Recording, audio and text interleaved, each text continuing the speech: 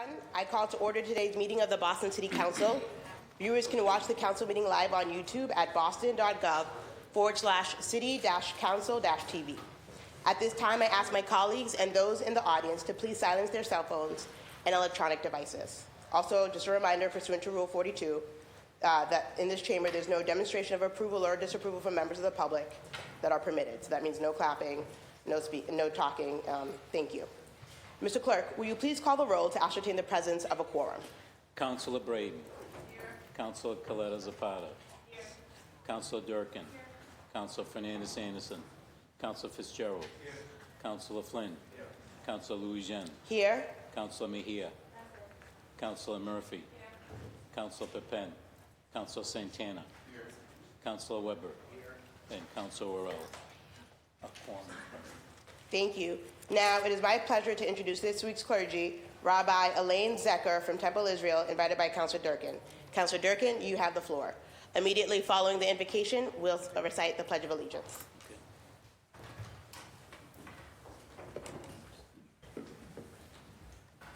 So a lot of people think that Temple Israel is in Brookline. It is not. It is the border of my district. So I'm really proud to be here with Rabbi Zecher. Rabbi leads the largest congregation in New England, forging close personal relationships with the congregation and the larger community.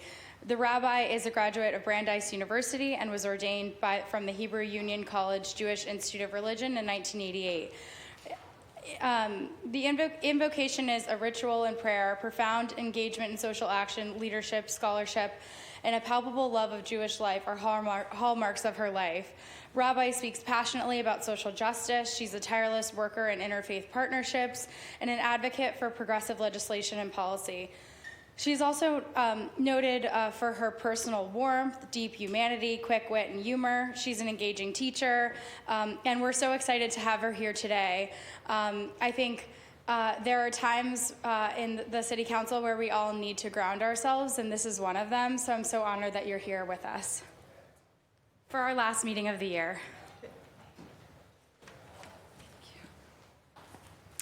I'm grateful to be able to stand before you, and I thank you for the gracious invitation to offer words of blessing as invocation for this gathering. There are many words that course through, around, and off these walls. There are many interactions, discussions, disagreements that animate your discourse. And perhaps every single person here has engaged in struggle, wrestling with ideas, potent with hope and possibility, but also ideas threatening to derail, distract, and disturb, the ability to bring balance and maybe even calm. And yet, at the very same time, struggle can help to synthesize, to create the dialectic that pushes us out of comfort, to be even better than we imagined, and lead us beyond ourselves toward others. It is this very act of struggling and wrestling that I want to lift up at this noon hour where we stand or sit in between before noon and afternoon, a liminal moment that calls upon us to consider how to go forward. In my tradition, in Judaism, struggle is a worthy value and endeavor. It describes our very existence and takes us to the story in Genesis we read and study this very week. The patriarch Jacob had high hopes of himself, so much that he managed to wrest, not wrestle, the birthright and blessing from his brother Esau. As a result, Jacob had to escape his brother's rage. Years pass and life happened to him. Marriage, complicated, and children, immensely complex, and trouble with the in-laws, all serve to put life in perspective and demand deeper consideration of his path. Jacob prepared to encounter his brother after all these years. He sent his family across the river. In the darkness of night, he was left alone. Yet the Genesis text informs us that Jacob wrestled until the break of dawn. But with whom? With an angel? Was it his brother? Or perhaps with himself? The text tells us that he wrestled with both what is divine and human and prevailed. Ambiguity in biblical texts summons us to draw out interpretation, even as it focuses our attention on the very act of wrestling. Here's what I think. Jacob wrestled with himself. He had the ability to rediscover his own ability to struggle as a sacred and human action in order to prevail. He received a new name of Yisrael, the one who prevailed in his struggle. Notice it does not say he succeeded or won, as if it was a competition. The struggle itself is what strengthened him and would lead into the future. Struggle is what strengthens us as well. There's been a lot of struggle. It would be much easier to live a life of stasis, unprovoked, never frustrated, and certainly not emotional. Yet life at the growing edge causes us to teeter, to continually find our balance and to lose it again. This is at the very heart of what it means to struggle with ourselves and with one another. It is a sacred act. Jacob does encounter his brother, and they embrace and say, "To see your face is to see the face of the divine." Struggling, wrestling, arguing, disagreeing lead us toward a divine encounter. It helps us deepen our understanding of the core of the sacred work we all engage in. To see your face, your humanity, your needs and hopes as a fellow human being is to see the face of the divine. You are here because you have that gift as those who govern, those who lead, who engage in the art of argument, to wrestle and to struggle. That is the blessing today and every day, and it is divine. That is what you are here doing. Hold that opportunity as precious.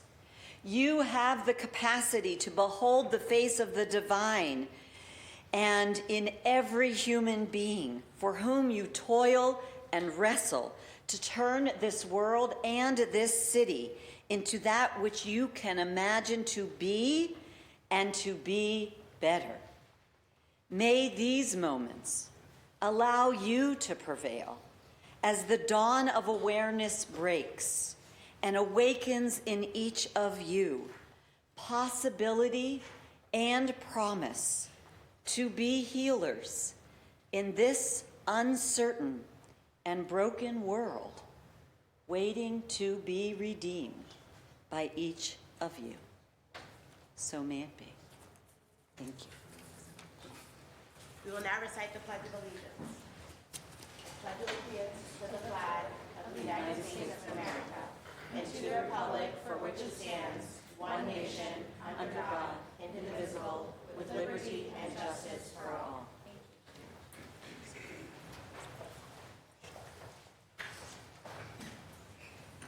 Thank you again, Councilor Durkin, and thank you, Rabbi Zucker, for that beautiful invocation. Okay. Mr. Clerk, would you please amend the attendance to reflect that Councilors Worrell and Councilor Pepin are now with us and present? Thank you. We are now on to the first order of business, which is the approval of the minutes from the meeting on December 4th, 2024. All in favor say aye. Aye. All opposed say nay. The ayes have it. The minutes of the December 4th meeting are approved. We are now on to communications from Her Honor the Mayor. Mr. Clerk, would you please read dockets number 1827 through 1830? Docket number 1827, message in order for your approval in order to reduce fiscal year 25 appropriation for the reserve for collective bargaining by $55,606 to provide funding for the Public Health Commission for fiscal year 25 increases contained within the collective bargaining agreements between Public Health Commission and SEIU Local 888, Counselor Unit. Docket number 1828, message in order for a supplemental appropriation order for the fiscal year 25 appropriation for the Public Health Commission for fiscal year 25 in the amount of $55,606 to cover the fiscal year 25 cost items contained within the collective bargaining agreement between the Public Health Commission and the SEIU Local 888 Counselor Unit. The term of the contract is October 1st, 2023 through September 30th, 2027.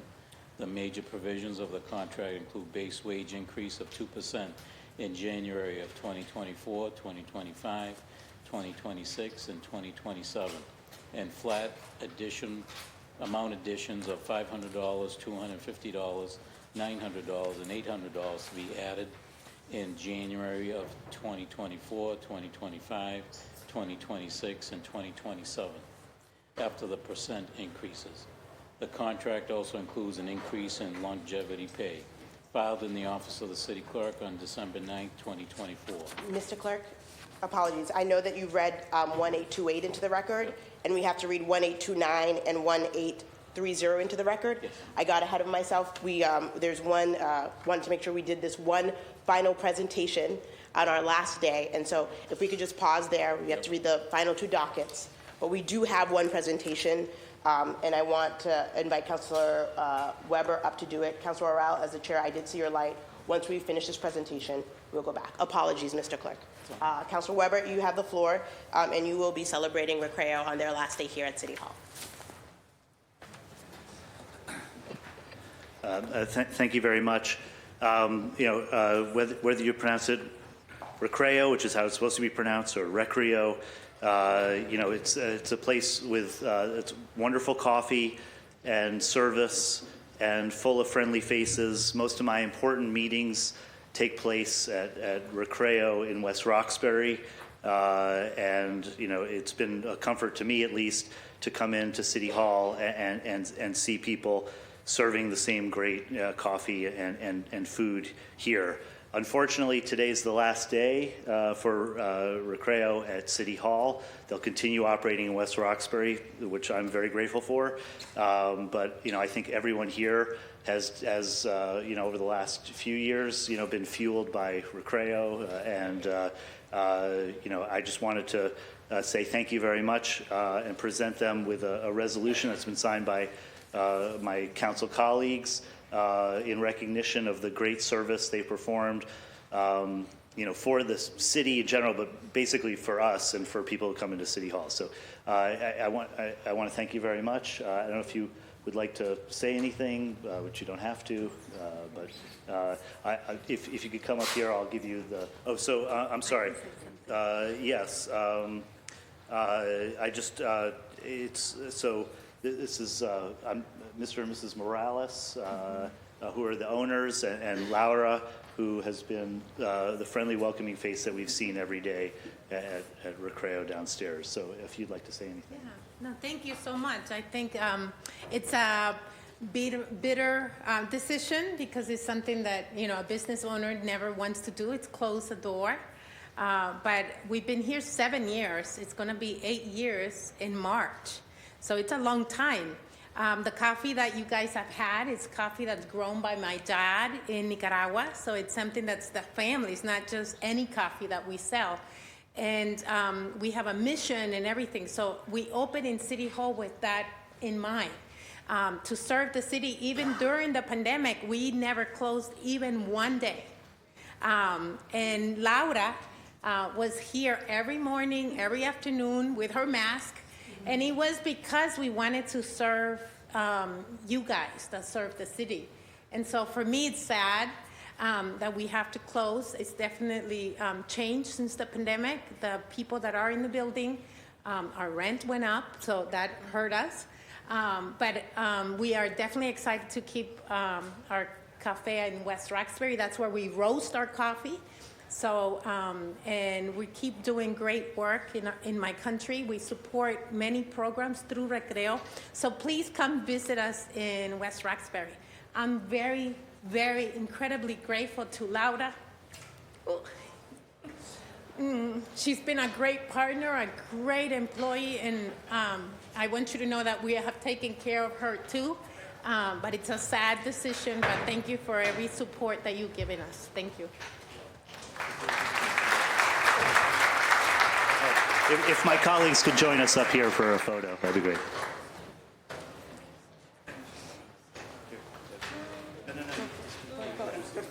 Yes, for a picture. Yeah.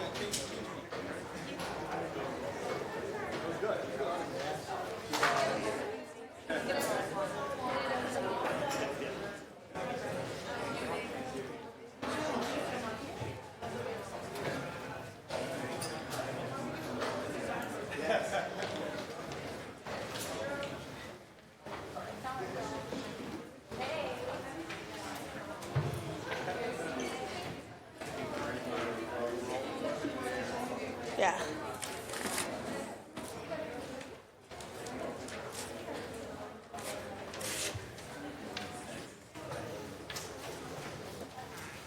Thank you very much, Ben, for that presentation, and thank you to Recreo. Thank you. We will make sure to visit you in West Roxbury. I've had a cocoa hour at Recreo in West Roxbury, and we are just so grateful for your hospitality and all that you do for our city, both here in City Hall. Today is the last day, but also in West Roxbury. So thank you so much. Thank you to Laura. Thank you to everyone for your entire team for all you did. Okay. Mr. Clerk, I apologize again if we could continue on 1829. Yep. And just please a reminder for everyone who is in the audience, we do have business to conduct as a body, and there is no speaking among those who are in the audience, and we need to make sure that we can get through the order of business. So, Mr. Clerk, you have the floor. I believe you're on docket 1829. Docket number 1829, message in order for your approval in order to reduce fiscal year 25 appropriation for the reserve for collective bargaining by $29,378 to provide funding for the Public Health Commission for fiscal year 25 increases contained within the collective bargaining agreements between the Public Health Commission and SEIU Local 888 Clerical Technical Unit. Docket number 1830, message in order for a supplemental appropriation order for the Public Health Commission for fiscal year 25 in the amount of $29,378 to cover the 3 fiscal year 25 cost items contained within the collective bargaining agreements between the Public Health Commission and SEIU Local 888 Clerical Technical Unit. The term of the contract is October 1st, 2020 through September 30th, 2027. The major provisions of the contract include base wage increases of 2% in January 2021, 2022, 2023, 2024, 2025, and 2026, and in 2027, with a 1.5% base wage increases in January of 2022, and flat amount additions of $500, $250, $500, and $800 to be added in January 2024, 2025, 2026, and 2027 after the percent increases. The contract also includes new steps and an increase in longevity pay, filed in the Office of the City Clerk on December 9th, 2024. Thank you. The chair recognizes Councilor Orell, the chair on the Committee on Ways and Means. You have the floor. Thank you, Madam President. I'd like to provide a brief summary. The four dockets, 1827, 1828, 1829, and 1830, pertain to small funding adjustments for collective bargaining agreements within the Boston Public Health Commission. These agreements include modest wage increases, longevity pay enhancements, and benefits improvements for two units, the clerical technical unit and the counselor's unit. The estimated costs for FY25 are $29,378 and $55,606. These are representing a reasonable investment in these critical public health roles. In addition to wage increases of 2% annually through the contract periods and flat rate additions to base pay, these agreements introduce new service steps for veteran employees, enhance longevity awards, and expand access to benefits for new hires during the probationary period. They also support improved performance management through a digital evaluation system and provide increased paid leave for cancer screenings. These thoughtful updates are designed to ensure equitable treatment, recognize long-term service, and support the well-being of employees who play critical roles in our city's public health system. I recommend that these dockets ought to pass. Thank you. Thank you. Thank you. The Chair of the Committee on Ways and Means seeks suspension and passage of these dockets. Open if my colleagues would like to speak on the matter. But if not, Mr. Clerk, if you could please conduct a roll call vote on each docket. Docket number 1827. Roll call vote on docket number 1827. Councilor Braden. Yes. Councilor Braden, yes. Councilor Coletta Zapata. Yes. Councilor Coletta Zapata, yes. Councilor Durkin. Yes. Councilor Durkin, yes. Councilor Fernandez Anderson. Councilor Fernandez Anderson, yes. Councilor Fitzgerald. Yes. Councilor Fitzgerald, yes. Councilor Flynn. Yes. Councilor Flynn, yes. Councilor Lujan. Yes. Councilor Lujan, yes. Councilor Mejia. Councilor Mejia, yes. Councilor Murphy. Councilor Murphy, yes. Councilor Pepin. Yes. Councilor Pepin, yes. Councilor Santana. Yes. Councilor Santana, yes. Councilor Weber. Yes. Councilor Weber, yes. And Councilor Worrell. Yes. Councilor Worrell, yes. Docket number 1827 has received a unanimous vote in the affirmative. Thank you. Docket number 1827 has passed. Mr. Clerk, could you please conduct a roll call vote on docket number 1828? Roll call vote on docket number 1828. Councilor Braden. Yes. Councilor Braden, yes. Councilor Coletta Zapata. Yes. Councilor Coletta Zapata, yes. Councilor Durkin. Yes. Councilor Durkin, yes. Councilor Fernandez Anderson. Yes. Councilor Fernandez Anderson, yes. Councilor Fitzgerald. Yes. Councilor Fitzgerald, yes. Councilor Flynn. Yes. Councilor Flynn, yes. Councilor Lujan. Yes. Councilor Lujan, yes. Councilor Mejia. Councilor Mejia, yes. Councilor Murphy. Yes. Councilor Murphy, yes. Councilor Pepin. Yes. Councilor Pepin, yes. Councilor Santana. Yes. Councilor Santana, yes. Councilor Weber. Yes. Councilor Weber, yes. And Councilor Worrell. Yes. Councilor Worrell, yes. Docket number 1828 has received a unanimous vote in the affirmative. Thank you. Docket number 1828 has passed. Mr. Clerk, could you please conduct a roll call vote on docket number 1829? Roll call vote on docket number 1829. Councilor Braden. Yes. Councilor Braden, yes. Councilor Coletta Zapata. Yes. Councilor Coletta Zapata, yes. Councilor Durkin. Yes. Councilor Durkin, yes. Councilor Fernandez Anderson. Councilor Fernandez Anderson, yes. Councilor Fitzgerald. Yes. Councilor Fitzgerald, yes. Councilor Flynn. Yes. Councilor Flynn, yes. Councilor Lujan. Yes. Councilor Lujan, yes. Councilor Mejia. Councilor Mejia, yes. Councilor Murphy. Yes. Councilor Murphy, yes. Councilor Pepin. Yes. Councilor Pepin, yes. Councilor Santana. Yes. Councilor Santana, yes. Councilor Weber. Yes. Councilor Weber, yes. And Councilor Worrell. Yes. Councilor Worrell, yes. Docket number 1829 has received a unanimous vote in the affirmative. Thank you. Docket number 1829 has passed. Mr. Clerk, will you please conduct a roll call vote on docket number 1830? Roll call vote on docket number 1830. Councilor Braden. Yes. Councilor Braden, yes. Councilor Coletta Zapata. Yes. Councilor Coletta Zapata, yes. Councilor Durkin. Councilor Durkin, yes. Councilor Fernandez Anderson. Yes. Councilor Fernandez Anderson, yes. Councilor Fitzgerald. Yes. Councilor Fitzgerald, yes. Councilor Flynn. Yes. Councilor Flynn, yes. Councilor Lujan. Yes. Councilor Lujan, yes. Councilor Mejia. Councilor Mejia, yes. Councilor Murphy. Yes. Councilor Murphy, yes. Councilor Pepin. Councilor Pepin, yes. Councilor Santana. Yes. Councilor Santana, yes. Councilor Weber. Yes. Councilor Weber, yes. And Councilor Worrell. Yes. Councilor Worrell, yes. Docket number 1830 has received a unanimous vote in the affirmative. Thank you. Docket number 1830 has passed. We are now on to reports of public officers and others. Mr. Clerk, would you please read docket number 1831? Docket number 1831, the Constable Bond of Christopher Phillips, having been duly approved by the Collector Treasurer. Thank you. Docket number 1831 was received and is approved under the usual terms and conditions. Mr. Clerk, would you please read dockets number 1823 and 1833? Docket number 1832, communication received by the City Clerk of the Boston Residency Compliance Commission regarding the updated annual report, January through December 2023. And docket number 1833, communication received from Ashley Grofenberger, Chief Financial Officer and Collector Treasurer, regarding additional information needed to set tax rates for fiscal year 25. Thank you. Dockets number 1832 through 1833 will be placed on file.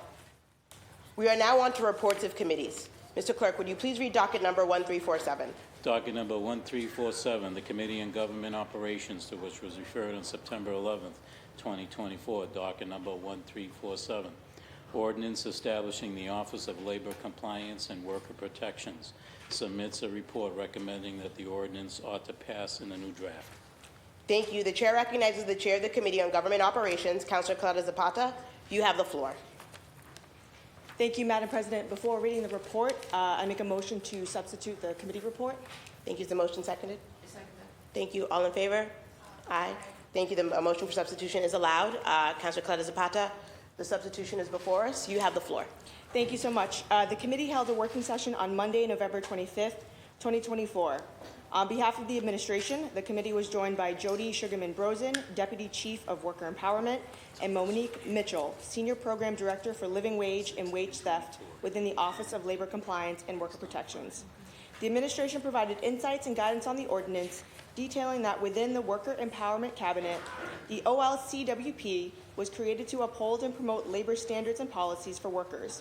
The office oversees key ordinances such as the Boston Residents Job Policy, Living Wage and Prevailing Wage Ordinance, Boston Wage Theft Executive Order, and the Construction and Demolition Safety Ordinance. These policies ensure equitable hiring practices, livable wages, wage theft accountability, and safe construction practices.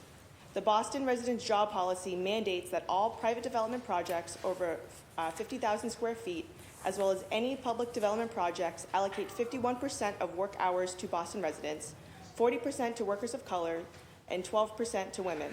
The Boston Jobs Living Wage and Prevailing Wage Ordinance was established to ensure livable wages in Boston. As of July 2024, the living wage is set at $18.20 per hour. The Boston Wage Theft Executive Order requires contractors to disclose any previous wage or labor violations during the bidding process. Lastly, the Construction and Demolition Safety Ordinance prioritizes safe construction practices by collaborating with building inspectors to develop enforcement tools and procedures. While each ordinance has additional detailed provisions, the OLCWP's overarching goals for FY25 include ensuring compliance, conducting educational outreach, and advancing the workers' safety, rights and safety initiative. Councilors propose mandating an annual comprehensive report from the entire cabinet, not limited to the office, prior to the council's budget hearing. This report would detail the office's monitoring efforts, compliance audits, and outreach activities, providing a thorough overview of its initiatives and impact. We also proposed a standing advisory committee. The administration expressed being in favor of the proposed ordinance, seeking to strengthen the work of the OLCWP by formally codifying the office. I should have said from the very beginning that this was sponsored by Councilors Benjamin Weber, Brian Worwell, and Julie Mejia, and referred to the committee on September 11, 2024. I apologize for that. So the summary of amendments the ordinance as filed was amended by striking language under Section 21-15.1, Purpose, and Section 24-15.2, Duties of the Office related to the designated officer of the office as well as the office divisions. Further, amendments were made to Section 24-15.2, Duties of the Office, and Section 24-15.2, Office Responsibilities, to include additional language regarding wage theft, the enforcement of related city policies, and office responsibilities. Finally, a new Section 24-15.4, Office of Labor Compliance and Worker Protections Advisory Council, was added to review the effectiveness of the Office of Labor Compliance and Worker Protections and provide recommendations to enhance its function. And every amendment is detailed in this committee report. As chair of the Committee on Government Operations, I recommend moving the listed docket from the committee to the full council for discussion and formal action. And at this time, my recommendation to the full council will be that this matter ought to pass in a new draft, but I would love to pass it to the lead sponsor for his work. I want to thank him, and I want to thank the administration for collaborating on this to produce the best possible docket, in my opinion. Thank you. Thank you, Madam Chair. The chair recognizes Councilor Weber. Councilor Weber, you have the floor. Thank you, Madam President, and thank you, Chair Coletta Zapata. I'd like to thank, in addition to you, I'd like to thank my staff for working very hard on this finalized version you see before you today. I'd also like to thank my co-sponsors, Councilor Mejia and Councilor Worrell, as well as Michelle Goldberg and Megan Kavanaugh from Central Staff for their support. As the chair of the Labor, Workforce, and Economic Development Committee, most of my work has focused on how we can support workers here in Boston. We spent a lot of time on two ordinances. One is to prevent wage theft and prevent city contracts and licenses from going to employers who violate our wage laws, and another ordinance to provide heat protections for workers who are forced to work outside in dangerous conditions. But in order to fulfill the missions of those ordinances, we need a strong labor compliance office. And so we looked as a first step to codify this office. The administration has been very supportive of our work. I think that they've strengthened the ordinance with their suggestions. I would highlight that, and I think as a suggestion from this body, we wanted to include reporting requirement and an advisory committee. The administration agreed wholeheartedly to an advisory council. And what we're doing is there was an advisory committee established under the living wage ordinance, which is the Living Wage Advisory Committee. That committee has not met, and all the members' terms expired, I think, in 2022. So we're repealing that committee, bringing it under the Office of Labor Compliance so they can have an advisory council that will provide reports and suggestions on everything that this office will do, not just on the living wage ordinance. So, I think that this will provide the sort of foundation for us to establish ordinances will help workers across Boston. I support the changes that are put before you today, and I'd like to thank the administration and my colleagues, and I hope you'll join me in passing this. Thank you. Thank you, Councilor Weber. Is anyone else looking to speak on this matter? Okay. The chair of the Committee on Government Operations seeks acceptance of the committee report and passage of docket number 1347 in a new draft. All in favor say aye. Aye. All opposed say nay. Thank you. The committee report has been accepted, and docket number 1347 has passed in a new draft. Mr. Clerk, would you please read dockets number 1507 and 1508?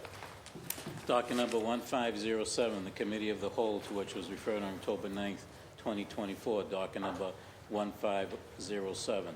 Message in order requesting and recommending that the city hold in-person early voting for both the September 9th, 2025 preliminary municipal election, presuming this body acts favorably on my separate submission related to the date of the preliminary, and the November 4th, 2025 municipal election.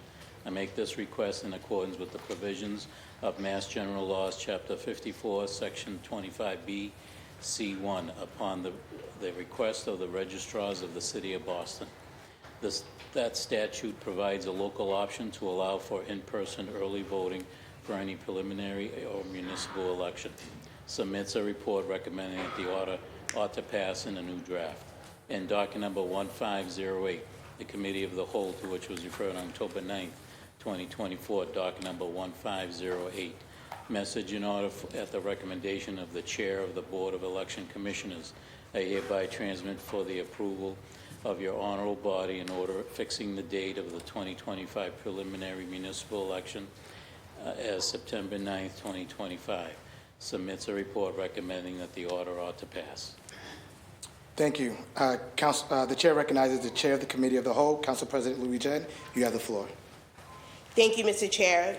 The Committee of the Whole was referred the following dockets for consideration. Docket number 1507, message and order requesting and recommending that the City hold in-person early voting for both the September 9, 2025 preliminary municipal election and the November 4, 2025 municipal election. And on docket number 1508, message and order at the recommendation of the Chair of the Board of Election Commissioners, transmitting for our approval on fixing the date of the 2025 preliminary municipal election as September 9th, 2025. These matters were sponsored by the administration and referred to the committee on October 9th, 2024. The committee held a hearing on Friday, December 6, 2024 on dockets number 1507 and 1508, as well as docket number 1670, order for a hearing regarding voter accessibility and election preparedness. City of Boston Election Commissioner Anaida Tavares and Head Assistant Registrar of Voters Sabino Pamanti testified on behalf of the administration. Regarding the first docket, docket number 1507, it provides a local option to allow for in-person early voting for any preliminary or municipal election. Docket number 1507 requests that the City Council to approve this local option on the recommendation of the registrars of the City of Boston. It was explained that designated early voting locations are meant to be conveniently accessible, and the Elections Department attempts to offer options in every neighborhood, subject to location availability. The statute requires a publishing of notice of early voting locations, dates, and hours at least 48 weekdays prior to the start of the early voting period. I asked them if there's a way, because we often hear in our office from people who want to make sure that the early voting dates are published earlier. So I asked if we could have those dates earlier. And so there is an amendment, which is why we are asking for docket number 1507 in a new draft to recognize that we're trying to get the Elections Department to publish those dates earlier. The Commissioner stated that the Elections Department's practice is to publish notice as soon as the sites are approved, typically a couple of weeks in advance. So they shouldn't have any objection, and they didn't have any objection to moving it to a minimum of 7 days, a week before the start of early voting. It was stated that the administration aims to have the same number of in-person early voting locations as last year, 10 neighborhood sites each Saturday and Sunday, 3 neighborhood sites each Tuesday and Thursday, and City Hall every day. And then regarding docket number 1508, it was explained that pursuant to the city charter, the preliminary municipal election is set to occur on the 6th Tuesday preceding the municipal election, which in 2025 would be September 23rd. Moving up the date to September 9th allows the Elections Department staff additional time between the preliminary and municipal election to do administrative work, such as ballot processing, certification, ballot position drawings, and ballot kit preparations. And also at the hearing, we discussed another docket, 1670, on election preparedness and readiness. And because of the human error that led to the shortage of ballot distributions, we know that it's even more important to make sure that they have enough time to do the administrative work that they need to do. The recommendation of the election commissioners to move the date of the preliminary election 2 weeks earlier to the 8th Tuesday preceding the municipal election, which would be September 9th. The administration also explained that the Elections Department is cooperating with the state and independent review into issues experienced in the 2024 election, as well as working with a consultant on implementing additional checks and safeguards to ensure that elections in 2025 and beyond are conducted without issue. Again, thank you to Commissioner Tavares and to Sabino, who came forward in the spirit of collaboration to really work with the council to continue to identify issues. As chair of the Committee of the Whole, I recommend moving the listed dockets from the committee to the full council for discussion and formal action. At this time, my recommendation to the full council will be as follows: that for docket number 1507, it ought to pass in a new draft, and for docket number 1508, that ought to pass. Thank you, Mr. Chair. Thank you. Would anyone else like to speak on this matter? The chair of the Committee on the Whole seeks acceptance of the committee report and passage of docket number 1507 in the new draft. All those in favor say aye. Aye. All those opposed say nay. Thank you. The committee report has been accepted, and docket number 1507 has passed in the new draft. The chair of the Committee on the Whole seeks acceptance of the committee report and passage of docket number 1508. All those in favor say aye. Aye. All those opposed say nay. Thank you. The ayes have it, and the docket number 1508 has passed. Mr. Clerk, could you please read docket number 1564? Docket number 1564, the Committee on Public Safety and Criminal Justice, to which was referred on October 23rd, 2024. Docket number 1564, order for a hearing regarding nominations for the Civilian Review Board and Internal Affairs Oversight Panel within the Office of Police Accountability and Transparency. Submits a report recommending that the enclosed nominations be forwarded to the mayor. Thank you. The chair recognizes Councilor Santana, the chair of the Committee on Public Safety and Criminal Justice. You have the floor. Thank you, Madam President. The Office of Police Accountability and Transparency, OPAT, is a city department created in 2020 charged with enhancing accountability and transparency within the Boston Police Department, BPD.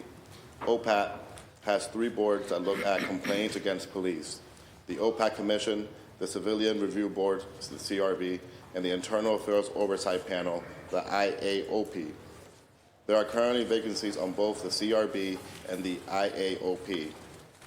Dockets number 1564 was filed to fulfill the City Council obligations under the city ordinance that established a Civilian Review Board, the CRB, and an Internal Affairs Oversight Panel within the Office of Police Accountability and Transparency in the City of Boston. The City Council is charged with submitting 9 nominations to the mayor for appointment to 3 of the 9 seats on the Civilian Review Board and 6 nominations to the mayor for appointment to 2 of the 5 seats on the Internal Affairs Oversight Panel. The Civilian Review Board consists of 9 total members. 6 members are appointed by the mayor from a pool of applicants recommended by the civil rights advocacy groups, youth organizations, neighborhood associations, and members of the Boston community with knowledge of law enforcement. The remaining 3 members are appointed by the mayor from a pool of 9 nominees submitted by the Boston City Council. Under the ordinance, Civilian Review Board members must be Boston residents, not current members of law enforcement, and 1 member of the board must be between the ages of 18 to 21. Board members shall each serve a term of 3 years, and board members shall not serve more than 2 consecutive 3-year terms. Each member will be paid $100 per hour for their service, not to exceed $50,000 per year. The duties of the Civilian Review Board include conducting an independent inquiry or investigation where necessary into complaints made against the Boston Police Department, resolving complaints or matters not within the scope of review of the Internal Affairs Oversight Panel, at the board's discretion, reviewing, investigating, and making recommendations with regard to allegations of disparate treatment by BPD in recruiting, hiring, promotion, discipline, and termination of members of BPD. Periodically evaluating alternative options and/or improvements to the civil service examination process, making recommendations to the police commissioner regarding reviewed complaints or other matters before the board, and convening all board members at least once per quarter. The Internal Affairs Oversight Panel consists of 5 total members. 3 members are appointed by the mayor. 2 members are appointed by the mayor from a pool of 6 nominees submitted by the Boston City Council. Under the ordinance, Internal Affairs Oversight Panel members must be Boston residents, preferably licensed attorneys, experience in civil rights advocacy, experience in youth advocacy, and/or with past experience and knowledge of law enforcement. Board members shall each serve a term of 3 years, and board members shall not serve more than 2 consecutive 3-year terms. Each member will be paid $100 per hour for their service and not to exceed $50,000 per year. The duties of the Internal Affairs Oversight Panel include providing external oversight of Boston Police internal affairs investigations for thoroughness and fairness, reviewing completed cases of the Boston Police Department's Internal Affairs Division, the IAD, making recommendations to further investigation or clarification to OPAT staff or the Chief of the Boston Police Department's Bureau of Professional Standards, making recommendations to the Police Commissioner regarding reviewed cases, periodically reviewing policies and procedures, and provide a report to the mayor and the police commissioner on the integrity of the complaint and internal affairs process, producing an annual report to the mayor and the police commissioner documenting cases reviewed and the outcome of the IAOP's review for each case, convening all IAOP members at least once per quarter. Following the process used by the council in 2021, central staff, on behalf of the committee, opened a public application portal for both the CRB and the IAOP. The portal accepted applications from October 25, 2024 through November 30th, 2024. The City Council received 30 applications for the CRB and 10 applications for the IAOP.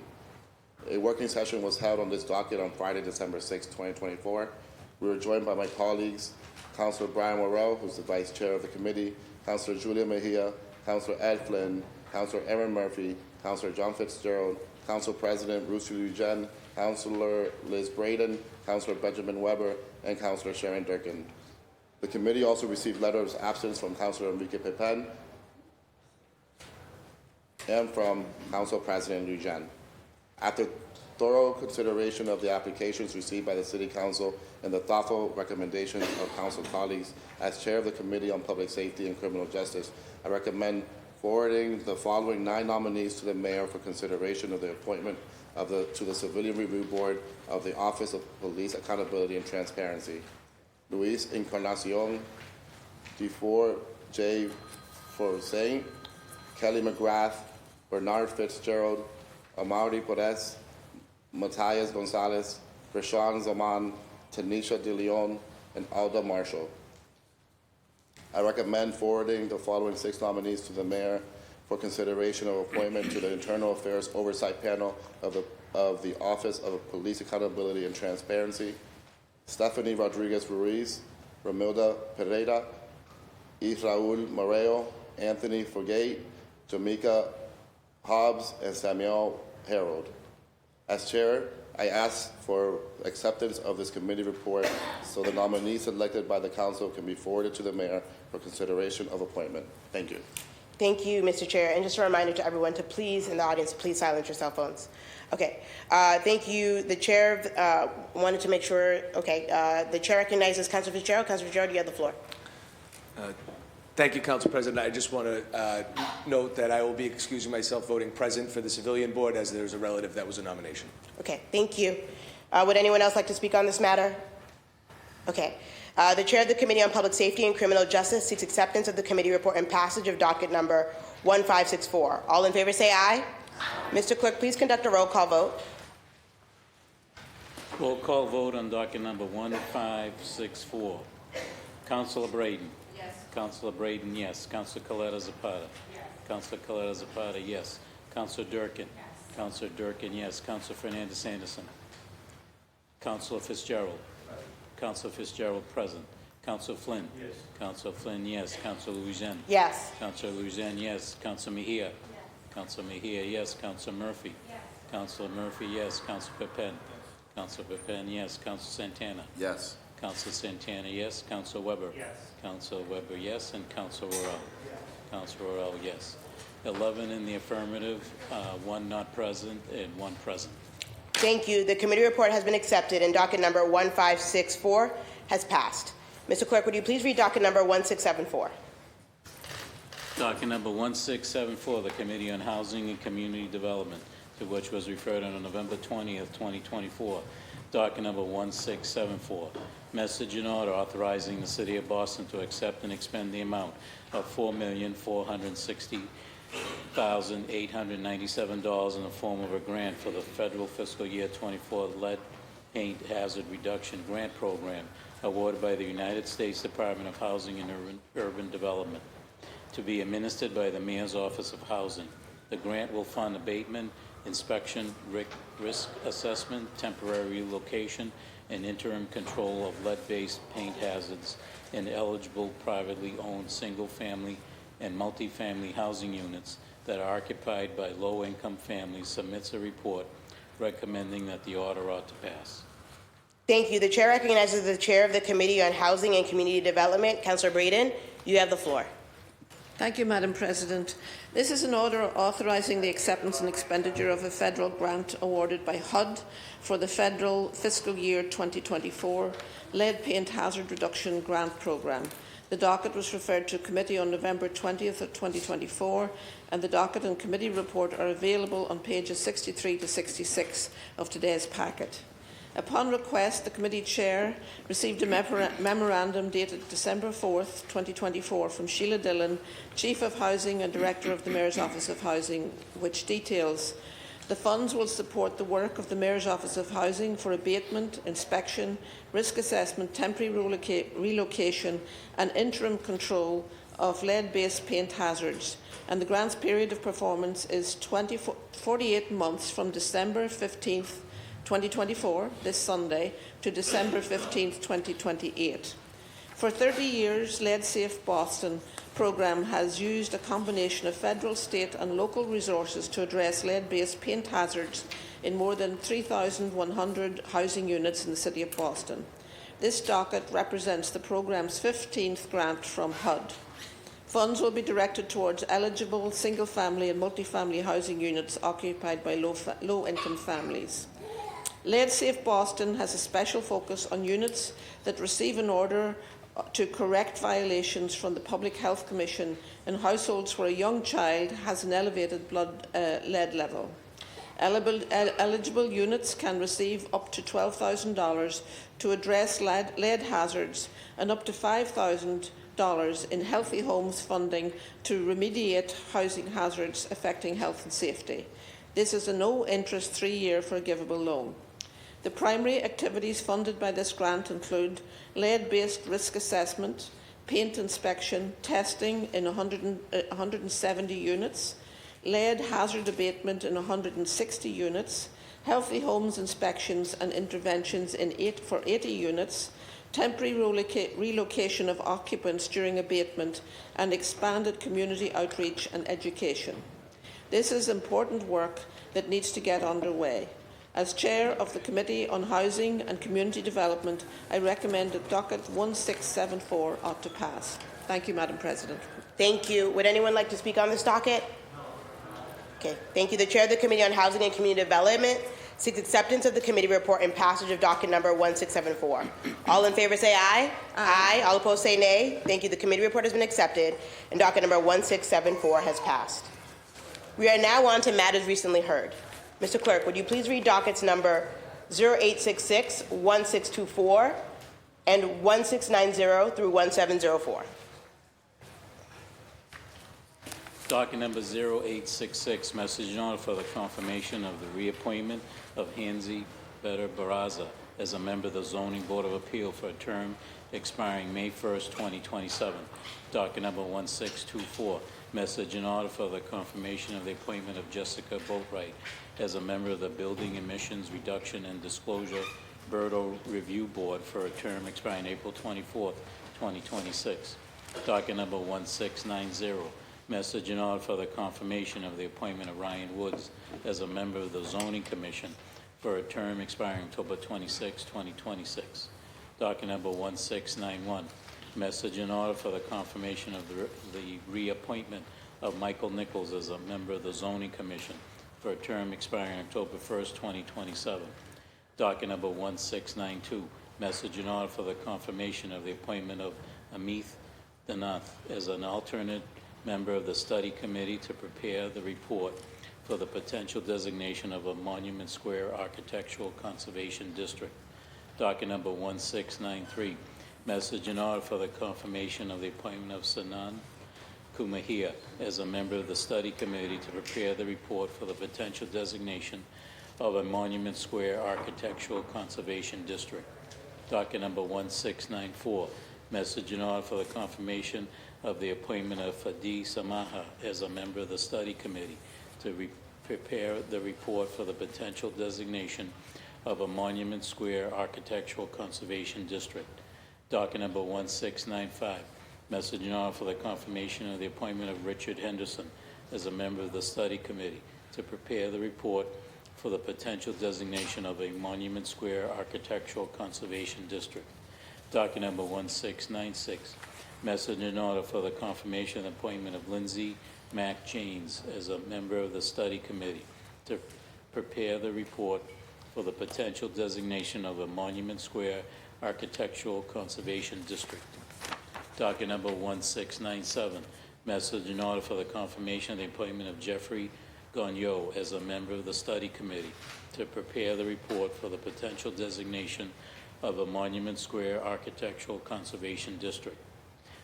Docket number 1698, message in order for the confirmation of the appointment of Linda Neshamkin as a member of the Study Committee to prepare the report for the potential designation of a Monument Square Architectural Conservation District.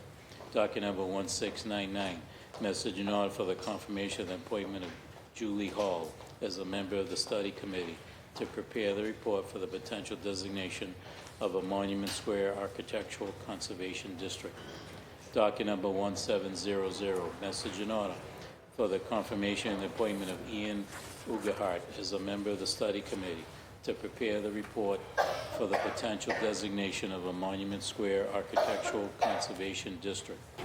Docket number 1701, message in order for the confirmation and the appointment of Crystal Galvin as a member of the study committee to prepare the report for the potential designation of a Monument Square Architectural Conservation District.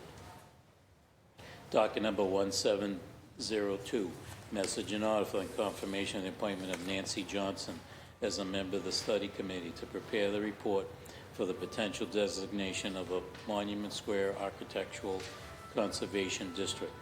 Docket number 1703, message in order for the confirmation of the appointment of Intia Ambrogi Izaza as a member of the study committee to prepare the report for the potential designation of a Monument Square Architectural Conservation District. Docket number 1704, message in order for the confirmation of the reappointment of David Marr as a member of the Zoning Commission for a term expiring November 1st, 2026. Thank you, Mr. Clerk, and thank you for all of that reading. The chair recognizes Councilor Durkin, the chair of the Committee on Planning, Development, and Transportation. You have the floor. Thank you so much, Council President. The Planning, Development, and Transportation Committee held a hearing on December 9th to discuss filed appointments by the Mayor's Office. Councilors Murphy, Flynn, Worrell, and Weber joined me to review the appointees' experience, qualifications, and desire to serve on their respective appointed committees, boards, and commissions. We had absence letters from Councilor Gigi Coletta Zapata and the Council President. Dockets 1690, 1691, and 1704 were appointments or reappointments to the Zoning Commission for Ryan Woods, Mike Nichols, and David Marr. Docket 0866 was for the reappointment of Hansi Better-Baranza for the ZBA. Docket 1624 was the appointment of Jessica Boatwright as a member of the Berta Review Board. Dockets 1692 through 1703 were for appointments were for the appointments to be a member of the study committee to prepare a report for the potential designation of a Monument Square Architectural Conservation Districts. These appointments were as follows: Amit Zanath, Sanam Kamia, Fadi Samaha, Richard Henderson, Lindsay Mack Jones, Jeffrey Gagnon, Linda Nishamkin, Julie Hall, Ian Urquhart, Crystal Galvin, Nancy Johnson, and Antaya Ambrogi. Of those listed, Sanam Kamia, Fadi Samaha, Lindsay Mack Jones, and Jeffrey Gagnon are members of the Landmarks Commission. Joe Cornish from the Office of Historic Preservation joined us to give more information and context about the aforementioned study committee to reiterate his statement, which I believe is important to include for context. And this is from Joe Cornish. On July 26, 2022, the Boston Landmarks Commission accepted a petition submitted by registered voters to designate Monument Square Landmark District in Charlestown for further study. Presently, a diverse and enthusiastic group of volunteers consisting of 5 members of the Boston Landmarks Commission and 6 community members have come forward to serve on a study committee to make recommendations to the Commission on the proposed designation. The study committee will help identify the historic, architectural, and archaeological significance of the resources located in the proposed district and finalize the proposed district boundaries, which will include properties facing Monument Square. Current and future planning uses will be reviewed and discussed to formulate recommendations to preserve the unique historical character of Monument Square neighborhood while encouraging contextually sensitive new developments in appropriate areas. This work will be conducted over the course of 6 months to 1 year at public meetings with ample opportunity for community feedback. Community outreach events will also be held to publicize the work of the study committee and provide community members with an opportunity to learn more about the district under study. To further increase public awareness and invite participation, a web page will be set up to post meeting agendas as well as to post and update work of the study committee. Interpretation, translation, and disability accommodations will also be available at no cost. The study committee will ultimately produce a study outlining its recommendations on the proposed designation of the Monument Square Landmark District that will be posted for public feedback. Following the public feedback period and amendments by staff, the final study report will be submitted to the Boston Landmarks Commission for a vote to designate. If the commission votes to designate, the mayor and the city council will have the opportunity to approve, deny, or take no action on the proposed designation of the district. In addition, docket 1699, Julie Hall, sent a statement of interest in addition to her bio and consideration in lieu of attending the hearing. I will read it into the record as follows. Members of the Boston City Council of Planning, Development, and Transportation. I am deeply honored to be considered as a member of the study committee to prepare the report for the potential designation of the Monument Square Architectural Conservation District. Having been a resident in Charlestown with my husband Howard for almost 20 years, I've had the privilege of raising our two sons in this historic, vibrant community. As a proud civic leader and serving as the president of the Charlestown Historical Society, a board member of the Bunker Hill Monument Association, and a member of the Charlestown Preservation Society, I am committed to preserving the character and legacy of Charlestown. My 30-plus years as a business leader and communication and media strategist bring a unique perspective to this committee. I've led PR, marketing, advertising, and communication initiatives at global agencies, working with iconic brands to craft effective strategies and foster impactful relationships. I believe this expertise, combined with my deep roots in the community, can meaningfully support the committee's mission. I am passionate about preserving the architectural and cultural heritage of Charlestown, and I am eager to contribute to the work's end. Thank you for considering me for this opportunity, and I look forward to collaborating with my fellow committee members to ensure the future of Monument Square reflects our pride and its history. Sincerely, Julie Hall. So I'll just, with all of that, so I just wanted to, of the folks who were submitted, Richard Henderson was no longer interested, so I'm planning to place that docket on file. And Julie Hall did not appear, but I just read a statement, so I'm hoping that we move her forward today. The one other person that didn't show up was Fadi Samaha, who I have seen in my committee twice this year. He's a member of the Landmarks Commission. So what we learned through this process is that the study report committee is usually a mix of community members and Landmarks Commission members. So I'm planning to move forward all of the nominations except for Richard Henderson, who was not interested. And then the other one that will be placed on file is docket 1624, Jessica Boatwright, because she could not attend, and we can do that in the new year. So to that end, I recommend that dockets 0866, 0690 through 1694, 1696 through 1699, and 1700 through 1704 ought to pass.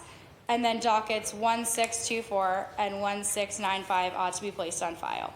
And I'd like to give time to the district counselor to speak about this. Thank you. Thank you, Councilor Durkin, and thank you for that very clear recitation of the dockets, because it was very helpful to know which ones are being placed on file and which ones are not. The chair recognizes Councilor Coletta Zapata. Councilor Coletta Zapata, you have the floor. Thank you, Madam President, and I want to thank the chair for the process. I'm just going to speak on the dockets dealing with Monument Square architectural conservation. If folks have not been to this area, please go visit. It is a gorgeous area surrounding our Bunker Hill Monument over in Charlestown. Because we've gotten some communication through email and through calls, I think it's important for my colleagues and the public to understand that today's nominations are for participation in the study group that will ultimately make recommendations, and that the commission itself has to review and act on, and that's been poignantly stated by the chair. It's common practice for these study groups to have community advisory positions, and I went through and there's all of the different studies that have been published on the Landmarks Commission, and I just picked one for Bay Village, and there are community advisory positions included in that particular one. And these meetings are open to public meeting law. There will be ample opportunities for those passionate about historic preservation to remain involved as the process progresses. It's also important for everyone to know that the creation of the study committee was initiated by dozens of Charlestown residents who live within the confines of the district in question back in 2022. Specifically, the Charlestown Preservation Society submitted a petition to Landmarks asking for its creation, which Landmarks accepted.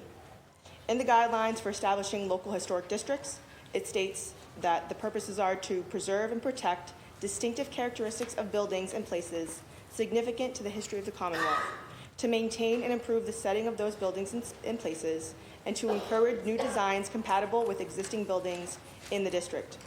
Given these guidelines, and upon further research, it is clear that each district is incredibly unique, with bespoke landmark designations based on the study committee's recommendations. The reasoning provided by residents from Charlestown was that the building inventory held national, state, and local significance given the district's history to the Battle of Bunker Hill in 1775. The residents also stated that due to a noticeable uptick in the development pressure and alterations of historic houses fronting Monument Square, the petitioners feel that landmarks designation would allow for the preservation of these significant buildings. The present neighborhood design overlay district and demolition delay ordinance do not provide adequate protection to historic resources in Charlestown. Once this petition was accepted, the city started the process of identifying residents from the neighborhood who would be interested in serving or who has had any recommendations for residents who may be interested, including names submitted by the Charlestown Preservation Society. Once approved by the City Council and sworn in, the members of the study committee will decide on a chair in the meeting schedule and again deliberate in public. I just want to shout out some of the names that have been mentioned because they are dear friends of mine. I know many of these applicants, Julie, Antia, Nancy, Ian, Crystal. They are ingrained into the community and incredible people, and I support their representation on this very important city committee. So I will be voting in favor of the dockets put forth for Monument Square architectural conservation today. Thank you. Thank you, Councilor Coletta Zapata. Would anyone else like to speak on these dockets? Okay, if not, the chair of the Committee on Planning, Development, and Transportation seeks acceptance of the committee report and passage of docket number 0866. All those in favor say aye. Aye. All opposed say nay. Thank you. The committee report has been accepted and docket number 0866 has been confirmed. The chair of the Committee on Planning, Development, and Transportation seeks to put docket number 1624 on file. So, Mr. Clerk, could we put docket number 1624 on file? The chair of the Committee on Planning, Development, and Transportation seeks acceptance of the committee report and passage of docket number 1690. All those in favor say aye. Aye. All opposed say nay. Thank you. The committee report has been accepted and docket number 1690 has been confirmed. The chair of the Committee on Planning, Development, and Transportation seeks acceptance of the committee report and passage of docket number 1691. All in favor say aye. Aye. All opposed say nay. Thank you. The committee report has been accepted and docket number 1691 has been confirmed. The chair of the Committee on Planning, Development, and Transportation seeks acceptance of the committee report and passage of docket number 1692. All those in favor say aye. Aye. All opposed say nay. Thank you. The committee report has been accepted and docket number 1692 has been confirmed. The chair of the Committee on Planning, Development, and Transportation seeks acceptance of the committee report and passage of docket number 1693. All in favor say aye. Aye. All opposed say nay. Thank you. The committee report has been accepted and docket number 1693 has been confirmed. The chair of the Committee on Planning, Development, and Transportation seeks acceptance of the committee report and passage of docket number 1694. All those in favor say aye. Aye. All opposed say nay. Thank you. The committee report has been accepted and docket number 1694 has been confirmed. The chair of the Committee on Planning, Development, and Transportation wants to place docket number 1695 on file. So, Mr. Clerk, if we could please place docket number 1695 on file. Thank you. The chair of the Committee on Planning, Development, and Transportation seeks acceptance of the committee report and passage of docket number 1696. All in favor say aye. Aye. All opposed say nay. Thank you. The committee report has been accepted and docket number 1696 has been confirmed. The chair of the Committee on Planning, Development, and Transportation seeks acceptance of the committee report and passage of docket number 1697. All in favor say aye. Aye. All opposed say nay. Thank you. The committee report has been accepted and docket number 1697 has been confirmed. The chair of the Committee on Planning, Development, and Transportation seeks acceptance of the committee report and passage of docket number 1698. All those in favor say aye. Aye. All opposed say nay. Thank you. The committee report has been accepted and docket number 1698 has been confirmed. The chair of the Committee on Planning, Development, and Transportation seeks acceptance of the committee report and passage of docket number 1699. All in favor say aye. Aye. All opposed say nay. Thank you. The committee report has been accepted and docket number 1699 has been confirmed. The chair of the Committee on Planning, Development, and Transportation seeks acceptance of the committee report and passage of docket number 1700. All those in favor say aye. Aye. All those opposed say nay. Thank you. The committee report has been accepted and docket number 1700 has been confirmed. The chair of the Committee on Planning, Development, and Transportation seeks acceptance of the committee report and passage of docket number 1701. All those in favor say aye. Aye. All opposed say nay. Thank you. The committee report has been accepted and docket number 1701 has been confirmed. The chair of the Committee on Planning, Development, and Transportation seeks acceptance of the committee report and passage of docket number 1702. All those in favor say aye. Aye. All opposed say nay. Thank you. The committee report has been accepted and docket number 1702 has been confirmed. The chair of the Committee on Planning, Development, and Transportation seeks acceptance of the committee report and passage of docket number 1703. All those in favor say aye. Aye. All opposed say nay. The ayes have it. Docket number 1703 has been confirmed. The chair of the Committee on Planning, Development, and Transportation seeks acceptance of the committee report and passage of docket number 1704. All in favor say aye. Aye. All opposed say nay. Thank you. The committee report has been accepted and docket number 1704 has been confirmed. Mr. Clerk, would you please read docket number 1391?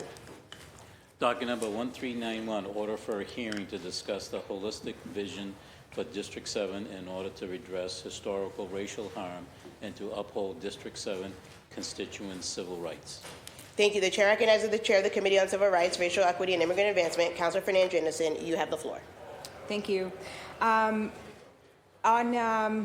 the Committee on Civil Rights and Racial Equity was referred to docket 1391 for consideration, and on December 9th, 2024, we held a hearing for the hearing order that I filed, a holistic vision for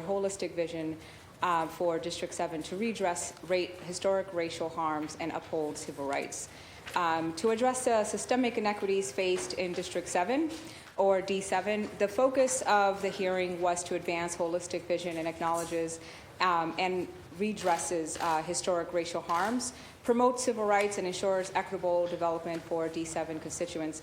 The discussion highlighted, first present was Councilor Mejia, Councilor Aaron Murphy, Councilor Ed Flynn, and the administration on behalf of Mayor's Office of Housing, as well as BPDA, and as well as Boston Public Health Commission. The discussion highlighted disparities in public health, housing, education, economic opportunity, environmental justice, public safety, transportation, community engagement and inclusion, and access to basic amenities. The hearing underscored the need for actionable steps to dismantle structural barriers and uplift historic marginalized communities, specific around housing. The 23-year in Roxbury, particularly, there's a 23-year difference in life expectancy between Back Bay, 91.6 years, and Roxbury, 68.8 years, is a stark indicator of systemic health inequities. Flood risks over 1,500 affordable housing units in Roxbury and surrounding areas are vulnerable to annual flooding, exacerbating displacement risk for marginalized communities. Rising costs, housing costs, and commercial displacement are destabilizing communities that rely on local Black and brown businesses. Black commuters spend over an average of 66 extra hours annually on public transit compared to white commuters.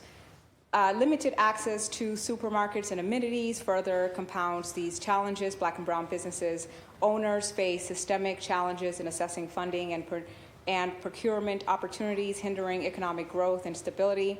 50% of BPS facilities in Roxbury are deemed non-repairable or non-developable. Graduation rates are significantly lower in schools with predominantly students of color, 72%, compared to predominantly white schools, 93%. Disproportionate numbers of Black, Latino, and English learners, students are identified with disabilities, indicating the need for more intersectional support. District 7 suffers from a lack of essential services, including pharmacies, grocery stores, and arts and entertainment spaces, with impacts overall quality of life, making it the Roxbury, particularly the second poorest neighborhood in Boston, and the most disenfranchised and racially harmed neighborhood in Boston. The hearing highlighted the urgency of addressing long-standing racial disparities, as mentioned, and structural inequities in D7. Implementing these recommendations hopefully will, in collaboration with city departments, community organizations, and residents, by investing in health, housing, transition, education, and economic development, we can create a more just and equitable future for all of our District 7 constituents.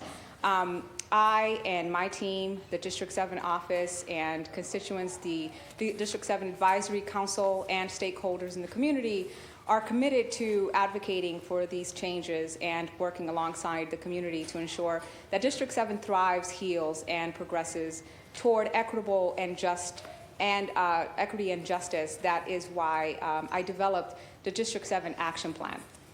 Essentially, the District 7 Action Plan, and since we're at the end of the year, I will be reporting to you, and then hopefully in January, we'll be filing to properly assess the comprehension plan, or a plan 2025, if you will, to address these needs.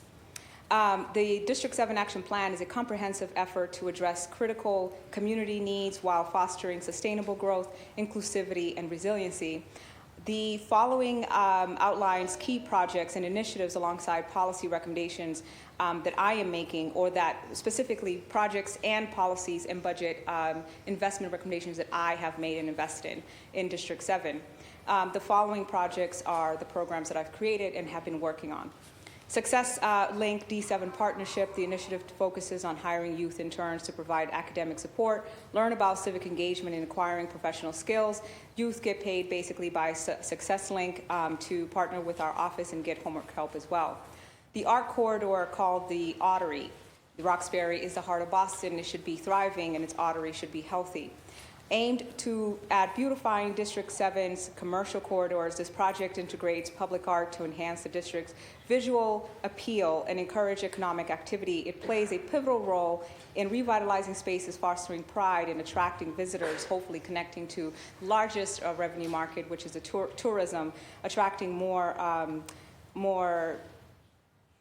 tourists or people visiting, so that we can boost its economic mobility.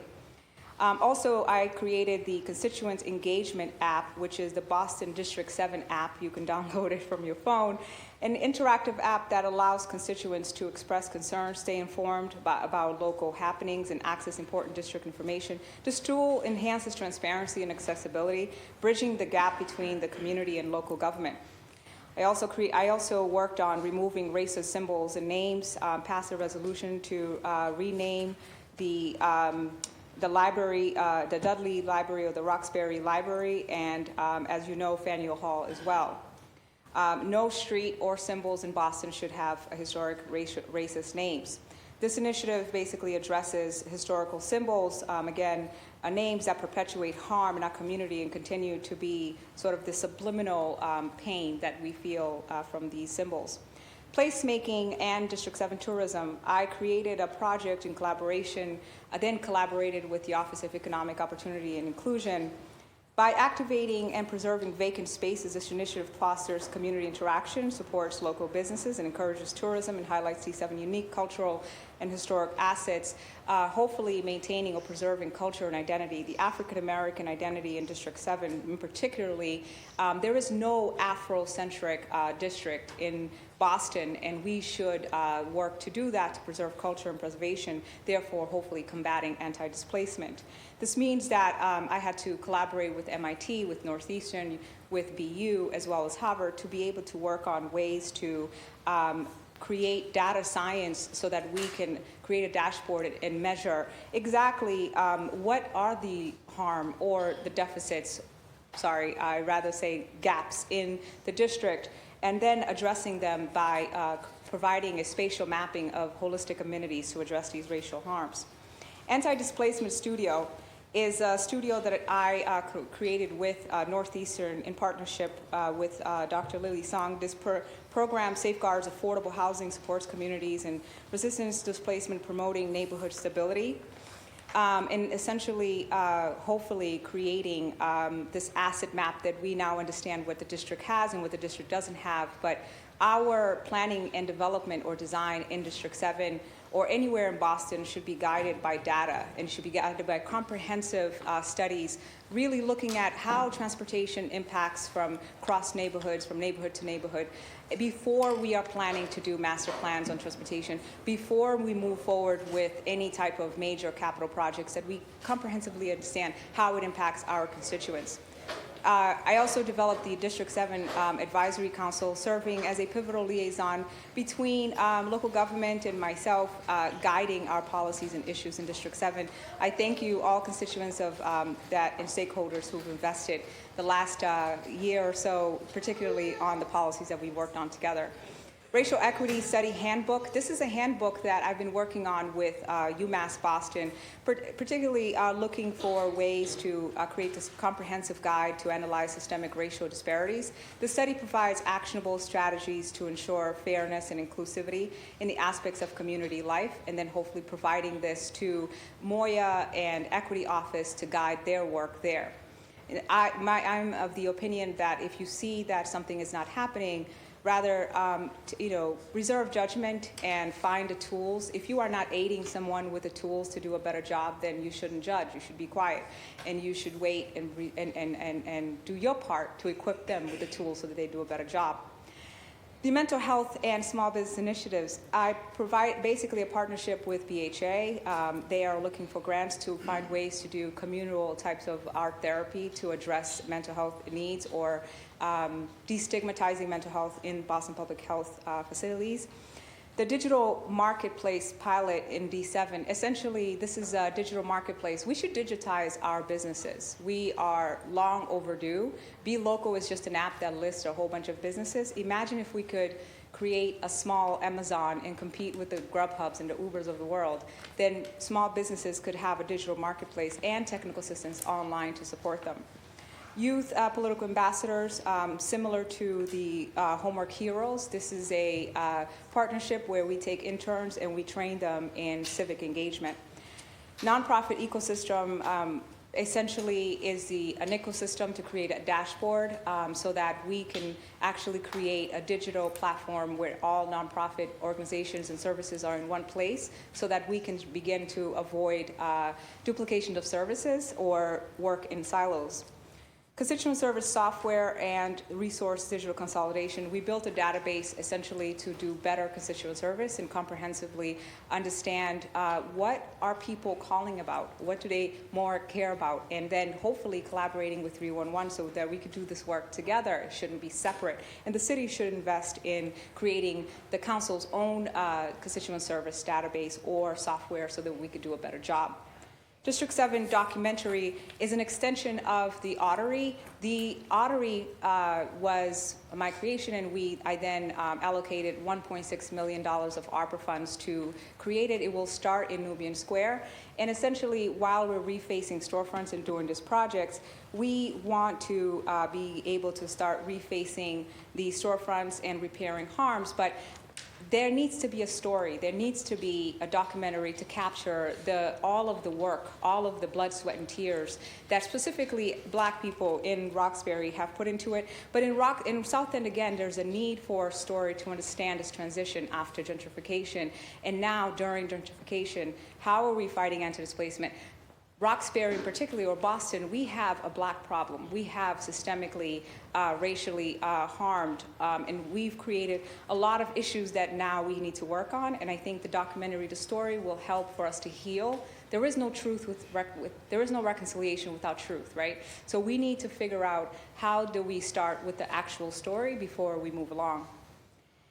So building all of this, in terms of policy focus, and I'm going to finalize my report on this page, equity-focused education policies, these are policies that I've been focusing on and also in partnership with my colleagues, including English language learners, as well as addressing Muslim students' needs in Boston Public Schools, whether it be prayer spaces or halal and kosher foods, and how we address their specific needs that maybe people are not culturally prepared or competent to understand, and we should assist in that. Affordable housing and anti-displacement strategies. Given the challenges of gentrification, it's crucial to expand anti-displacement studio, and so that is why I created an RFP in collaboration with Mayor's Office of Housing that actually explores a rent-to-own pilot program so that we can begin to address home ownership or affordable home ownership in a more productive way. Economic empowerment through digital platform, strengthening community engagement, environmental justice, specifically expanding the carbon emission program and enhancing sustainable infrastructure will help District 7 to lead environmental justice efforts, and cultural recognition and inclusion. And so if with a continued commitment and policies to recognize and honor cultural diversity, in Boston, we also have sort of a Cape Verdean community gap where we are not properly addressing the Cape Verdean community and its needs. And Cape Verdean community as immigrant communities, and I speak for the immigrant community when I say this, Dominicans, Puerto Ricans alike, Haitians, I have Nigerians in my district, some Asian now after redistricting. We need to look at better ways of understanding. So I've collaborated with Office of Immigrant Advancement specifically to do a study so that we can assess what are the immigrant needs and how does systemic racism impact them. So public space and revitalization, policies aim to preserving the activating of vacant lots again, but we need a space where you can go from parcel to parcel and understand and connect this to whether it be landmarks or tourism, and really be able to figure out how we can bring more foot traffic to our district. And while we are creating open space, while we are fighting climate displacement, while we are creating more affordable commercial spaces, this means that we fight gentrification in this way as well. So in conclusion, the District 7 Action Plan has set the foundation for a brighter, more equitable future, hopefully, and these projects and policies reflect the diverse needs of the community and offer actionable strategies for growth, equity, and sustainability. Moving forward, it will be essential to build these successes, refine existence initiatives, and expand policies measures to ensure the well-being of the district residents. As I continue to focus on the District 7 Action Plan, I look forward and hope to focus on my work to represent my district and all of our constituents. I ask that a collaboration with the administration to continue to a courteous, respectful relationship where we can focus on the work and not distract or detract from the work.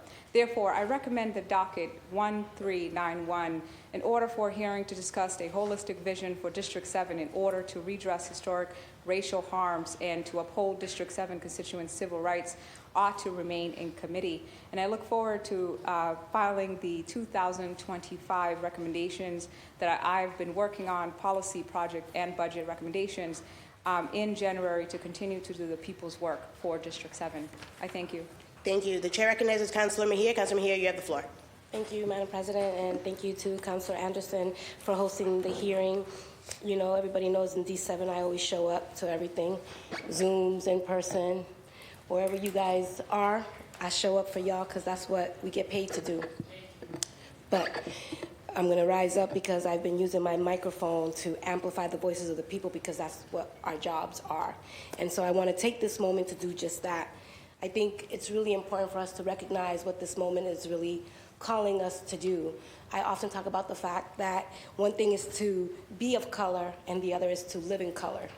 And I think I really want to underscore that really quick because what I have seen here in the city of Boston is people of color are usually, we usually lack the least, we have the least resources. We are impacted by lots of things that are done to us, oftentimes decisions that have been made without us. And so I think if we're really serious as a city, we have an amazing opportunity to look at this particular policy briefing that we participated in. If you didn't show up, you can go watch the tape and learn a little bit, because we have an amazing opportunity here in this moment in time to really see the city as a whole and to utilize a metrics and a format in which we're able to really hold ourselves accountable to all of the beautiful rhetoric that we hear when we're out campaigning about what we're going to do for people, but when we have the opportunity to do for them, we don't show up.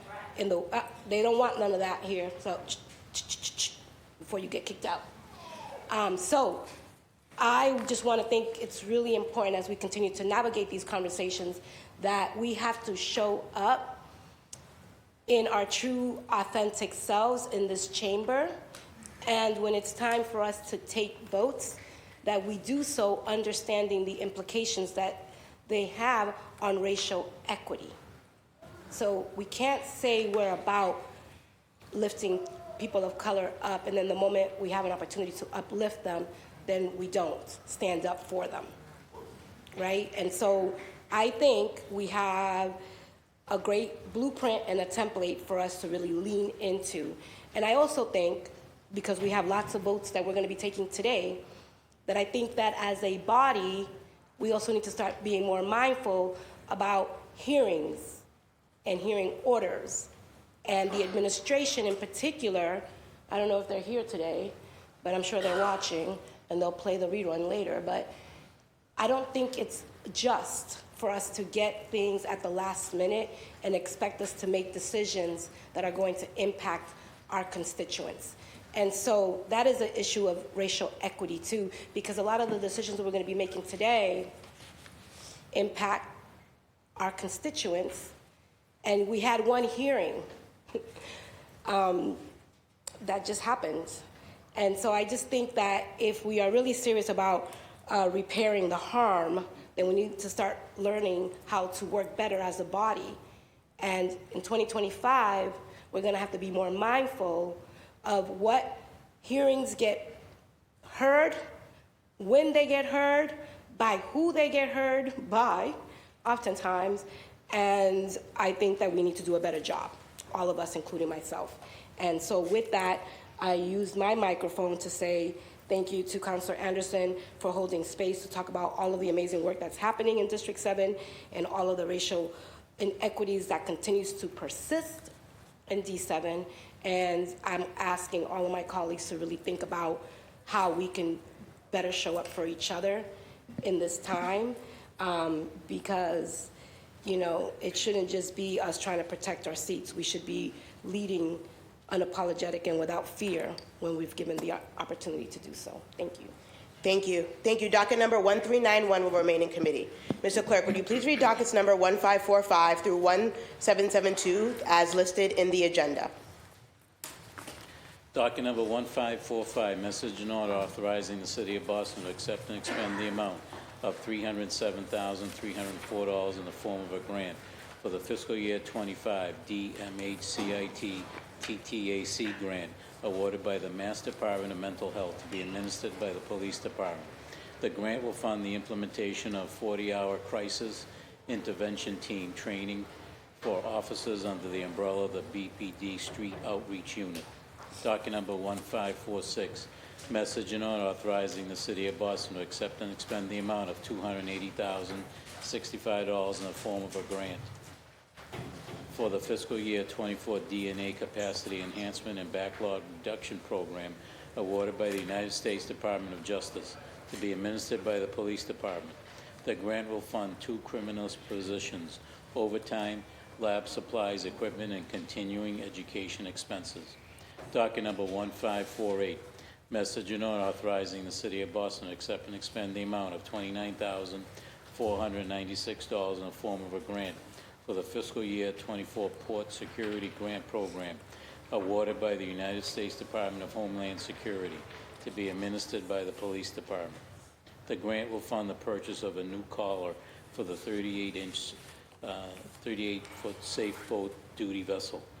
Docket number 1622, message and order authorizing the City of Boston to accept and expend the amount of $56,890.04 in the form of a grant for the fiscal year 25 Municipal Road Safety Grant awarded by the United States Department of Transportation, passed through the Mass Executive Office of Safety and Security to be administered by the Police Department. The grant would fund high-visibility traffic enforcement of motor vehicle laws, including but not limiting to speeding and aggressive driving, distracted driving, impaired driving, and occupant protection, as well as traffic safety equipment.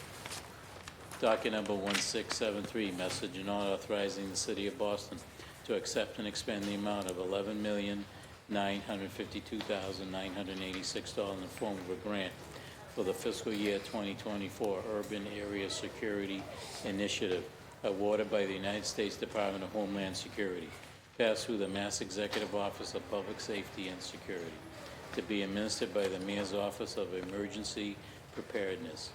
The grant will fund the enhancement of regional preparedness and capabilities in designated high-threat, high-density areas. Docket number 1675, message and order authorizing the City of Boston to accept and expend the amount of $2,305,847 in the form of a grant for the fiscal year 24 Regional Catastrophic Preparedness Grant awarded by the United States Department of Homeland Security, passed through the Federal Emergency Management Agency, to be administered by the Mayor's Office of Emergency Preparedness. The grant will fund regional planning efforts to manage catastrophic incidents, including extreme weather events and their impact.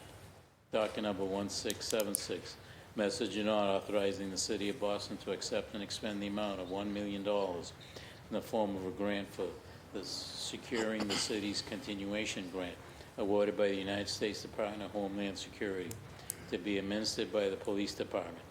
The grant will fund continued enhancements for regional capabilities to detect, identify, report, and interdict nuclear and other radioactive materials out of regulatory control and provide regional training and exercise opportunities necessary to enhance regional capabilities. Docket number 1680, message and order authorizing the City of Boston to accept and expend the amount of $110,000 in form of a grant for the fiscal year 25 DMH Co-Response Grant awarded by the Mass Department of Mental Health, to be administered by the Police Department. The grant will fund 2 full-time recovery coaches through BEST and providing training to officers. Docket number 1681, message and order authorizing the City of Boston to accept and expend the amount of $100,000 in the form of a grant for fiscal year 25 DMH training grant awarded by the Mass Department of Mental Health, to be administered by the Police Department. The grant will fund to reimburse overtime costs to backfill crisis intervention team training and other mental health trainings for officers. Docket number 1770, message and order authorizing the City of Boston to accept and expend the amount of $80,000 in the form of a grant from the Federal Burn Justice Assistance Grant awarded by the United States Department of Justice, passed through the Mass Executive Office of Public Safety and Security, to be administered by the Police Department. The grant will fund the annual Boston address verification procedures mandated by the Massachusetts Sex Offender Registry Board. And docket number 1772, message and order authorizing the City of Boston to accept and expend the amount of $71,335 in the form of a grant for the Federal Fiscal Year 24 Emergency Management Performance Agency, to be administered by the Office of Emergency Preparedness. The grant will fund the enhancement of operational capacity at the Boston Emergency Operations Center and promote the professional development of the Mayor's Office of Emergency Management.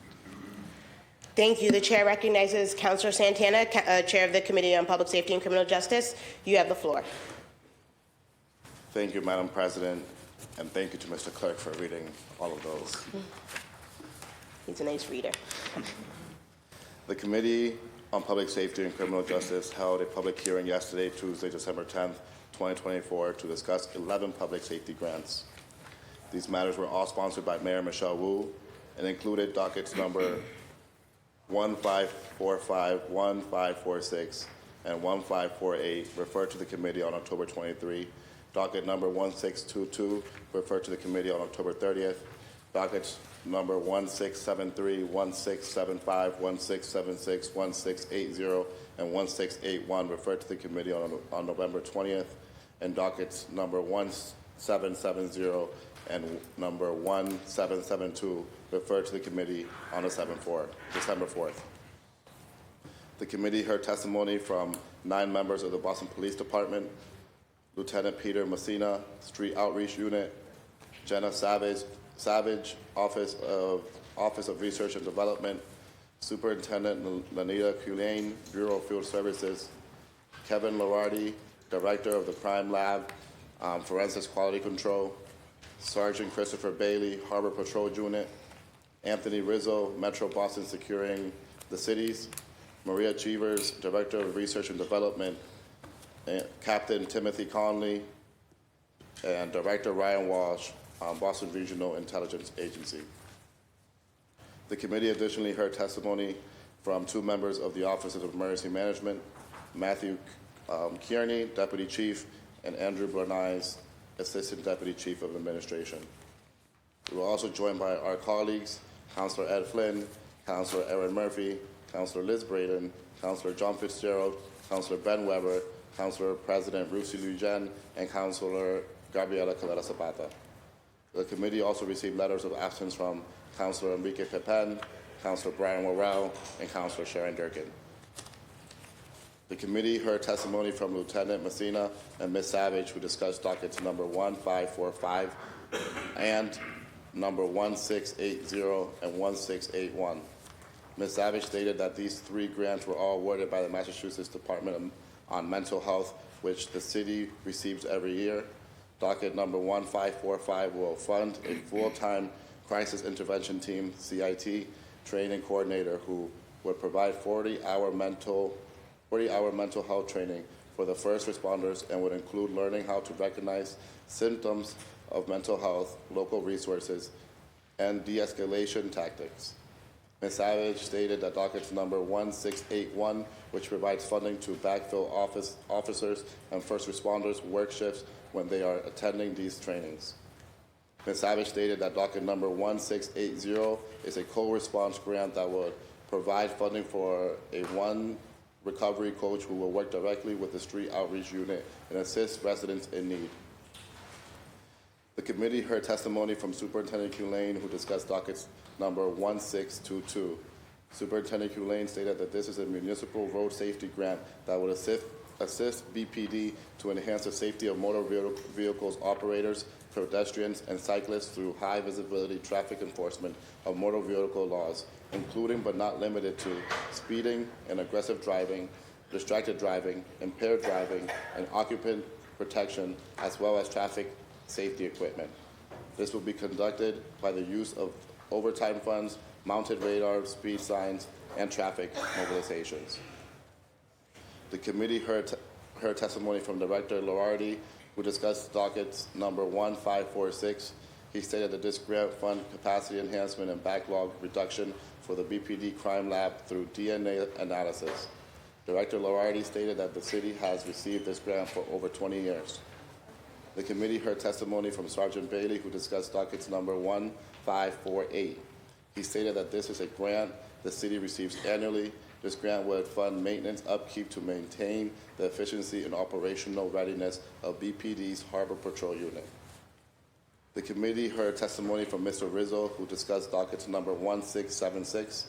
He stated that this is a Securing the City's grant, which is federally funded grant program from the Department of Homeland Security, Countering Weapons of Mass Destruction's office. Its mission is to prevent the successful possession, movement, and deployment of a nuclear or radiological weapon and component materials by an adversary within the United States. The goal of the program is to develop and enhance sustainable radiological and nuclear detection capabilities among all participating partners in the region. These partners include BPD, the Boston Fire Department, Boston Emergency Medical Services, the Office of Emergency Management, Massachusetts State Police, Massachusetts Port Authority, and over 20 other local police, fire departments, and bomb squads throughout the New England region. This grant would fund the purchase of detection equipment and backfill and overtime for all personnel who receive training on this equipment. The committee heard testimony from Director Cheevers, who discussed dockets number 1770. She stated that this is an annual grant the city receives from the Massachusetts Sex Offender Registry Board. This grant would fund the overtime and administrative costs associated with BPD officers' visits to the addresses that sex offenders know as their place of residence within Boston. The committee heard testimony from Deputy Chief Kearney, Assistant Deputy Chief Bernays, and Captain Conley, who discussed dockets number 1673, 1675, and 1772. Assistant Deputy Chief Bernays stated that dockets number 1673 is the Urban Area Security Initiative grant, which the city receives annually to fund regional preparedness, enhancing capabilities in high-threat and high-density urban areas. He stated that the priority areas include safety and security, critical infrastructure protection, intelligence and information sharing, intolerable communications, CBRNE stands for chemical, biological, radiological, nuclear and explosion response, and cybersecurity. This grant would assist in the funding of staff and regional management planners in the Office of Emergency Management, Boston's Mass Notification System, the Community Emergency Response Team, and equipment and training for first responders, specialized teams including Hazmat Unit, Bomb Squad, SWAT, and K-9 team. Deputy Chief Kearney discussed dockets number 1675. He stated that this is the FY25 Regional Catastrophic Preparedness Grant Program. This program provides funding to eligible state and local governments to close known preparedness capability gaps and encourage innovation regional solutions. This funding would assist in costs related to extreme weather operations, public education materials, and to provide local aid at the neighborhood level during emergencies. Deputy Chief Kearney discussed dockets number 1772. He stated that this grant is a non-competitive annual grant that is awarded by the Massachusetts Emergency Management Agency. It is awarded to all municipalities in the Commonwealth with the awarded amounts based on population and intended to provide support for emergency management activities. This funding will be used to help support technology usage with the Emergency Operations Center, professional development, and extreme weather preparedness items. As chair of the Committee on Public Safety and Criminal Justice, I recommend moving all 11 of these dockets from the committee to the full council for discussion and formal action. At that time, my recommendation to the full council will be that all 11 dockets number 1545, 1546, 1548, 166, 1622, 1673, 1675, 1676, 1680, 1681, 1770, and 1772 ought to pass. Thank you, Councilor Santana, and thank you for holding the hearing. I want to thank the admin and everyone who showed up, who answered my many, many rounds of questions, and you indulged me to ask even more of the questions. So I just want to thank you for indulging me yesterday beyond the time that I think you needed to for me to ask my question. So thank you. The chair recognizes Councilor Mejia. Councilor Mejia, you have the floor. Thank you, Madam President. Through the chair to the chair, I'm just curious if you could, for the record, can you give us a total amount of the exact dollar amount for all of these dockets? What's the bottom line number that we're going to be voting on right now? Through the chair, if you have a response to that, Councilor Santana, you may respond. I do not have a total docket number. I would have to just add on my phone, but they're all listed on the top of each docket. Yeah, nope. So we're going to walk through an exercise here. To the chair, sorry, through the chair, Councilor Mejia, if you'd like to continue speaking, you may. You have the floor. You have the floor. Do I set? No, you have the floor.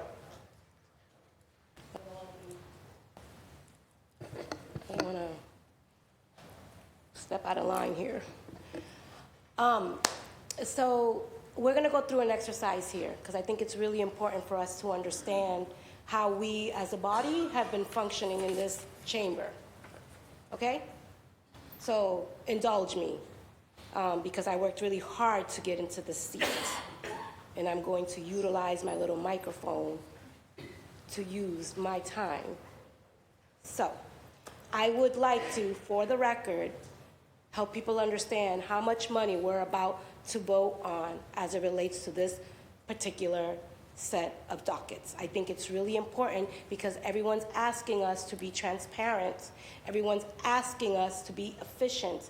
Everyone's asking us to do our jobs and not to be rubber stamps. So if that is what they're asking us to do, I need people to understand the dynamics that happens in this chamber when we get votes asked of us to pass on through in this process. So I would like to know, if you don't have it, if you can ask somebody from your team or somebody to just put that amount on the record for a total whopping millions of how much we're about to vote on. I want that for the record to be shared publicly, number one.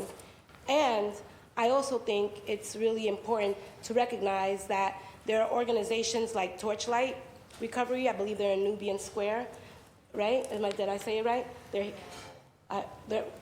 All I know is that this organization, I don't know if I said it right or not, but they have been doing a lot of work around public safety and recovery.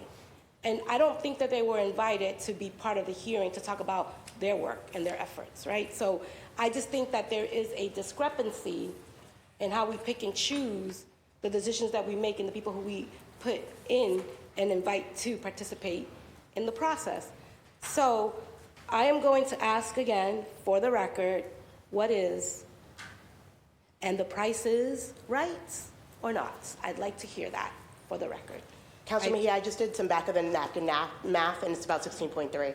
I'll allow Councilor Santana, if you have it, you may, through the chair, you may give Councilor Mejia a response. Correct, Madam President. So it's about 16.3, so the exact number I think it should be $16,293,923.04. All right. Thank you. One moment. Thank you, Councilor Santana. Councilor Mejia, if you'd like to continue through the chair, you may. Yes. Yep. You may. And just all of this pausing for those folks who are new to the dynamics, this is the culture of like being asked to speak, so that's what's happening here. Just want everybody to understand that that's just how it is. Okay, great, thank you. So that's $16 million, right? These are grants. They may not be tax dollar grants because some of these are federal grants, right? These are, right? So I just want to be clear. I don't want you all to think that those are all your dollars. These are monies that we're getting. They're being gifted to us for us to be able to do public safety. So I also want to note that for the record in case everybody wants to say that I'm misinformed. I'm not. I know what these are. They're grants.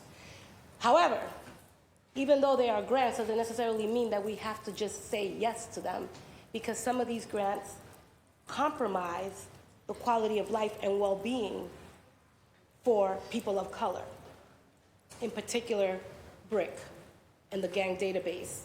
There is, in this docket, in item 1673, message and order authorizing the City of Boston to accept and expand the amount of $11,952,000.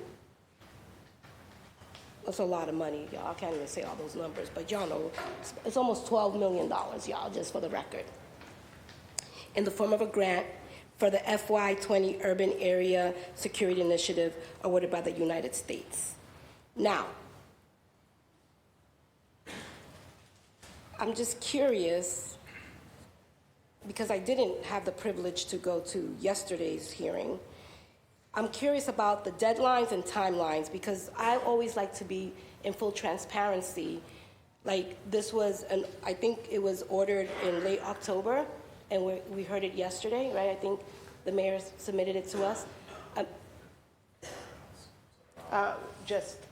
Councilor Santana, if you would like to respond, you may respond to the chair. I'll turn your mic on. You have the floor.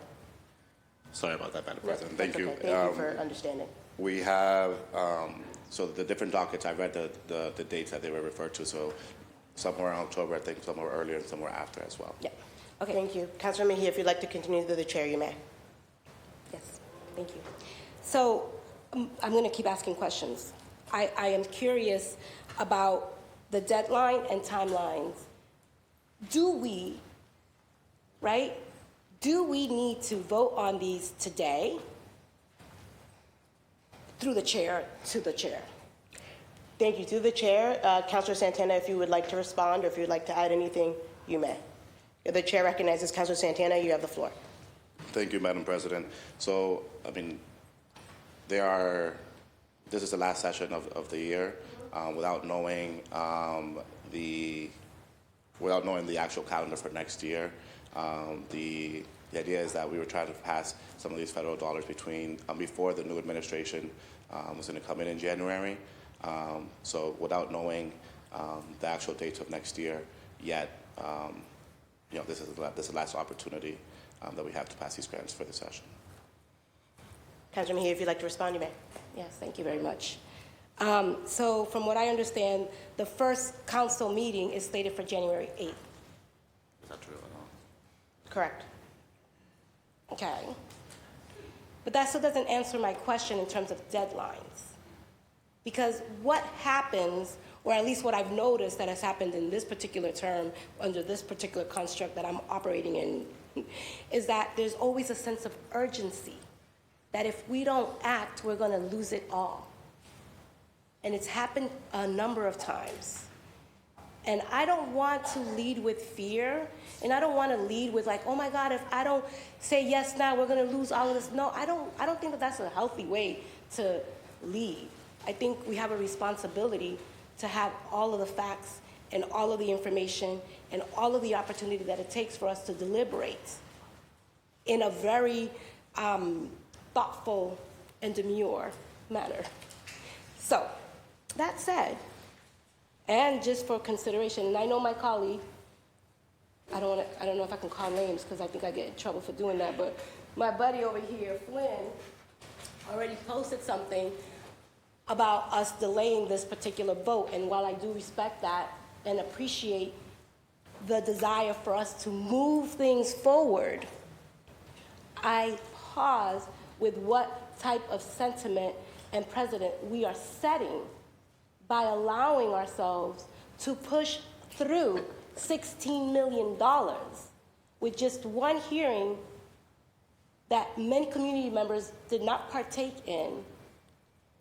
And we can't pick and choose what we stand up for when we stand up for it. So I am going to ask respectfully, if we're really serious about the process, right, then I think that this is the opportunity for us to start acting like it and not continuing to replicate bad behavior.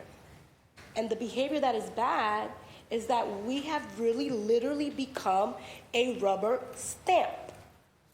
And I get triggered when Councilor Flynn says it because I'm an independent voice. I came in here because the will of the voters brought me here. No one did me any favors, right? And so it takes a lot of courage to speak truth to power, but when I do, it makes people feel uncomfortable. And I'm okay with that.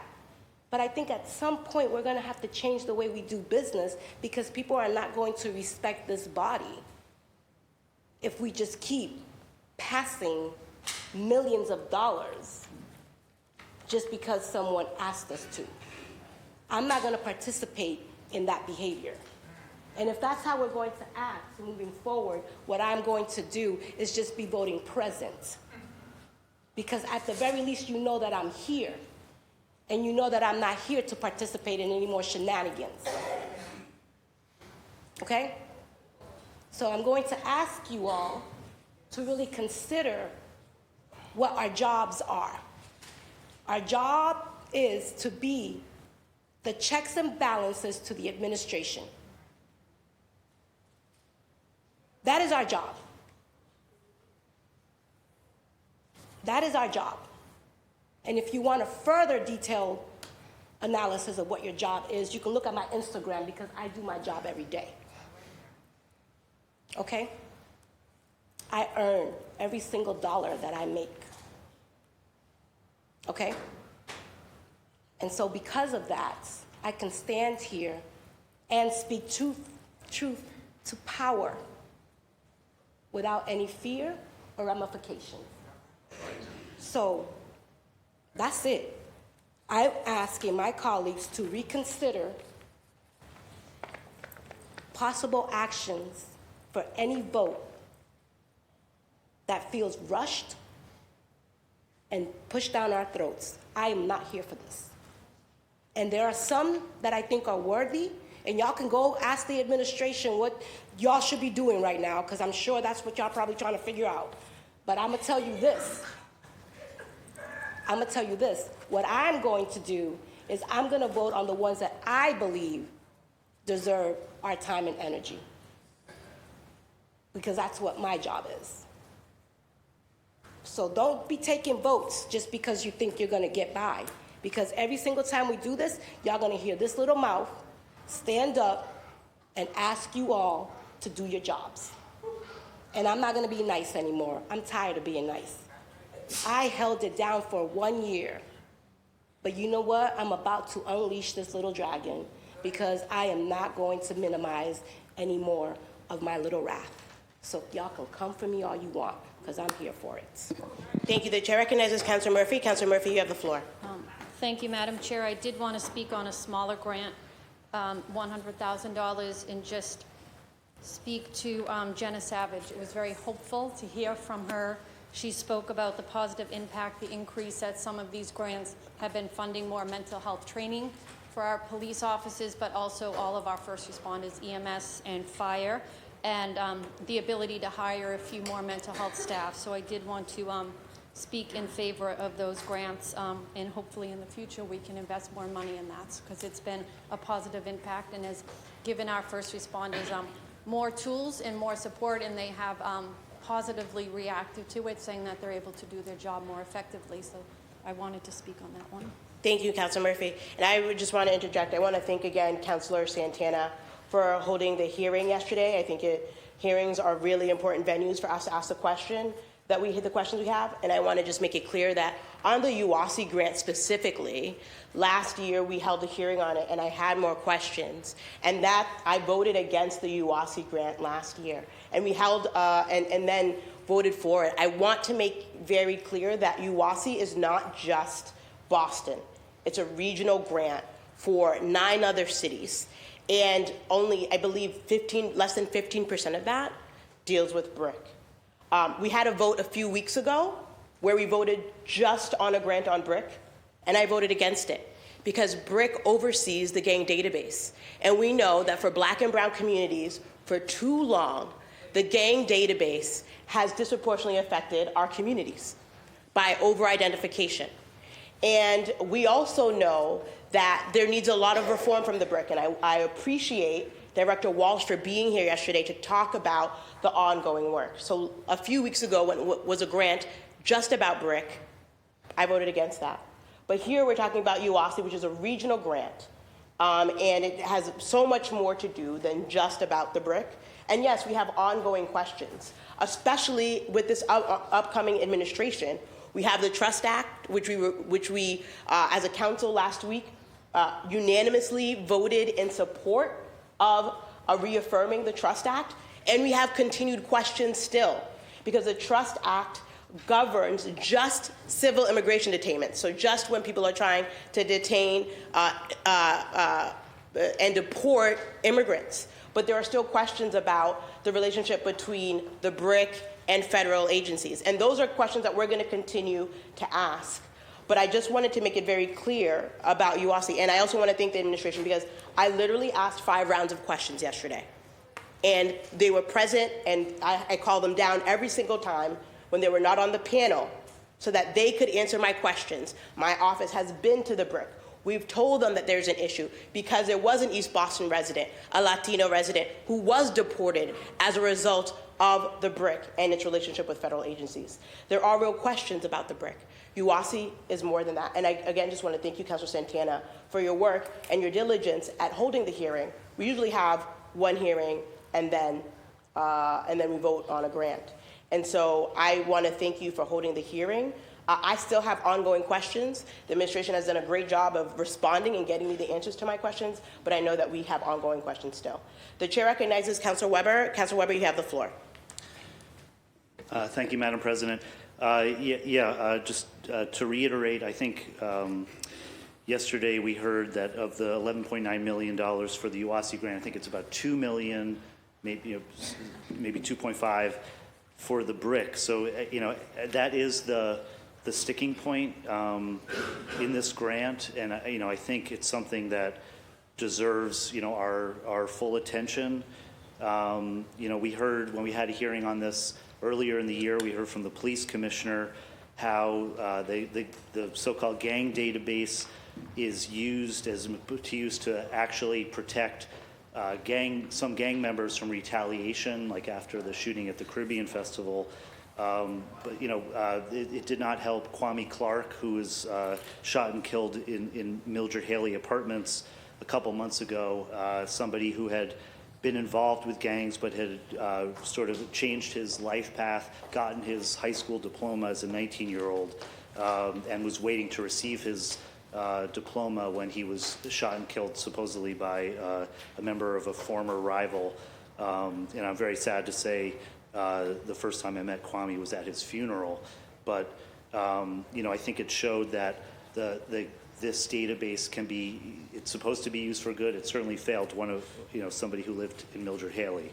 But we did hear from the administration that, this database is used not just for gang members, it's used for, white supremacists and to track those threats. And I think under the new administration, it's going to be, that's going to be an issue.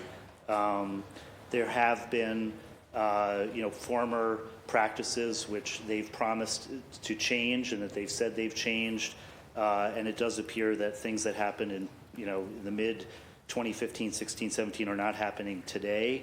But I think overall what I got from the hearing is that this incoming Trump administration, we need to make sure that we strengthen all the rules governing how our police department functions, including, as Madam President pointed out, to strengthen the Boston Trust Act. I think it's important that we focus on that. We heard from the police department that they're obligated to follow not federal rules but local rules. And we need to make sure that the police department is not sharing information. I think that we can strengthen that. We should also work with our surrounding towns that are participating in the Regional Intelligence Center to make sure we're not sharing information with them that they're going to share with the federal government if they want to participate in this. I will say that I join Councilor Mejia's concern that this, we got notice of this and we had a hearing and we have not, been able to hear from the advocates. So I would support having a vote on this on January 8th after having some more time to hear from them. But if it has to come to a vote today, I would vote yes, because I do see us moving forward to make this a better tool, and that our real control is in the Boston Trust Act to make sure that the BRIC is being used for good and not being used to do anything that would help the federal government target immigrants here in our city. So thank you, Madam President. Thank you, Councilor Weber. I'm going to go to Councilor Flynn, and then I'll go back to the chair, Councilor Santana, and then Councilor Mejia. And then I see some new lights. The chair recognizes Councilor Flynn. Councilor Flynn, you have the floor. Thank you, Madam Chair, and thank you to the chair for yesterday's hearing. I also want to acknowledge Councilor Mejia's advocacy also on ensuring every voice is heard, whether we agree with a person or disagree with a person. I agree that every voice should be heard, and I just want to acknowledge Councilor Mejia's comments. On docket 1673, that's the $12 million grant, the Urban Area Security Initiative, to fund the enhanced regional capabilities in designated high-threat, high-density areas. I will be voting in favor of this grant, and I do hope we're able to vote on it today. We had a hearing yesterday, as I mentioned, chaired by Councilor Santana. The Boston Police were present. Office of Emergency Management Preparedness was also here. There were several people from the public that also testified. Not many, but a handful. At the last council meeting last year, the City Council and surrounding communities, it took us a while to get that $13.3 million public safety and security grant to Boston and to our regional partners. As elected officials, we have a responsibility to tune out social media and listen and represent our constituents the best we can. We can't play political games with the safety and security of Boston and Greater Boston residents. This grant will significantly impact public safety and security, not here, not just in Boston, but throughout Greater Boston and the Commonwealth as well. Again, I'm calling for the City Council to approve these funds to keep Greater Boston safe and secure. as someone who served in the U.S. Navy for 24 years, serving in support of Operation Enduring Freedom, let me say I'm still disappointed that we are having this conversation today. We had the same conversation last year. This current grant will enhance our emergency management team for regional preparedness and capabilities in designating high-threat, high-density areas.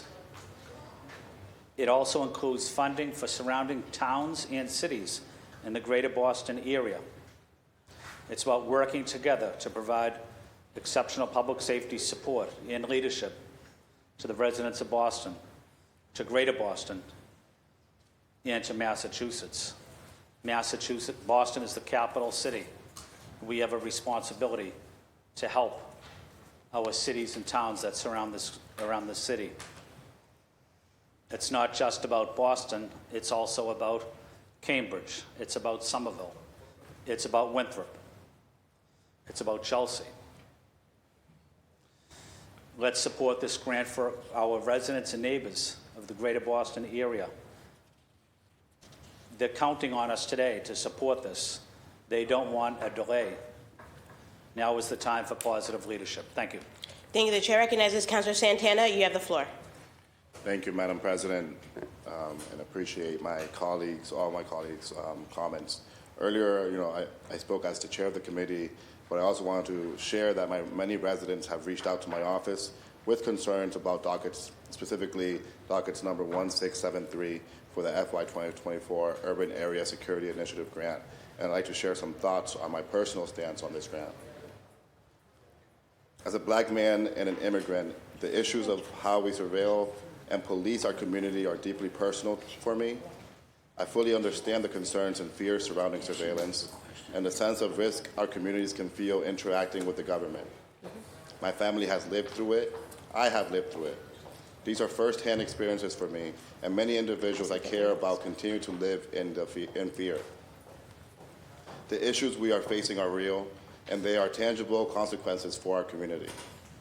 At the same time, as I acknowledge the dangers and potential and actual harms associated with surveillance and centralized data and intelligence, I also recognize that our city must be prepared to confront a range of other challenges for the safety and well-being of our community. We must be ready to weather literal storms. We must ensure the safety of large public gatherings like the Boston Marathon, Celtics Parade, and community cultural gatherings that make our neighbors and communities what they are. We must prepare for big events in Boston, especially as we look towards major attractions in 2026, including celebrating America's 250th anniversary, the 5th FIFA World Cup, and the return of the tall ships to Boston. And we also must be prepared to support community in times of crisis, especially our most vulnerable.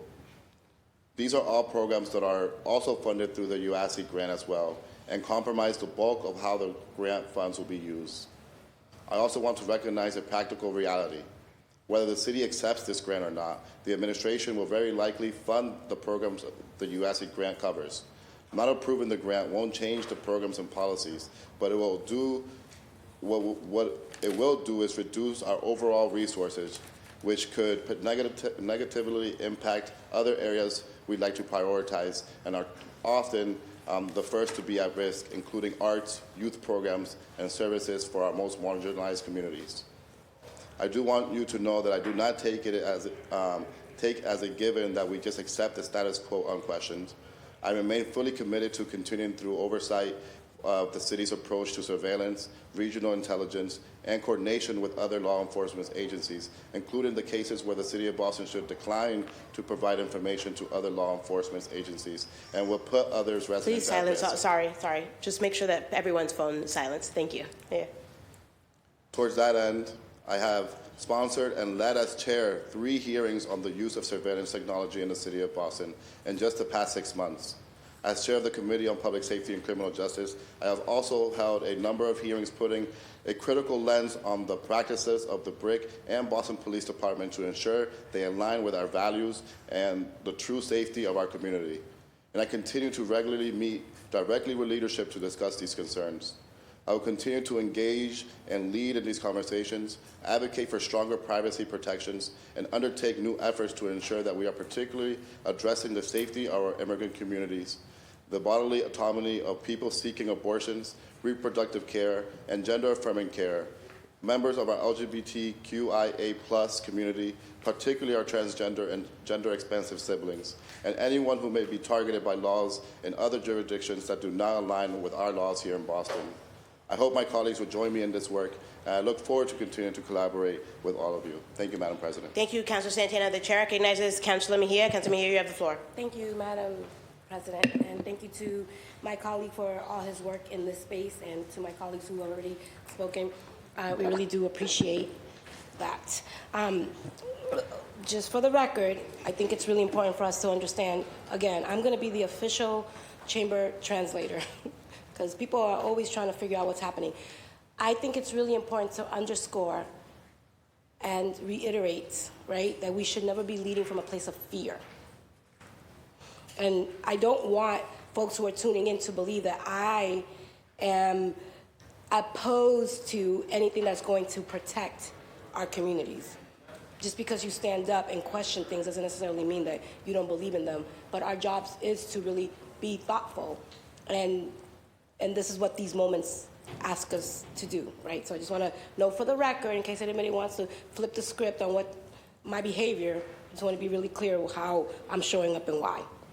So that's one. Number two is that I think that I'm going to propose a motion to lay to rest this particular matter for this session, and we only have a few weeks.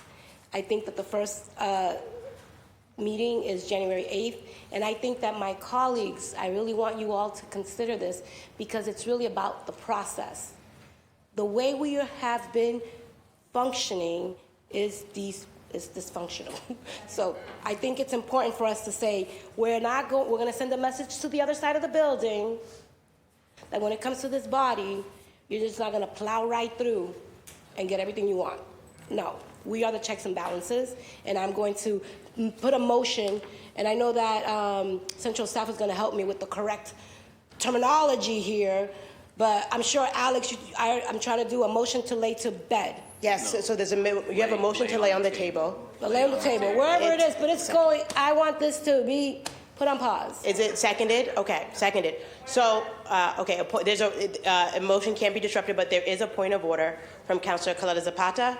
Councilor Coletta Zapata, you have the floor for your point of order. Respect to a rule. Thank you so much, Madam President. Clerk, can you define lay on the table and then also talk about what it needs to pass? Thank you. Y'all, this is how it goes down, watch. Councilor Mejia, the clerk has the floor. So, clerk, could you please define motion to lay on the table? Motion to lay on the table means that a particular docket will be removed from today's agenda and put on the table to be voted at a subsequent meeting, which would probably be January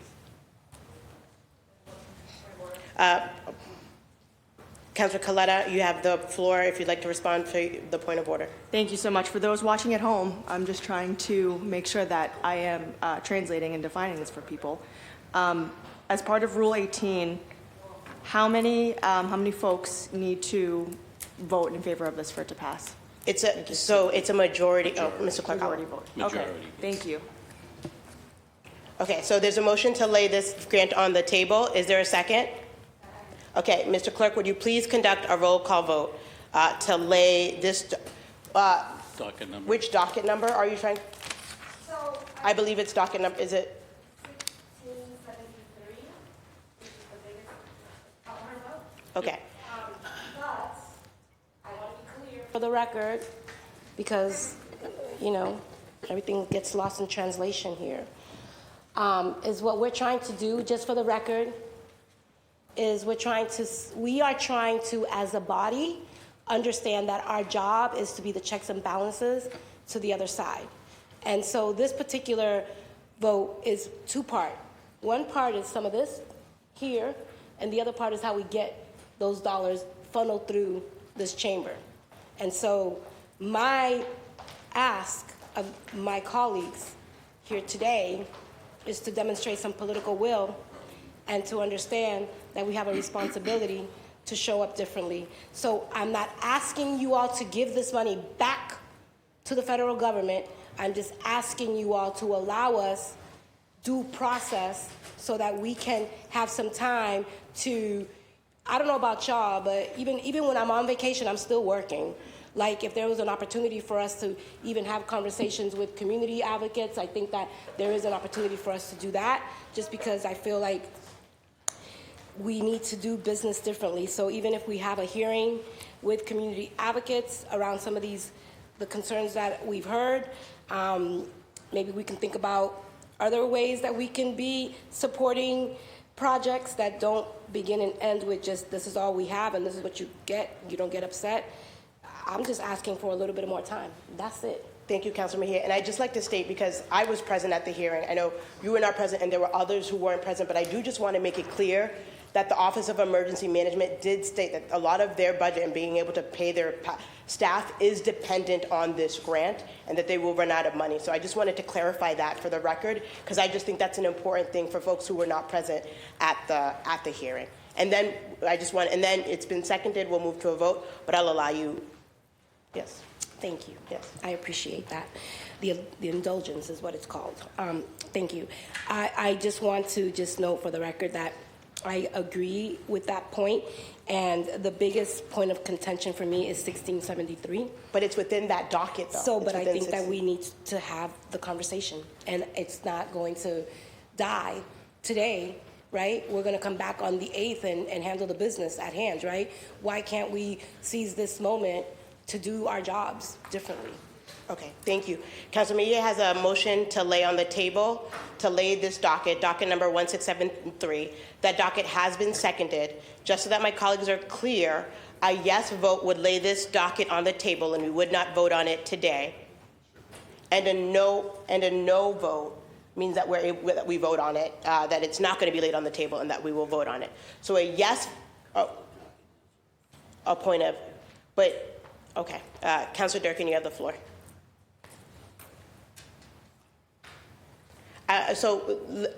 Usually after a motion is put forward, there's no discussion. It's seconded, but I will allow two folks, Councilor Durkin and Councilor Braden, to speak, and then we're moving to a vote. Thank you, Council President. I think that generally we do let every councilor have a chance to speak before another councilor gets 3 or 4 times to speak. So I think that's why I think it was important to. Fair. I feel like it's needed. We need to address that this grant for years was not a controversial grant, and I feel the need to talk to my constituents. District 8, as your city councilor, my first priority is your safety and well-being. The Boston Regional Intelligence Center, which is what is being talked about within this USIE grant, plays an important role in making our community safer and preventing violence, addressing emerging threats, and ensuring community safety. Councilor Santana mentioned multiple large events that happen in District 8 every year. And hopefully we'll have another Celtics parade that we're worried about the safety regarding coming up next year. But this grant is really important. I was at Fenway Park with the team that leads this particular grant for a firefighter training for the whole region. This work is not in a vacuum. This is the public safety work that our community is asking us to do. And that's why I have supported funding of the BRIC and USAI grants in the past, and that's why I'm supporting them today. We've undergone significant reforms of the BRIC to improve transparency, accountability, and build trust within the community. But I just want to bring up one instance that's deeply personal for my community. One morning, I woke up to a phone call that there were swastikas around Mission Hill, and near Fenway High School. And I asked the BRIC to investigate, and the community received an immediate response. This hateful symbol left in our community is a reminder that the threats to safety and unity, the threats to our safety are still present. That these are not like, I think we're right now we're no discussion among the members of the public. Sorry, apologies, Councilor Durkin. The councilor has the floor. She's speaking. Right now, we are disconnecting our own safety with the passage of these grants. We're like this is like cognitive dissonance. The folks who talk about safety in our communities are also talking about tabling and not. Please, members of the public, I've already warned, speak while the councilor is speaking. I know this has been a crazy council meeting, right? Like, this is our last council meeting of the year. And I know that there are a lot of people here, but I think it's really important that today we put the safety of our communities over politics. And I know that's really hard. But I'll be voting in support of all of these grants today, and I hope that we do take a vote. Thank you. Councillor Braden, and then we're moving to a vote. Thank you, Madam President. Just a further question for the chair, if you don't mind. Yesterday, when we had the hearing, with regard to 1673, there were about 8 areas in which this grant was targeted. I think one of the most important. I'd love to have Councillor Santana just go over those 8 areas where the funds were going to be targeted. One particular one that I was interested in was just the whole cybersecurity area. I know that our Do-It department has a huge area of issues to address, but one of the most critical now, especially at a time when we're transitioning at the federal level, in terms of transitioning to a new administration, there's a lot of vulnerability in the cybersecurity space. So I think to me personally, I think when I think about emerging threats or whatever, the cybersecurity is the new kid on the block, so to speak. That's with a huge amount of vulnerability there, especially in relation to our health service, our healthcare sector, and our just general security. So, through you, Madam Chair, if the chair of the committee could just go over those 6 or 8 areas where this grant is targeted, I'd appreciate it. Thank you. Okay, thank you. Councillor Santana, through the chair, if you'd like to respond, you may. The chair recognizes Councillor Santana, and then we're moving to a vote. Thank you, Madam President. So I'm just going to reread what the section I read earlier.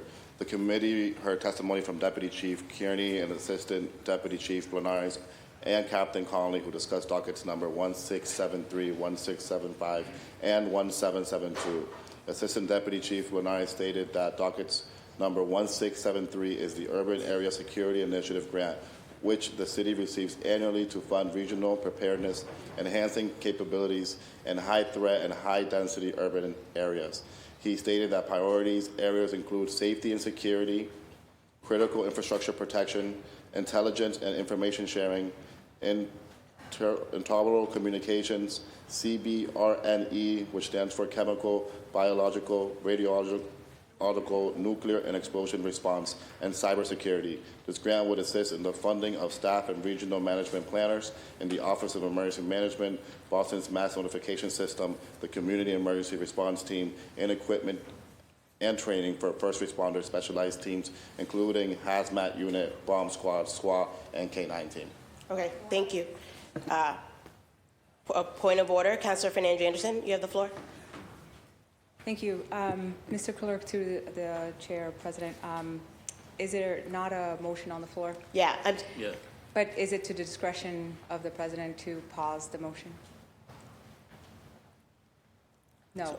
So according to the rules, there's a motion on the floor. Can we move forward, please? Yep, we're moving to a vote, and I stated that we'll be moving to a vote. Mr. Clerk, could you please conduct a roll call vote? And just to make it clear, a yes vote would lay this motion on the table, and a no vote would not lay this would not lay this docket on the table, and we could proceed to a vote. I just want to make sure before we conduct the roll call that all of my colleagues understand what the vote is. The chair recognizes Councilor Weber. Yeah, Madam President, I'm just, we're just laying 1673 on Yes, the table? this is just for docket 1673. Mr. Clerk, would you please conduct a roll call vote? Do you have is it a point of? Yes. Okay.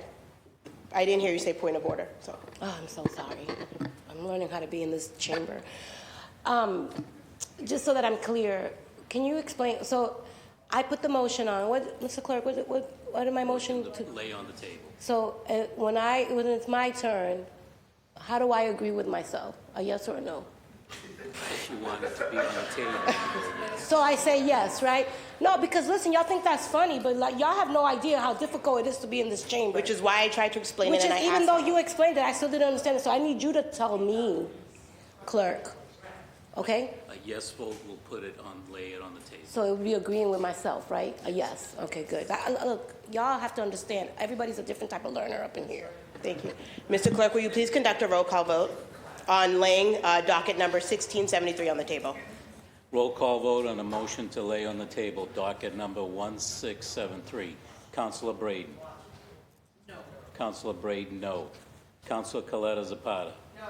Councilor Coletta Zapata, no. Councilor Durkin. No. Councilor Durkin, no. Councilor Fernandez Anderson. Yes.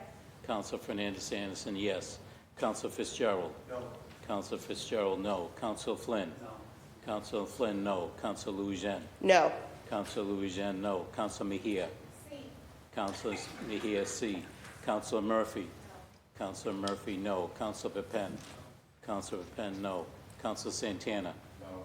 Councilor Santana, no. Councilor Weber. Yes. Councilor Weber, yes. Councilor Worrell. Yes. Councilor Worrell, yes. Docket number, the motion to lay on the table has failed. 1, 2, 3, 4, 5, 6, 9 votes in the negative and 4 votes in the affirmative. Thank you. So that motion has not prevailed. Councilor Santana, are you still seeking passage of the dockets? Okay. Unless there's anyone who has any comment, would like to speak on the dockets. Councilor, the chair recognizes Councilor Mejia. Councilor Mejia, you have the floor. Yes. Since today is the last day of our legislative cycle, I am showing who I really am. I forgot there was another motion that we went through, and I think you did not see my light. And Ethan, if the camera was on me, you may have seen it. But there was a series of community preservation, no, not community, it was I think it was the conservation, was it? The appointments? Yeah, the appointments. It was really quick, and I just had a point of order and a question for the chair. Oh, Councilor Mejia, is this on Councilor Durkin's docket? Yes, I forgot to. Do we have to wait all the way to the end? Yes, let's just wait. We don't have to wait till the end, but we will at least wait until we are done with the dockets that are currently in front of us. Okay, so I just want to take the opportunity to, since I'm on a roll here. Okay, thank you. The chair, so Councilor Santana moves for a vote on the dockets. So we'll first start with docket number, the chair of the Committee on Public Safety and Criminal Justice seeks acceptance of the committee report and passage of docket number 1545. All in favor say aye. Aye. All opposed say nay. Thank you. The committee report has been accepted and docket number 1545 has passed. The chair of the Committee on Public Safety and Criminal Justice seeks acceptance of the committee report and passage of docket number 1546. All those in favor say aye. Aye. All opposed say nay. Thank you. The committee report has been accepted and docket number 1546 is passed. The chair recognizes Councilor Fernandez Anderson for your point of order. Pardon, can we do roll call votes on all of them? We'd like to doubt the vote on all of them. Okay. So we will doubt the vote. Okay, so for docket number 1548, the next docket, the chair of the Committee on Public Safety and Criminal Justice seeks acceptance of the committee report and passage of docket number 1548. Mr. Clerk, will you please conduct a roll call vote? Roll call vote on docket number 1548. Councilor Braden. Councilor Coletta Zapata. Councilor Coletta Zapata, yes. Councilor Durkin. Yes. Councilor Durkin, yes. Councilor Fernandez Anderson. No. Councilor Fernandez Anderson, no. Councilor Fitzgerald. Yes. Councilor Fitzgerald, yes. Councilor Flynn. Yes. Councilor Flynn, yes. Councilor Louisiane. Yes. Councilor Louisiane, yes. Councilor Mejia. Present. Councilor Mejia, present. Councilor Murphy. Yes. Councilor Murphy, yes. Councilor Pepin. Yes. Councilor Pepin, yes. Councilor Santana. Yes. Council Santana, yes. Council Weber? Yes. Council Weber, yes. Council Worrell? Yes. Council Worrell, yes. 10 votes in the affirmative, 1 vote in the negative, and 1 present. Thank you. Docket number 1548 has passed. The Chair of the Committee on Public Safety and Criminal Justice seeks acceptance of the committee report and passage of docket number 1622. All those in favor, Mr. Clerk, will you please conduct a roll call vote? Roll call vote on docket number 1622. Councilor Braden? Yes. Councilor Braden, yes. Councilor Coletta Zapata? Yes. Councilor Coletta Zapata, yes. Councilor Durkin? Yes. Councilor Durkin, yes. Councilor Fernandez Anderson? Yes. Councilor Fernandez Anderson, yes. Councilor Fitzgerald? Yes. Councilor Fitzgerald, yes. Councilor Flynn? Yes. Councilor Flynn, yes. Councilor Lujan? Yes. Councilor Lujan, yes. Councilor Mejia? Present. Councilor Mejia, present. Councilor Murphy? Yes. Councilor Murphy, yes. Councilor Pepin? Yes. Councilor Pepin, yes. Councilor Santana? Yes. Councilor Santana, yes. Councilor Weber? Yes. Councilor Weber, yes. And Councilor Worrell? Yes. Councilor Worrell, yes. Docket number 1622 has received 12 votes in the affirmative and 1 present. Thank you. The Chair of the Committee on Public Safety and Criminal Justice seeks acceptance of the committee report and passage of docket number 1673. Mr. Clerk, will you please conduct a roll call vote? Roll call vote on docket number 1673. Councilor Braden? Yes. Councilor Braden, yes. Councilor Coletta Zapata? Yes.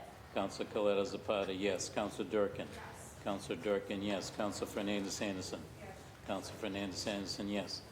Councilor Fitzgerald? Yes. Councilor Fitzgerald, yes. Councilor Flynn? Yes. Councilor Flynn, yes. Councilor Lujan? Yes. Councilor Lujan, yes. Councilor Mejia? Present. Councilor Mejia, present. Councilor Murphy? Yes. Councilor Murphy, yes. Councilor Pepin? Yes. Councilor Pepin, yes. Councilor Santana? Yes. Councilor Santana, yes. Councilor Weber? Yes. Councilor Weber, yes. And Councilor Worrell? Yes. Councilor Worrell, yes.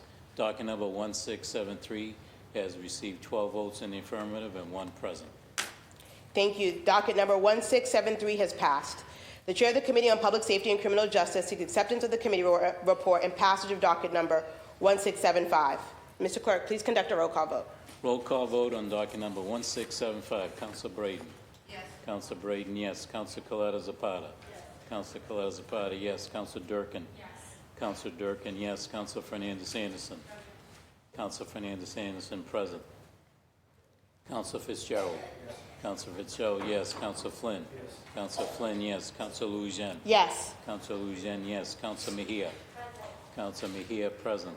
Councilor Murphy? Yes. Councilor Murphy, yes. Councilor Pepin? Yes. Councilor Pepin, yes. Councilor Santana? Yes.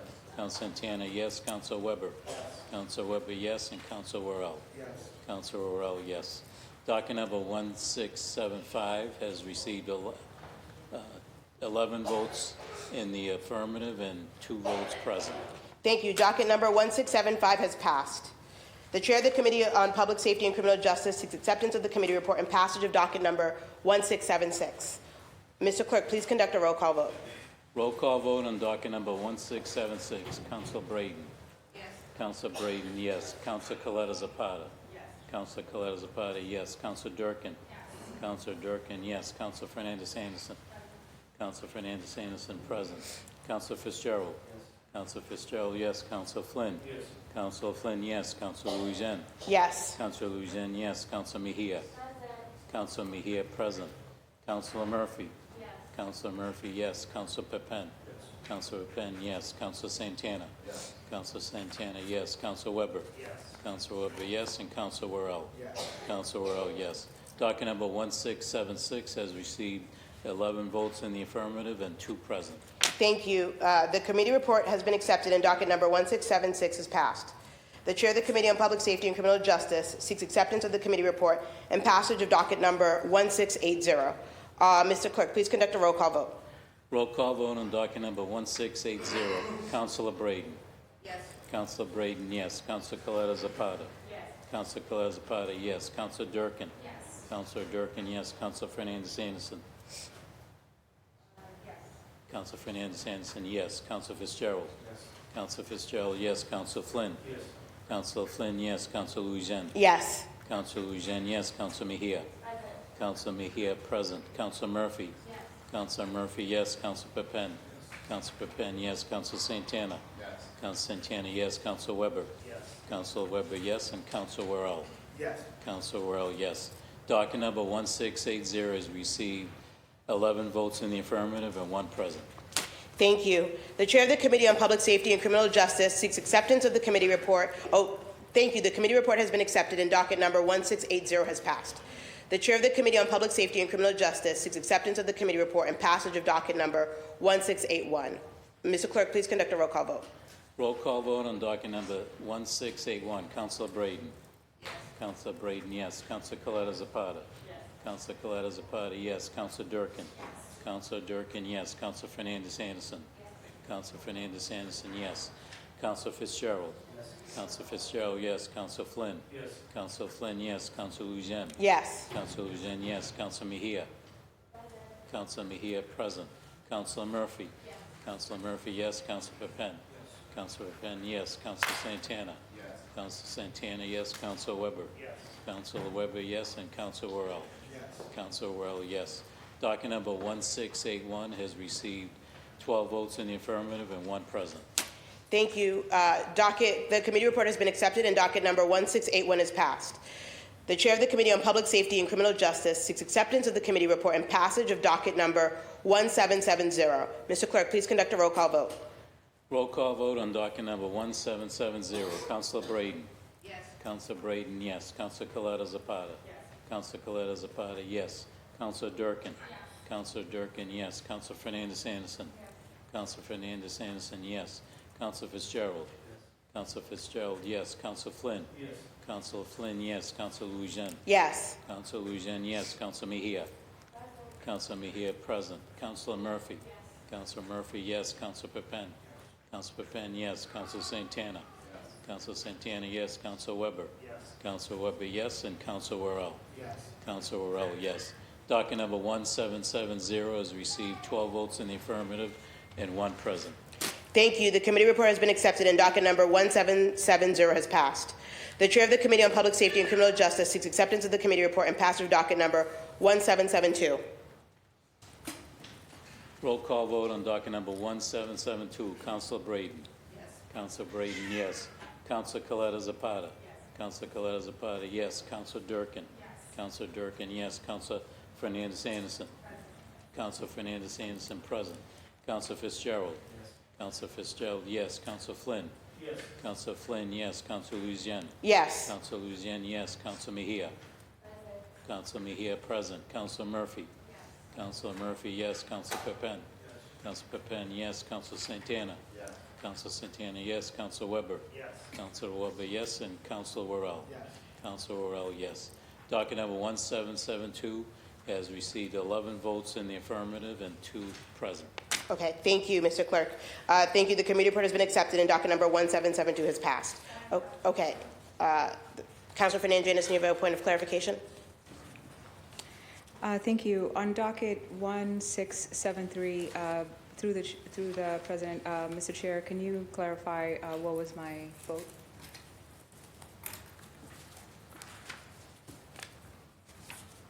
(1673). Yeah.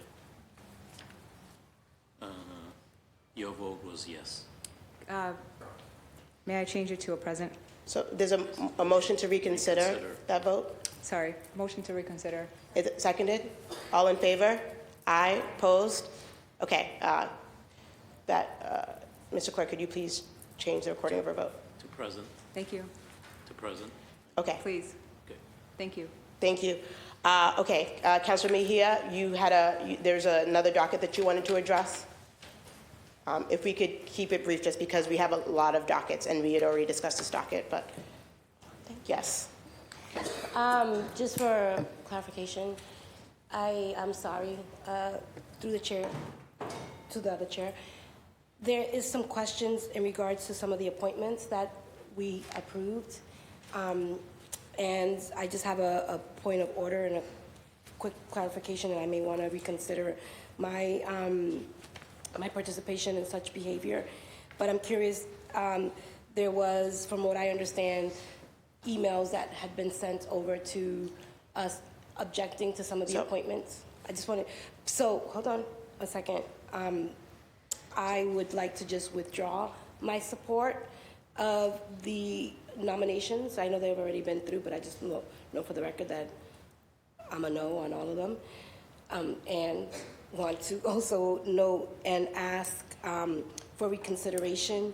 It appears to me that for docket 1692 through 1704, what I've been hearing is some folks have asked for reconsideration and to postpone, and for the following reasons.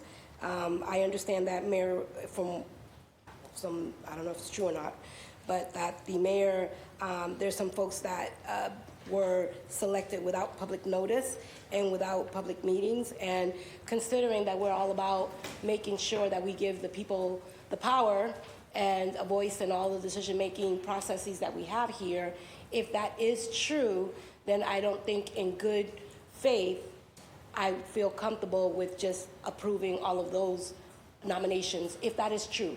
And if that is not true, then we can proceed as such. But if there is any reasonable doubt that public notices were not done in a timely fashion and that community participation was not informed in advance, then I think that we should reconsider those appointments, because I don't want to send the wrong message to other folks who are tuning in.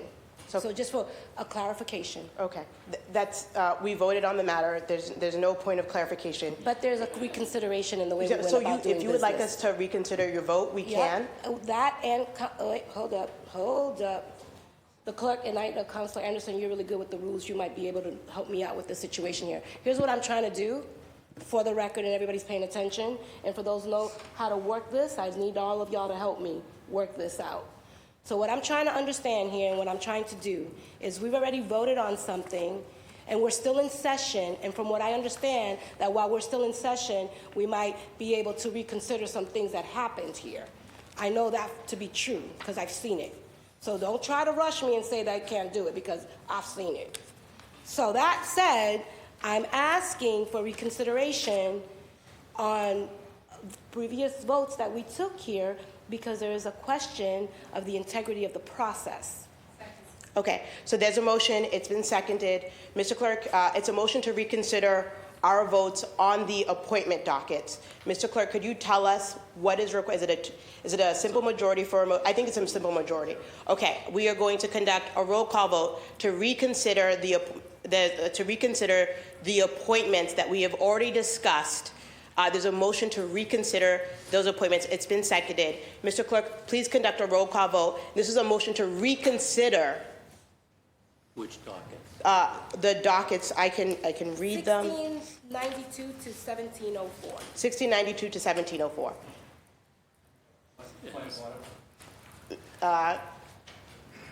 Councilor Flynn, you have the floor. Thank you, Madam Chair. This would have the opportunity for us to have a second vote. It would not be for us to confirm those appointments. Is that correct? So this council has, we approved the confirmations that Councilor Durkin put forward. Those were approved. Councilor Mejia is now seeking a motion to reconsider this council's, I believe, unanimous votes of approval for those appointments. So this is a motion to reconsider whether we want to retake those votes or not. Thank you, Madam Chair. Okay, thank you. Mr. Clerk, would you please conduct a roll call vote?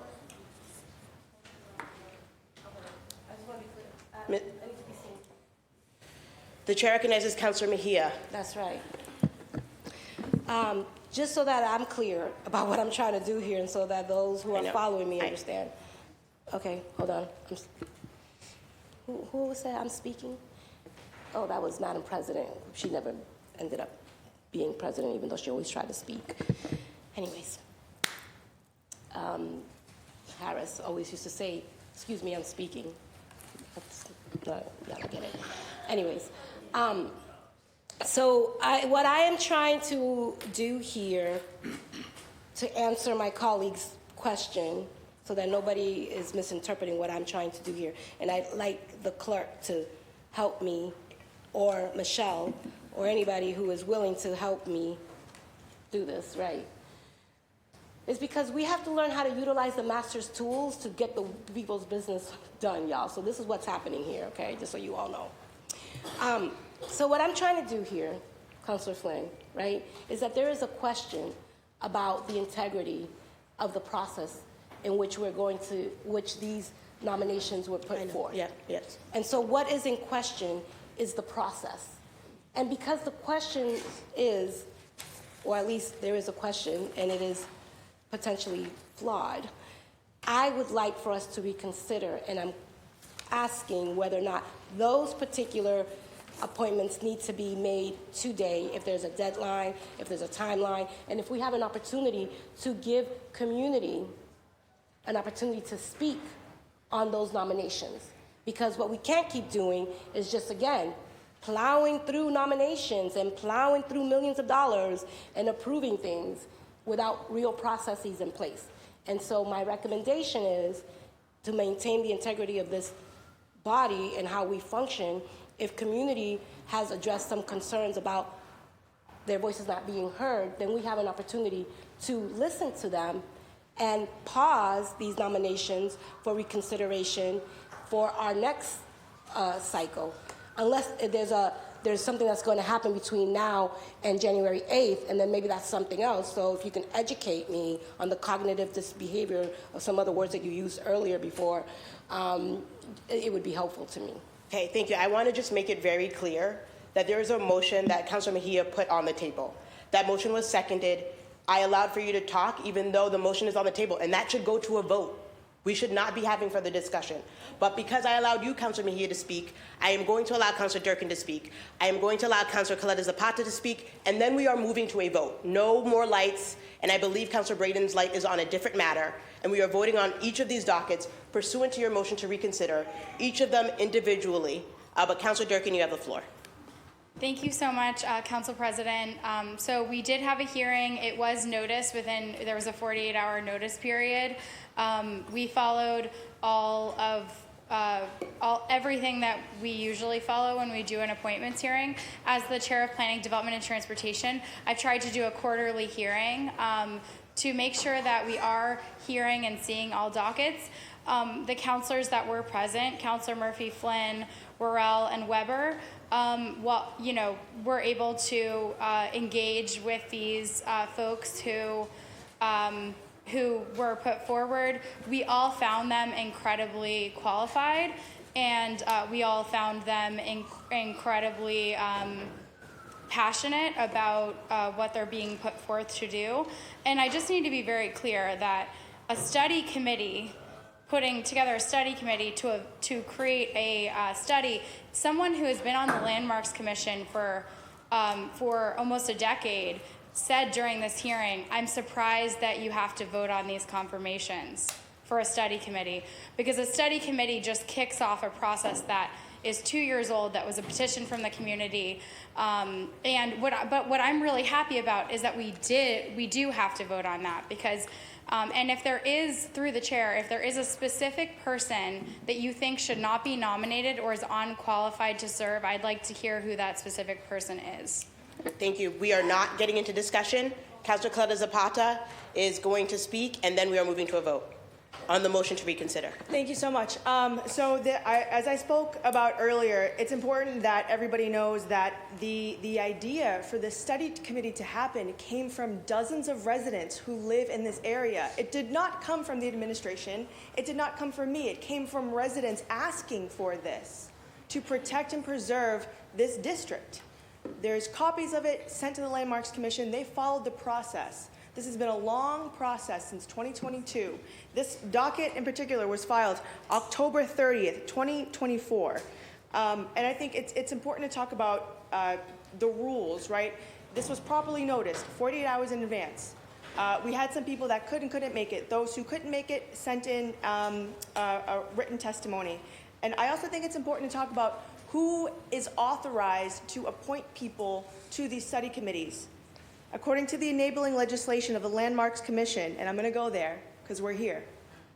In the case of a landmark which is under consideration for designation, the report shall be prepared by the Commission with the assistance of its staff or consultants, or in the case of a landmark district, architectural conservation district, or protection area, the report shall be prepared by a study committee consisting of 5 members of the Commission and 6 persons who have demonstrated interest in the area interest in the district or area under consideration, and who shall be appointed by the mayor and confirmed by the council with the assistance of the commission staff or consultants. Now, it's well within our right to question the folks that come before us to test or to ask whether or not they are fit to serve. I don't know if any of those questions happened during the hearing. So I'm ready to move forward. I'd like to motion to move on this reconsideration. There's no need to motion because Okay. we're moving. All right. Mr. Never Clerk, mind. Sorry. please conduct a roll call vote. For clarification, this is a motion to reconsider our votes, right? So a yes vote is a yes, I agree to reconsidering the vote, to reopening voting on these dockets. A no vote is no, let's not reconsider and let's move forward. So wanted to, On dockets, and we're actually going to, just because of the process, we're going to take each docket individually, okay? So a motion to reconsider our council's vote on docket number 0866. She only wanted 692 through 17. What is it? 1692. Okay, 1692 to 1704. 1704. Okay. Mr. Clerk, please conduct a roll call vote on a motion to reconsider these dockets number 1692 to 1704. Yes. And again, so that everyone understands, a yes vote is a vote to allow us to reconsider our votes on these dockets where we unanimously agreed, voted in the affirmative on these dockets. And a no vote says, no, we've already voted on these dockets, we're not reopening. So just wanted to clarify. Mr. Clerk, please conduct a roll call vote. Councilor Braden. No. Councilor Braden, no. Councilor Coletta Zapata. Councilor Coletta Zapata, no. Councilor Durkin. Councilor Durkin, no. Councilor Fernandez-Anderson. Councilor Fernandez-Anderson, no. Councilor Fitzgerald. Councilor Fitzgerald, no. Councilor Flynn. Councilor Flynn, no. Councilor Louisiana. No. Councilor Louisiana, no. Councilor Mejia. Councilor Mejia, yes. Councilor Murphy. Councilor Murphy, yes. Councilor Pepin. Councilor Pepin, no. Councilor Santana. Councilor Santana, no. Councilor Weber. No. Councilor Weber, no. And Councilor Worrell. No. Councilor Worrell, no. Motion to reconsider has failed. 11 votes in the negative and 2 votes in the affirmative. Thank you. Docket number 6, the vote on docket number 1692 will not be considered. Mr. Clerk, would you please conduct a roll call vote on the motion to reconsider the council's vote on docket number 1693?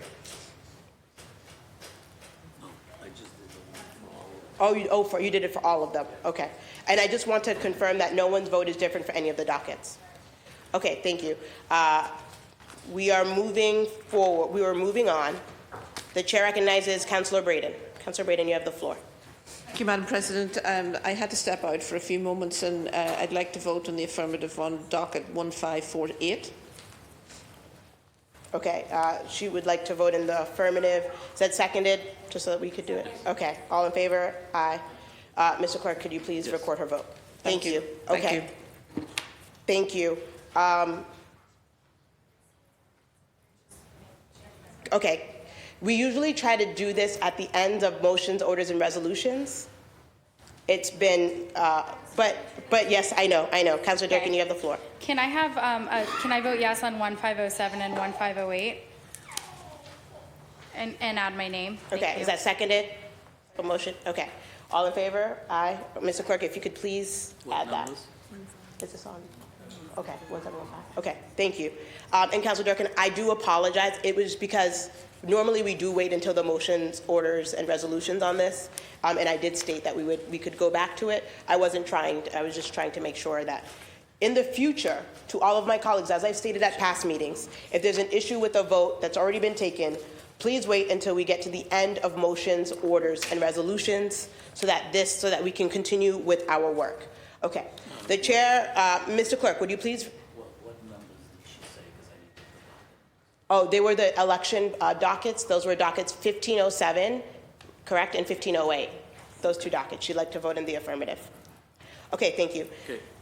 Mr. Clerk, would you please read docket number 1715? Docket number 1715, order relative to the adoption of tax classification in the city of Boston for fiscal year 2025. Thank you. The chair recognizes the chair of the Committee on Ways and Means, Councilor Worrell. Councilor Worrell, you have the floor. Thank you, Madam President. I held a hearing this morning on docket number 1715, an order relative to the adoption of tax classification in the city of Boston in FY25. Councilors in attendance included Councilor Flynn, Councilor Murphy, Councilor Weber, Councilor Durkin, Councilor Coletta Zapata, Councilor Fitzgerald, Councilor Mejia, Councilor Santana, Councilor Pepin, and Council President Louis Jen. At the hearing, we heard from CFO Ashley Grafenberger, who presented numbers for the city's taxes in FY25 based upon the current state law. I'd like to reiterate for those following at home that this is without the home rule petition that was declared dead earlier this week. Those numbers from CFO Grafenberger fell within the range previously provided by Commissioner Arenello of the 20 to 30% accelerated tax hit for residential homeowners in quarters 3 and quarter 4 for FY25. All we are doing today is the same thing this council and the administration has done for decades. To clarify for any new councilors, every single year we take the same vote. We're giving our homeowners the maximum residential exemption allowed by state law, which is currently 35% of the average median property value. For FY25, it is about a maximum $3,984 discount for eligible residential homeowners. And we are voting to shift the residential tax rate to the minimum factor allowed by state law, and the commercial factor would thus be set at the maximum rate. The resulting tax rate, if this passes, for each property class will be $11.58 for residential properties and $25.96 for commercial properties. Again, this all falls under current state law. If the state wants to change those laws, this body already has an income-eligible senior tax exemption petition at the State House that can be taken up. If they are seeking a way to work on targeted tax relief for homeowners, we also have that. It's the home rule petition that was just declared dead.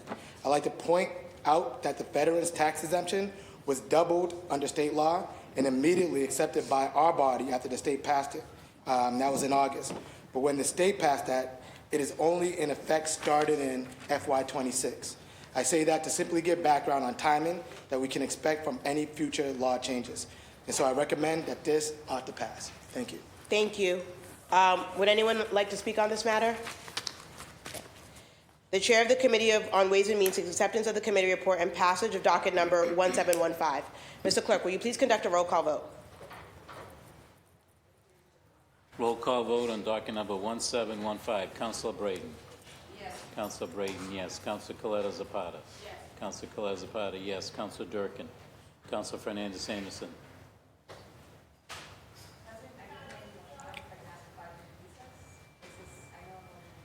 The vote is continuing. Present. Mr. Clerk, please continue. Present. Councilor Fernandez Anderson. Are you present? I am. Okay. Councilor Fernandez Anderson present. Councilor Fitzgerald. Yes. Councilor Fitzgerald, yes. Councilor Flynn. Yes. Councilor Flynn, yes. Councilor Louisan. Yes. Councilor Louisan, yes. Councilor Mejia. Present. Councilor Mejia present. Councilor Murphy. Yes. Councilor Murphy, yes. Councilor Pepin. Yes. Councilor Pepin, yes. Councilor Santana. Yes. Councilor Santana, yes. Councilor Weber. Yes. Councilor Weber, yes. Councilor Worrell. Yes. Councilor Worrell, yes. Councilor Durkin. Yes. Councilor Durkin, yes. Docket number 1715 has received 11 votes in the affirmative and 2 present. Thank you. Docket number 1715 has passed. We are, okay, Councilor Fernandez Anderson, you have the floor. I only needed a couple seconds. Motion to reconsider, please. If my colleague, someone can. Thank you. Yep. All in favor? All opposed? Nay? Okay, thank you. Sorry, yay. We have one on the floor. So, Yes. It's a yes. okay, Mr. Clerk, would you please record her as a yes vote on docket number 1715? Thank you. The chair recognizes Councilor Mejia. You have the floor. Thank you, Madam President. So that I'm clear, was this the hearing that we just had earlier this morning? Okay, so motion to reconsider, I'm a yes on that one. Is that motion to reconsider seconded? Yes. All in favor, say aye. Okay, Mr. Clerk, please record her as a yes. Yes. We're now on to motions, orders, and resolutions. Mr. Clerk, would you please read docket number 1834? Docket number 1834, Councilors Braden and Louisian offer the following. Petition for a special law regarding an act requiring the broker fees in the city of Boston to be paid by the party who solicits a licensed broker. Thank you. The chair recognizes Councilor Braden. Councilor Braden, you have the floor. Thank you, Madam President. Could I request to suspend the rules and add Councillor Pepin? Councilor Braden seeks suspension of the rules to add Councilor Pepin as the third original co-sponsor. Seeing and hearing no objections, Councilor Pepin is so added. Councilor Braden, you have the floor. Thank you again to Councillors Pepin and Santana for including me on the hearing order filed last week regarding broker fees. And thank you to Councillors Louis-Jean and Pepin for co-sponsoring this with me today. As I mentioned last week, over the past 2 years, my office communicated with staff from cities such as Northampton that have sought to regulate the practice of tenant pay broker fees for landlords' solicited real estate services. We also raised this proposal with the Mayor's Office of Housing and the Office of Intergovernmental Relations, particularly when the City Council considered tenant protection measures such as rent stabilisation. I represent a district with a significant share of the city's and the region's residential rentals, large apartment buildings and off-campus student housing. Residents of the City of Boston, working families, young professionals and students, whether here temporarily or intending to settle long-term, are severely cost-burdened. The unregulated practice of tenant-paid broker fees in the rental process places undue burdens on prospective tenants. The housing crisis enables property owners to pass broker fees on to tenants who did not solicit those services, worsening inequities in the housing crunch. Over the years, there have been investigations testing fair housing compliance by the Boston Foundation, Suffolk University Law School, the National Fair Housing Alliance, and the Housing Rights Initiative.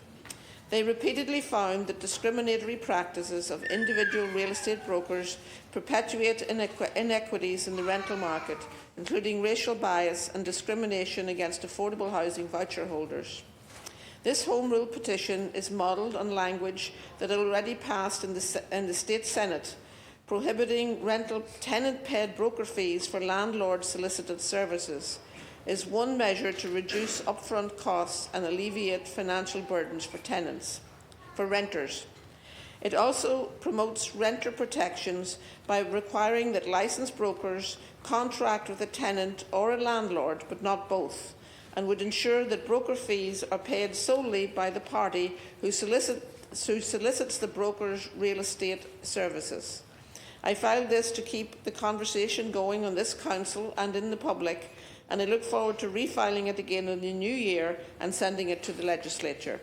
Thank you, Madam President. Thank you, Councilor Braden, and I had a whole thing prepared, but it was a long meeting, so I'm not going to go into it, but I want to just thank you for your leadership on getting this, filing this home rule petition on brokers' fees. There's been a lot of conversations this term and last term about it, and look forward to continuing the work. The chair recognizes Councilor Pepin. You have the floor. Thank you, Madam President, and thank you so much for our colleagues, Councilor Braden and Council President Louis-Jean, for adding me on this very important home rule petition.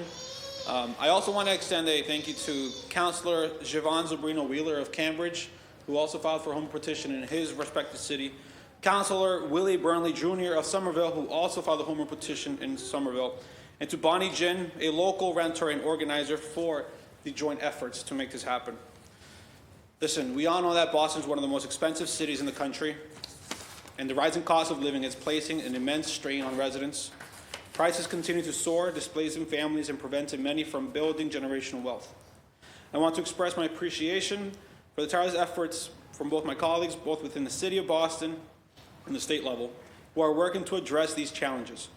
I also commend organizations like the Boston Foundation and the Suffolk University Law School for their commitment to facilitating important conversations around these issues through their scholarship initiatives. Our city stands as one of the most innovative and advanced hubs in the world, politically, medically, and technologically, and we owe much of this to our residents. However, Boston continues to be one of the only major cities in the entire country that allows forced paid broker fees. Up until this past month, New York City banned it in their city council, which leaves the city of Boston alone.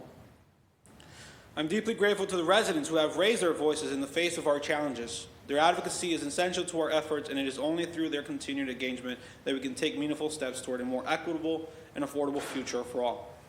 I also want to acknowledge that this is just the beginning of a long process.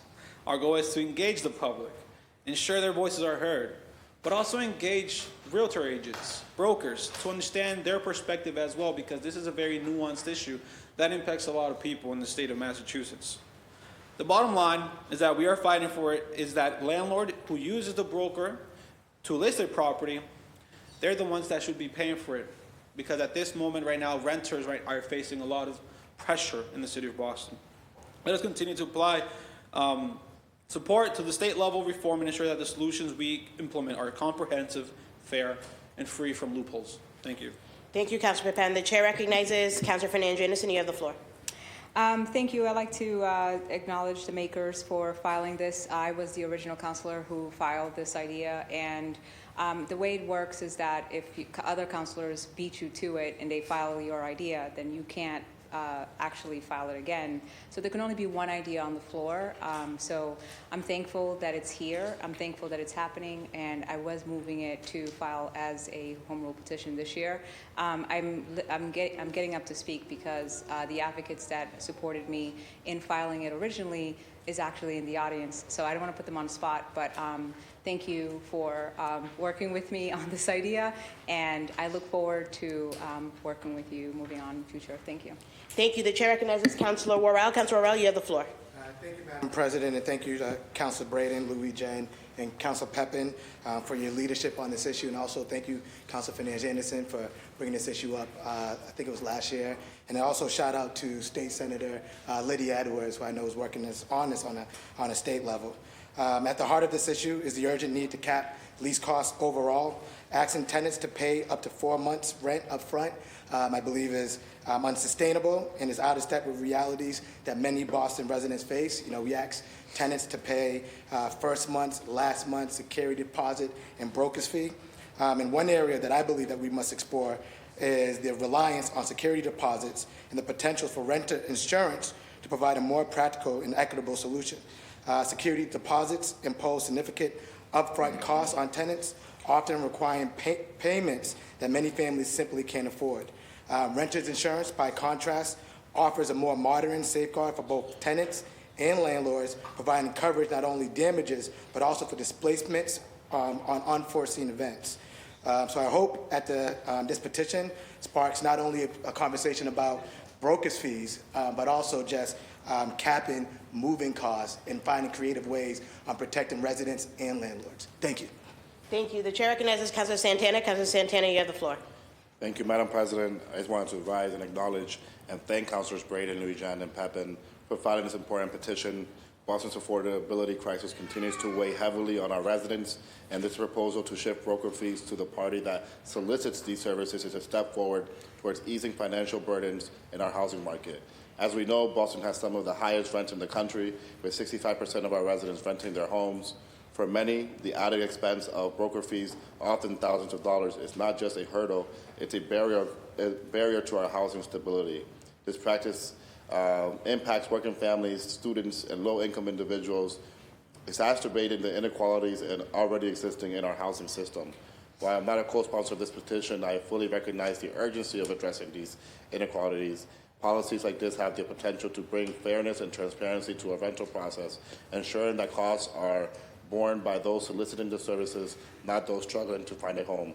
I look forward to following this conversation closely, engaging with stakeholders, and supporting initiatives that prioritize equity and affordability for our Boston renters. Thank you, Councilor Santana. The chair recognizes Councilor Mejia. You have the floor. Thank you, Madam President. So I just want to thank the sponsors for filing this home rule petition. Really super excited. And while I have the floor and the mic, I think it's also really important for us to really think about things that we can do right now on the council, like just a little bit more in terms of equity and displacement. I'd love to see a displacement tax, because we get displaced all the time, and then we have to move to cities outside of Boston, and then we start commuting here. And while I do appreciate this as something that we can do, but there's things that we can do that we should hold ourselves accountable to as well, because we are displacing Boston residents at an alarming rate, all in the name of trying to keep us here, but every time we turn around, they're making it harder for us to stay here. So I want to note that for the record. And then secondly, I do think that it's really important for us to really think about this conversation because as it relates to these broker fees, sometimes the brokers are charging the landlord and they're charging the renter, they're charging everybody, and everybody, that has to be a part of the conversation when we send this over to the State House, our parents, to give us permission to do our own business. I think that we should also consider an opportunity for us to talk about how they're also double dipping. That should be part of the conversation. Thank you. Would anyone else like to speak on this matter? Would anyone else like to add their name? Mr. Clerk, please add Councilors Clara Zapata, Durkin, Fernandez Anderson, Mejia, Santana, Weber, Worrell. This docket number 1834, will be referred to the Committee on Government Operations. Mr. Clerk, would you please read docket number 1835? Docket number 1835, Councilor Murphy offer the following. Petition for a special law regarding an act authorizing the City of Boston to increase its residential exemption. The Chair recognizes Councilor Murphy. You have the floor. Thank you, Madam Chair. I filed this home rule petition aimed at increasing Boston's residential exemption from 35 to 40 of the average assessed value of all Class 1 residential parcels. This proposal is not merely a technical adjustment. It is a direct response to the economic pressures we are all hearing from our residents that we know they are facing. The residential exemption has long been a cornerstone in alleviating the property tax burden for owner-occupied homes, particularly benefiting seniors, families on fixed incomes, and those striving to remain in their homes amidst the rising housing costs and just cost of living here in the city. In light of the recent failure of the property tax reclassification home rule petition, which sought to shift a greater portion of the tax burden from residential to commercial properties, many homeowners are understandably concerned about potential increases that they know are coming to their tax bill. This uncertainty, which we've all been hearing from residents, underscores the urgent need to expand the residential exemption to provide additional relief to our homeowners. By increasing the residential exemption, we can offer immediate financial relief, helping to stabilize tax bills and protect them from sudden increases. This measure is especially crucial as we continue to face rising housing costs and economic challenges. I would like to add also that almost always an increase in a tax bill or interest rates on mortgages are passed on to tenants, so this would also protect our tenants who are renting from these homeowners. By increasing, I understand that we have just voted to set the residential exemption at 35. However, it is imperative that we act swiftly to advance this petition to the State House in the new year. My goal is to have legislation passed and to work together here on the Council, as it represents a proactive step toward ensuring that Boston remains a city where residents can afford to live and thrive. So I'm looking forward to working on this as soon as we can and work together to send this up to the State House. And as we have learned for the past 3 years, not just in recent home rule petitions that have gone up there, that it is on us to continue to lobby and work alongside our colleagues at the State House. So when we do pass important bills up to them, that we see them through and help try to pass them there. Thank you, Madam Chair. Thank you. Would anyone else like to speak on this matter? Would anyone else like to add their name? Mr. Clerk, please add Councilor Flynn. This docket will be referred to the Committee on Government Operations. Mr. Clerk, would you please read docket number 1836? Docket number 1836, Councilor Flynn offer the following. Order for a hearing to discuss establishing an ethics committee at the Boston City Council. Thank you. The Chair recognizes Councilor Flynn. You have the floor. Thank you, Madam Chair. I am calling for a hearing to discuss establishing an ethics committee at the Boston City Council. We have been placed in positions of public trust. We should demonstrate the highest standards of positive leadership. I believe establishing an ethics committee will provide more oversight and transparency here at the Boston City Council. There is precedent with ethics committees at the Massachusetts State House, the U.S. Congress. At the municipal level, the New York City Council also has a committee on standards and ethics. The residents of Boston deserve the highest standards of leadership from city officials. Thank you, Madam Chair. Thank you, Councilor Flynn, and thank you for this filing. I just want to state that we have two upcoming sessions. I've already spoken to the Public Engagement Department at the State Ethics Commission. We'll have 2 additional trainings from the State Ethics Commission. The dates have already been set, January 17th and June 6th. This is a worthwhile discussion. The city councils that I know that have ethics committees are much larger, like Chicago and New York, 50-member city councils. There's also an issue of like the hens watching the hen house. I've worked in my previous capacity in private practice as a lawyer on one ethics investigation, and I don't think that that makes me, knights me to be able to investigate or to have jurisdiction over my peers on those questions. I do think it's a worthy conversation, but I just want to just state as president of the council what my fears are. And I think that there's an importance to the independence of the people who are doing the ethics reviews. We're a small body. There's oftentimes politics that people can and can't see happening. And so that's something that I'm concerned about. But I think that it will be a worthwhile discussion and we can have one to see what we can do. But I just wanted to point out that the State Ethics Commission that has jurisdiction over the state ethics laws, they will be doing 2 trainings for us early in the year. And if we need more, we'll do more. Historically, it's just been 1 a year, but we will be doing more. The chair recognizes Councilor Mejia. Councilor Mejia, you have the floor. Thank you, Madam President. So I want to thank my colleague for filing this, and while I respect the intent behind Councilor Flynn's proposal, I strongly believe that our focus should remain on advancing the work that we've already begun to create an independent inspector general, right? Because I don't think it's just the city council that needs to be overseen. I think every single city department, the whole government needs to be taken care of. So I think it's important for us to look at the city as a whole. And our office is already working on creating the Office of Inspector General for Boston, which represents a transformative step forward for true accountability and transparency, not just for this council, but across all city departments. The Ethics Commission's model, though well-meaning, offers a very limited and intentional approach that risks duplicating efforts already in place. Counselors and staff currently participate in annual ethics trainings, and as you heard from our president, we're going to do more of that. And we have the tools to address conflict of interest. What we lack and what we need urgently in this moment is a robust, independent mechanism to provide comprehensive oversight and accountability across all city departments. That is precisely what the Inspector General's office is trying to do in this moment in time. I'm not sure where the political will stands with that, but we shall see. As Ethics Committee, it is it's very design focusedly narrow just on the council, and in contrast, the Inspector General will bring impartiality and broad authority and capacity to investigate efficiencies, fraud, misconduct, wherever they may occur. This office will be independent of political influence, ensuring that every department and every official operates transparently and in service of the people, not of themselves.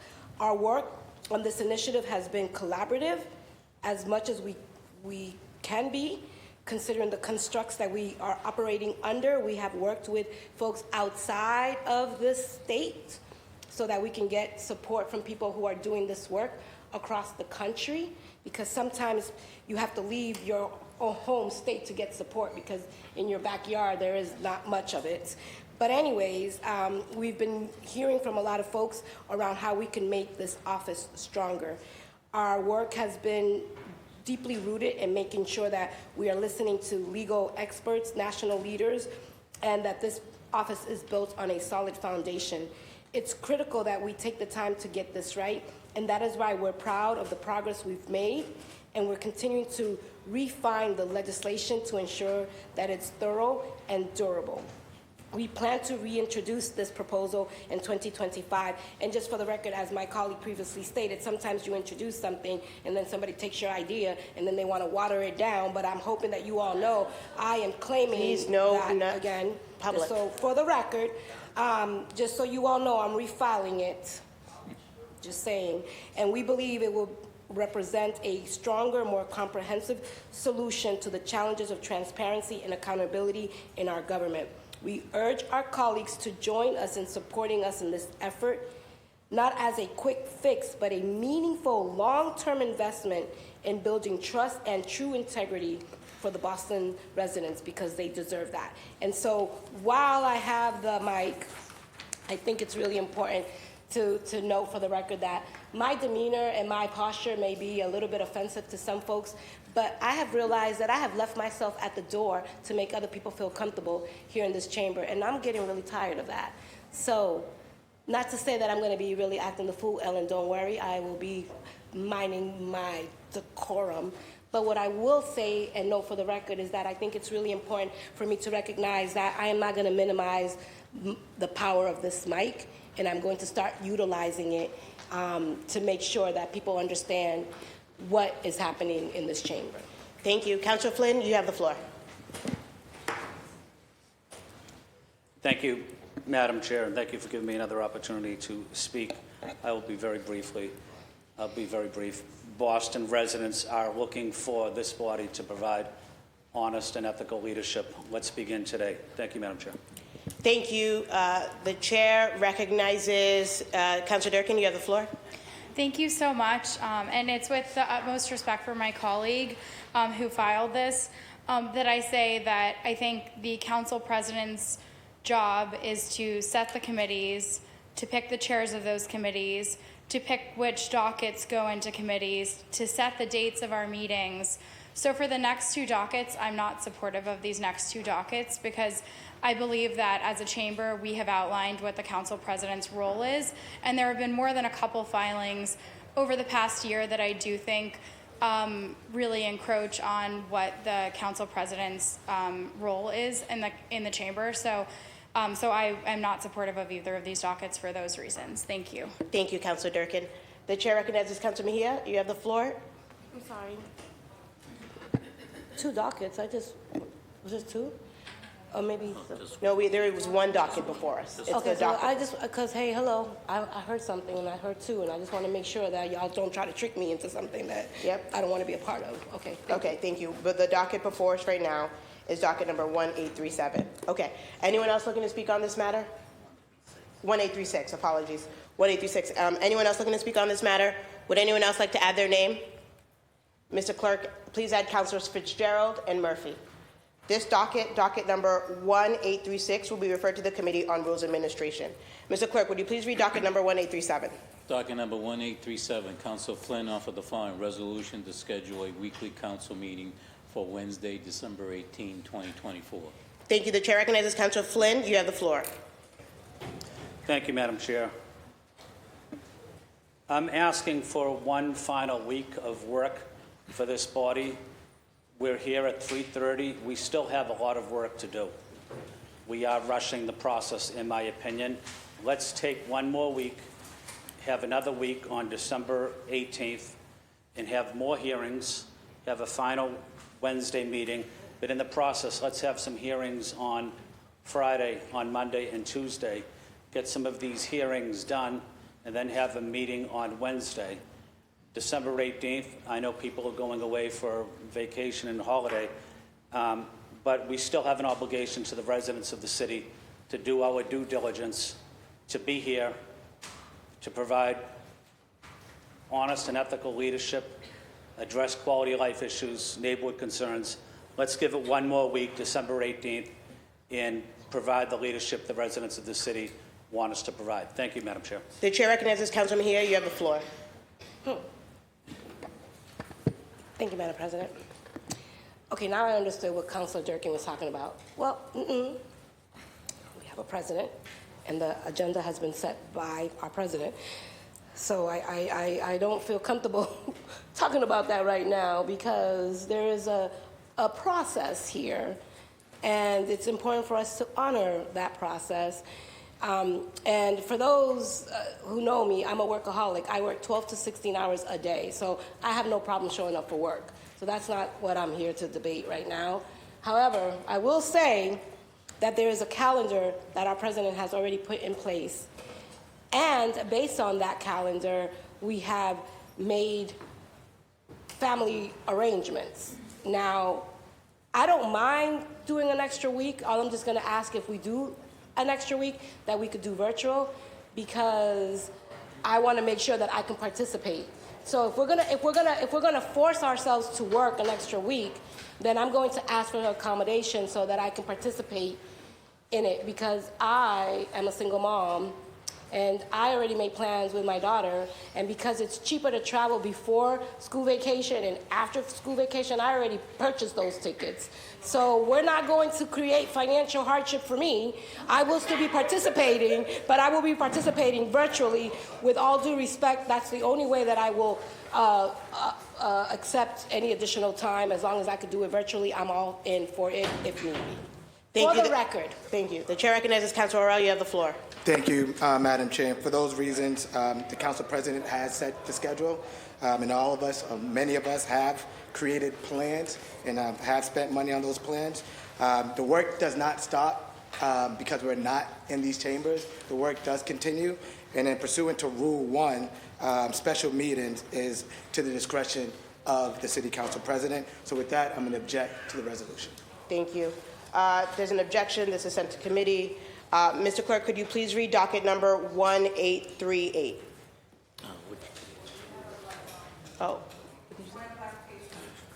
Oh, sorry, okay. But I'll enter a point of clarification. Yes. Sorry, Madam President, thank you. There were other folks with lights on. I'm happy to wait my turn, and my lights were on, so. You may speak on this docket. Sorry, I'd like to be courteous with my colleagues. I'll wait for my turn. I don't know if anyone else has their light on. They do. Okay. Madam Chair. But this docket, just so we're clear, this docket is sent to committee, and once dockets are sent to committee, there's usually no additional discussion. So the docket has been sent to committee. Madam President, this is why you can't break the rules. If you are going to pause a motion on the floor to allow people to speak because you want to be courteous, I sympathize with that and will not object and will not stand up and say anything and allow you to allow my colleagues to speak, although breaking the rules.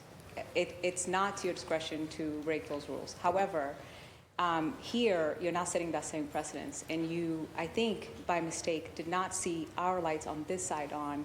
I'm asking courteously that you allow for the conversation to continue and then go to committee. And that's why I put your light on. So Councilor Fernandez-Anderson, if you would like to speak, you may. And this has happened actually several times in the past where a docket has been sent to committee.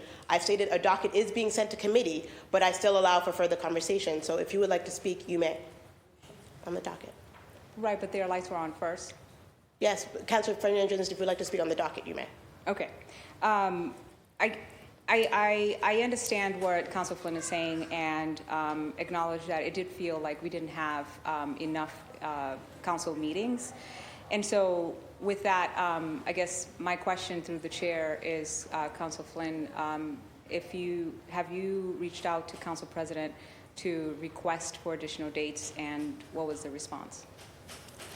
Through the chair, Councilor Flynn, if you would like to speak, you may. Yeah, thank you, Council Fernandez-Anderson. No, I did not speak to the chair. Thank you. Would anyone else like to speak on this docket? It's sent to committee. There's usually no additional conversation. Councilor Flynn, you have the floor. Yeah, thank you, Madam Chair. So when it is sent to committee, there is still debate after that? There is not still debate, but I am also trying to be courteous to my colleagues so that other councilors say, I would like to speak, and so I'm allowing people to speak, but it is sent to committee. But Madam Chair, but in the future, we are able to speak on once a matter is sent into a committee? No, just this time? Just this time. Okay, I'd ask that we end discussion if that's the rule. Okay, thank you, Councilor Flynn. I respect your opinion. Would anyone else like to speak on this matter? Okay, thank you very much. Mr. Clerk, we are moving on to docket number 1838. Mr. Clerk, would you please read docket number 1838? Docket number 1838, Councilors Braid and Mejia offer the following. Resolution supporting the full disbursement of unspent appropriations for participatory budgeting for fiscal years 2023 to 2025. Thank you. And I just want to clarify for docket number 1837 that was sent to committee, that will be sent to the committee on the whole. Okay, thank you. Councilor, Committee on Rules and Administration. Councilor Braden, you have the floor on docket number 1838. Yep. Thank you, Madam President. Yes, docket 1838, a resolution supporting the full disbursement of unspent appropriations for participatory budgeting from financial year 23 through financial year 25. I wish to suspend the rules and add Councillor Worrell as a third co-sponsor. Councillor Braden seeks to suspend the rules and add Councillor Worrell as the third original co-sponsor. Seeing and hearing no objections, Councillor Worrell is so added. Councillor Braden, you have the floor. Thank you. Through the ongoing participatory budgeting community process, the first round of proposed projects will be voted on in early 2025. The target areas for proposed projects range from economic development, affordable housing, community health, transit safety and mobility, environmental initiatives, neighbourhood quality of life, youth jobs and recreational activities. I want to acknowledge the advocacy of the Better Budget Alliance, a citywide, multilingual grassroots coalition of organisations seeking to engage all residents in a community-led participatory budgeting process in our city. Over the last several budget cycles, this body has adopted appropriation orders that included funds for the purpose of supporting participatory budgeting projects themselves, not just the city's administrative costs of operating the programme. In financial year 22, adopted budget included a $1 million non-personnel appropriation. Financial year 23 budget adopted a budget including $2 million of participatory budgeting, which was transferred to the Special Revenue Fund. Financial year 24 adopted a budget including $1.75 million special appropriation, and financial year 25 adopted a budget including $1.4 million in special appropriations. State law requires that at the end of each fiscal year, unspent departmental appropriations return to the general fund to be appropriated through the following year's budget cycle. However, the City can work toward allocating the cumulative amount that we have previously adopted specifically to support projects. This resolution expresses the support of the City Council for the full disbursement of unspent appropriations for the purposes of supporting participatory budgeting projects by using funds we approved for fiscal years 23, 24 and 25. Moving forward, we support the use of the full amount of available appropriations to be allocated for participatory budgeting each fiscal year. And I wish to suspend and pass this and request a roll call vote. Thank you, Madam President. Thank you. The chair recognizes Councilor Mejia. Councilor Mejia, you have the floor. Thank you, Madam President, and thank you to Councilor Braden, and I'm happy to hear that our chair Ways and Means is joining us on this little journey we're about to go on.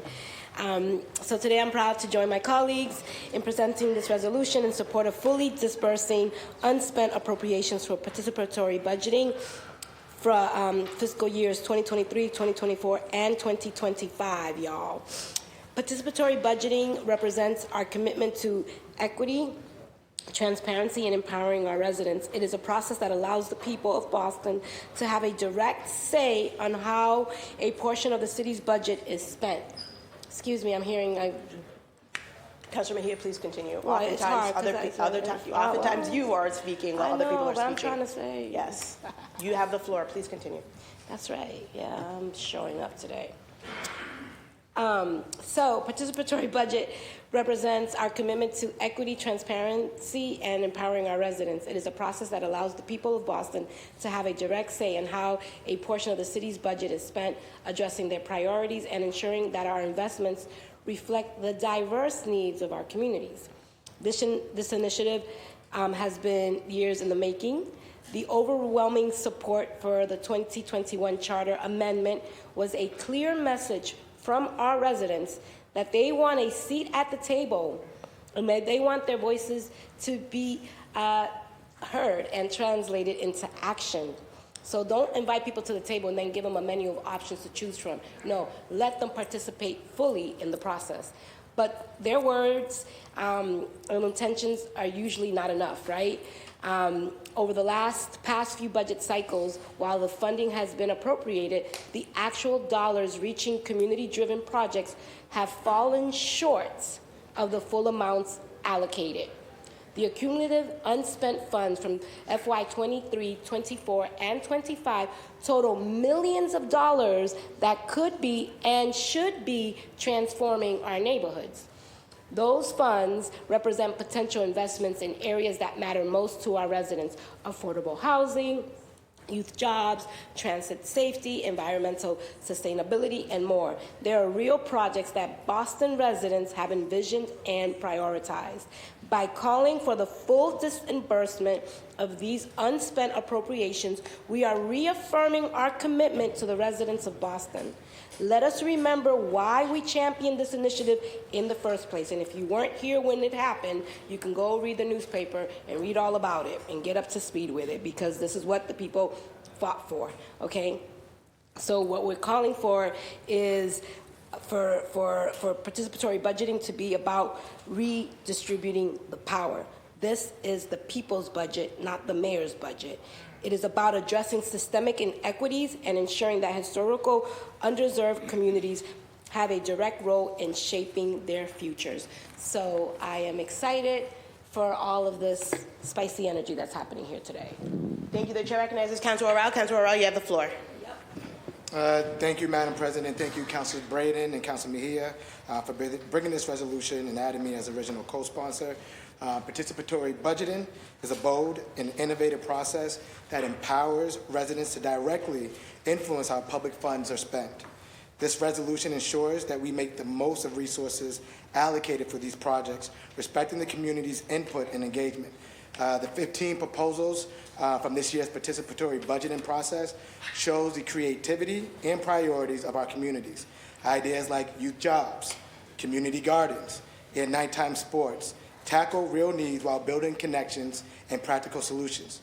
Whether it's increasing access to healthy food, creating safe spaces for youth, supporting elderly residents, or adding benches at our bus stops, these ideas reflect the diverse needs of our neighborhoods. Moving these projects forward ensures participatory budgeting makes a real difference across our city. This resolution ensures that innovative ideas our residents had put forward are acted on and funded. Thank you. Thank you, Councilor O'Rourke. The chair recognizes Councilor Flynn. You have the floor. Thank you, Madam Chair. Madam Chair, I'm going to object to this so it'll go in committee.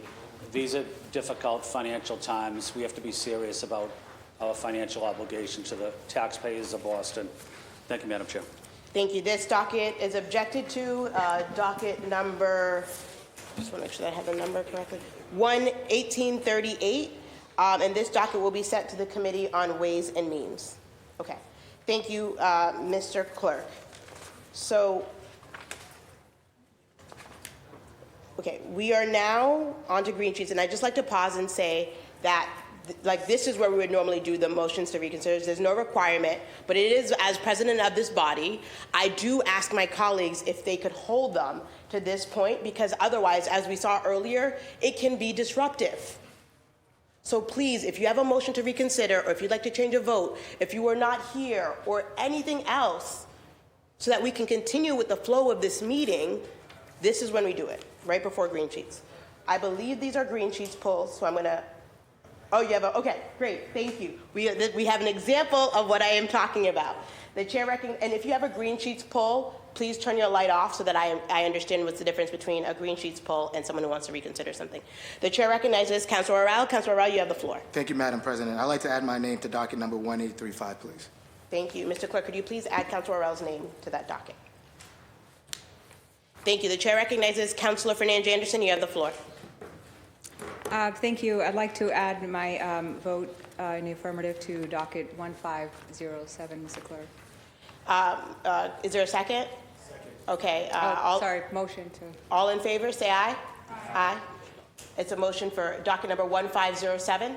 It wasn't to reconsider. I wasn't here. Okay, to add your vote in the affirmative for docket number 1507? Correct. Okay, thank you. Anyone else on a motion or anything? Okay, thank you. We are now on to, Councilor Fitzgerald. The chair recognizes Councilor Fitzgerald. You have the floor. Thank you, Madam President. Just could you please add my name to docket number 1835? Thank you very much. Okay, please add Councilor Fitzgerald's name to docket number 1835. Thank you. We're now on to green sheets. Shout out to my nephew and his classmates who are here visiting City Hall. I couldn't not shout you out. I know you're embarrassed. Okay. We are now on to green sheets. The chair recognizes Councilor Weber. Councilor Weber, you have the floor. Thank you, Madam President. I would like to pull docket number 1768, which is on page 12 of the green sheets. 1768, thank you. And thank you, Councilor Weber, and thank you to all of the councilors who gave central staff your green sheets pulls, because it really does help. And we do have that one, so thank you. Docket number 1768, and you are the chair of that committee. Mr. Clerk, could you please read the docket into the record? From the Committee on Labor, Workforce, and Economic Development, docket number 1768. Message in order authorizing the City of Boston to accept and expend the amount of $195,690.30 in the form of a grant for the WIOA Adult Activities Administration Grant awarded by the United States Department of Labor, passed through the Mass Hire Department of Career Services to be administered by the Office of Workforce Development. The grant will fund the creation of seamless system of adult education, workforce preparation, and training services. Thank you. Absent objection, the motion of the committee chair is accepted and the docket is properly before the body. Councilor Weber, you have the floor. Thank you, Madam Chair. This $195,000 is where I'm recommending that we accept and expend it on behalf of the Office of Workforce Development. This money comes to the city through the Workforce Innovation and Opportunity Act, in which federal funds are awarded to the Commonwealth's Executive Office of Labor and Workforce Development. This money supports the administration of Boston's federally funded workforce development system. The system includes 2 Mass Hire Career Centers, Mass Hire Downtown Boston, which is operated by Jewish Vocational Services, and the new Mass Hire Boston site operated by ABCD that's slated to open in Nubian Square in January 2025. The Workforce Innovation Opportunity Act provides services for laid-off and low-income workers, as well as young adults ages 18 to 24. The $195,000 up for consideration is solely for the administrative portion of these funds and will allow the city to fulfill its mission under the Workforce Innovation Opportunity Act. Thank you. Thank you. Okay, so any discussion on this matter or question on this matter that's before the body? Councilor Mejia, you have the floor. Thank you, Madam President. I just want to, for all of these green sheets, just so that I'm clear, all of these things have to happen today, and all of these dollars that we're going to be moving, we have to vote on it today, because if we don't vote on it today, we lose it. So I can take that question. That is not the case, okay. But it is in the discretion of the chair of a committee to pull something from the green sheets. Absent objection, I mean, anyone can object if they disagree, but yes. Okay. No, I just want to be clear, because I believe there's going to be lots of those lights popping up today. But I hope not, I don't know, but I just want to be clear that if I'm a process person here, so please indulge me. I just want to make sure that we're not doing this because we're on a deadline here. Okay. Yep. The chair of a committee can pull something from the green sheets. If there's a councilor who objects to it, they should note their objection, and then there'll be a poll of the committee, and then it will either move forward to a vote or it will remain in committee. Councilor Murphy, you have the floor. Thank you, and thank you, Chair. And I do appreciate that there is a new procedure that you ask us to let the clerk and central staff know ahead of time. I know some councilors, I know Councilor Coletta Zapata's office has sent individual emails. Could we make it practice going forward that if councilors know they're pulling, that they don't just let central staff know? Because many times I don't know to object or not, because I haven't heard what the councilor said and I haven't heard their reasoning for wanting to pull it. So sometimes after I've heard the reason, I know it's too late to object. So maybe going forward we could consider that, so we have time to research and not just be, I mean, I do print out the green sheets, I can flip the pages, But while we're trying to learn what it is and why we can guess why they're pulling it forward, it would be better to just come prepared if we wanted to come prepared. Thank you. Thank you, Councilor Murphy. We'll look into that to the extent that we have notification of the green sheets. We'll look into whether we're able to do that. Anybody on this docket? Okay, the chair recognizes Councilor Flynn. Councilor Flynn, you have the floor. Thank you, Madam Chair. To the chair of the committee, could the chair of the committee let us know when this hearing took place? Through the chair, Councilor Weber, if you'd like to respond as to when a hearing took place on this docket, you may. Sure. There was no hearing. This was referred to my committee, or the committee on December 4th. And just trying to get federal funds in before the change in administration, and this seemed fairly straightforward. Thank you. That's why I brought it. Councilor Flynn, would you like to speak? Continue. Okay, Councilor Flynn, you have the floor. Thank you, Madam Chair. Thank you to the chair as well for that answer. I'm not going to object. I think it's important that we allocate these funds, but that's a reason why I asked for an additional week, so we could actually learn about some of these grants and talk about them and ask administration officials about them. I think residents want us to do our due diligence, and that includes being here and asking questions on particular grants that are before us. Thank you, Madam Chair. Thank you. Councilor Coletta Zapata, is that a green sheet? Is it separate, a green sheet spoke? Okay, thank you. Would anyone else like to speak on this matter? Okay, thank you. Councilor Weber seeks passage. The chair of the Committee on Labor, Economic Development, and Employment seeks passage of this docket number 1768. All those in favor say aye. Aye. All opposed say nay. The ayes have it. This docket is passed. The chair recognizes Councilor, I believe Councilor Coletta Zapata, you were next. Councilor Coletta Zapata, you have the floor. Thank you, Madam President. I'd like to pull docket 1677 from page 7. It's in the Environmental Justice, Resiliency, and Parks Committee. Okay, thank you. Mr. Clerk, could you please read docket number 1677 into the record? Oh, okay. Well, it's going to take us 1 second. Environmental justice.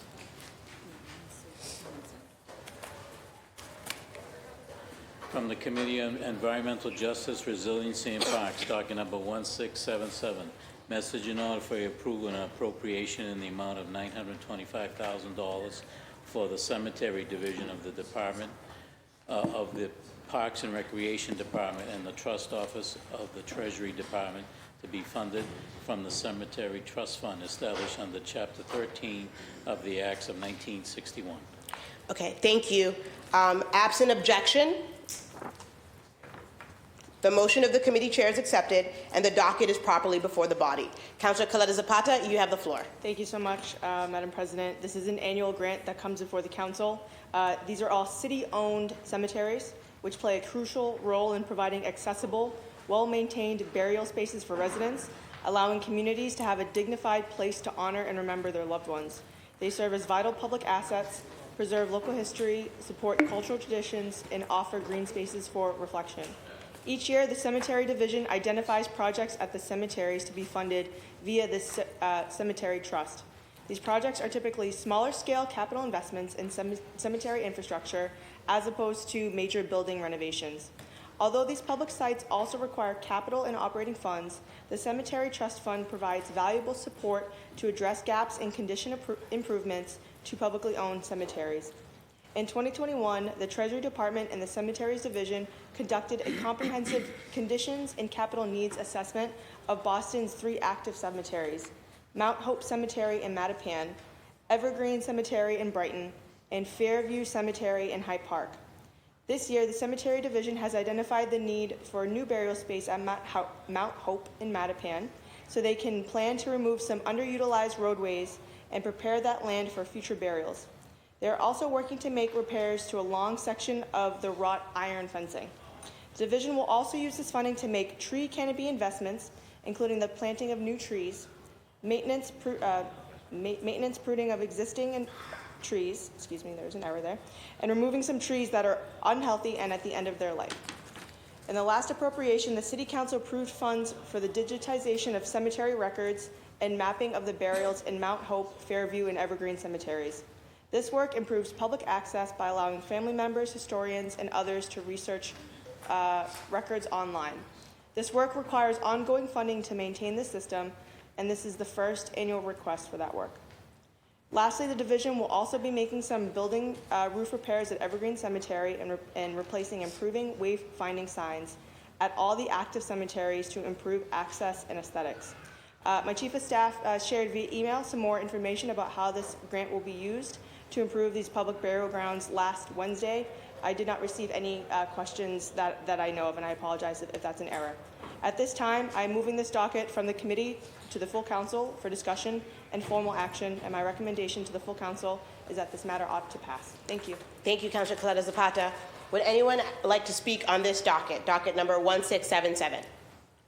The chair recognizes Councilor Braden. Councilor Braden, you have the floor. Thank you, Madam President. As Evergreen Cemetery in Brighton is a historic Civil War era cemetery, and I have family members buried over there, and many of the issues that Councillor Coletta Zapata mentioned with regard to maintenance, tree removal and tree planting are all very pertinent at this moment in time. So I stand in support of the passage of this docket. Thank you. Thank you. The chair recognizes Councilor Orrell. Councilor Orrell, you have the floor. Thank you, Madam President, and thank you, Councilor Coletta, for bringing this docket forward. Just want to give a big shout out to the Mount Hope and Canterbury Civic Group, Rick Yoder and Lisa Beatman, who have continuously advocated for more improvements and more investments inside of Mount Hope Cemetery. So I'm looking forward to voting yes on this funding. Thank you. Thank you. I'd also like to echo and thank Mount Hope and Canterbury Neighborhood Association for all the work that they do. It's incredible the work that our Parks Department does, specifically around cemeteries. There's so much to know, and they do need so much funding and support for the work that they do. So just my enthusiastic support. We had a hearing about the needs of our cemeteries, the city-owned cemeteries, and the need really is great. So thank you, Madam Chair, for putting this docket forward, and I just want to shout out again to the Cemetery Division for all the incredible work that they do to really help our families grieve, especially those who have a loved one passed away and they don't necessarily have the money to bury anyone. The great work of the Louis D. Brown Peace Institute in helping our families, but the city also shoulders a lot of that work, and our parks, our cemeteries, our parks need all of the funding and support that they can get. So just wanted to state that, and thank you, Councilor Coletta Zapata, for moving on this one. Okay, would anyone else like to speak on this matter?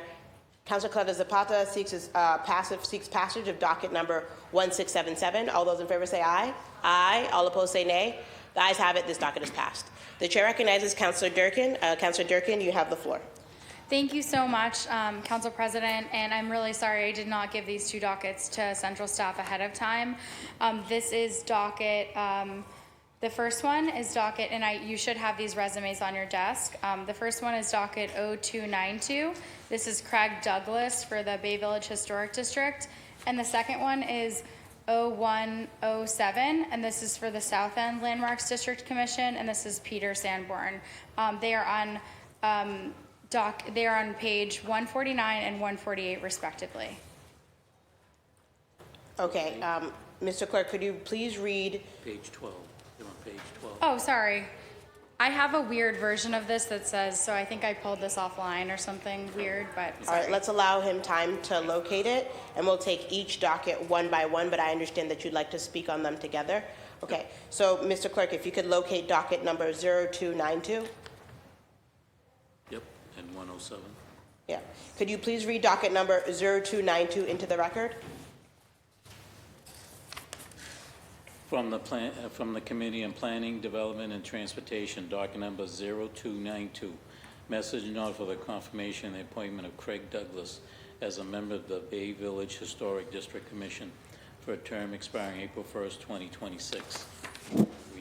Yes, please read the other docket as well. And the other docket is from the Committee on Planning, Development, and Transportation, docket number 0107, message note for confirmation of the appointment of Peter Sanborn as a member of the South End Landmark District Commission for a term expiring June 30th, 2025. Okay, thank you. Absent objection, the motion of the committee chair is accepted, and the docket, the first docket, 0292, is properly before the body. I'm now going to do the same thing for docket number 0107. Absent objection, The motion of the committee chair is accepted, and docket number 0107 is properly before the body. Councillor Durkin, you have the floor. Thank you so much, Council President. These two dockets are two highly qualified individuals. One that's going for the Bay Village Historic District and is only being nominated as an alternate, and the other who is on the who is going for the South End Landmarks District Commission. Both of these dockets, there had been a miscommunication around them appearing before the committee, and so I just want to, in respect for their time and in respect to all of their civic leadership, their resumes are in front of you. I really hope that we can get them both done. I did communicate, and my chief of staff sent an email to the district councilor's chief of staff that we were planning to pull these two dockets. And Craig Douglas, I just want to share a little bit about him. He's a member of the Bay Village Civic Association, a member of the planning group. He's practiced for 30 years, and he's being nominated as an alternate to the Bay Village Historic District. I feel like his leadership and his resume really, hopefully at some point he'll be a full member of the Bay Village Historic District, but I hope that we can get him today as an alternate, and that's 0292. And then Peter Sanborn, which is 0107, is a resident of the South End since 1977, served as an alternate of the South End Landmarks Commission from 2007 to 2020, and was a planning consultant for over 40 years and was principal of his own firm. Both of these are highly qualified, and given that they've made an attempt to be present, but there was a miscommunication, I would like to get these off of our dockets. I also want to share, during one of my first hearings that I had in this committee, it was made known to me that one of these historic district commissions, a person had to appear because someone had died in their family, and the next day they had to appear because they didn't have quorum. So the day after someone important in their life passed away, they had to show up because they did not have quorum. So that's, I think if anyone's asking, like, why is there urgency around these two dockets, the urgency really is around these two important commissions having quorum, and that we're not putting these civic leaders in a place where they have to appear or there's no quorum. So thank you so much. Thank you. I hope my colleagues will vote in support of these two today. Thank you, Councillor Durkin. The chair recognizes Councillor Mejia. You have the floor. Thank you, Madam President. And I just want to thank Councillor Durkin for last week's Lunch and Learn, I believe it was. Thank you for hosting that. It was really very, it was an opportunity for us to learn about how difficult it is to get people to even participate in this commission. And oftentimes it's because there is an issue of equity, right? It's not a paid, the position is not paid. And so we were talking about how we make it more accessible to folks. Like some folks don't even know how to utilize, they don't even have digital tools to be able to participate in the work. So I haven't gone through that luncheon. I have more of an understanding and more respect for how difficult it is for to even get nominated. So don't worry, I'm not standing up to delay or say no, don't worry. I just want to acknowledge how difficult the work is. And while we're thinking about next year, I think that it's important for us to recognize that there are other neighborhoods like Mattapan and Roxbury and Dorchester. Since I got the mic, y'all, I'm going to just name it, that people of color are not participating in these processes, and oftentimes we don't have the opportunities to deem things historical, and like we don't even understand all of the benefits that come from it. So I think that there is an opportunity for us on this council to really educate the public about what this really means and why it's so important for us to pay attention to this. So I just want to say thank you for the Lunch and Learn, and everyone who's paying attention, pay attention. Would anyone else like to speak on these dockets? Okay, Councillor Durkin seeks passage of docket number 0292. All those in favor say aye. Aye. All opposed say nay. The ayes have it. This docket is passed. Councillor Durkin, the chair of the Committee on Planning, Planning, Development, and Transportation, seeks passage of docket number 0107. All those in favor say aye. Aye. All of those opposed say nay. The ayes have it. Both dockets, both have been confirmed. Thank you. Thank you, Mr. Clerk. The chair recognizes Councilor Santana. Councilor Santana, you have the floor. Thank you, Madam President. Mr. Clerk, I would like to pull docket number 1771 for the Committee on Public Safety and Criminal Justice.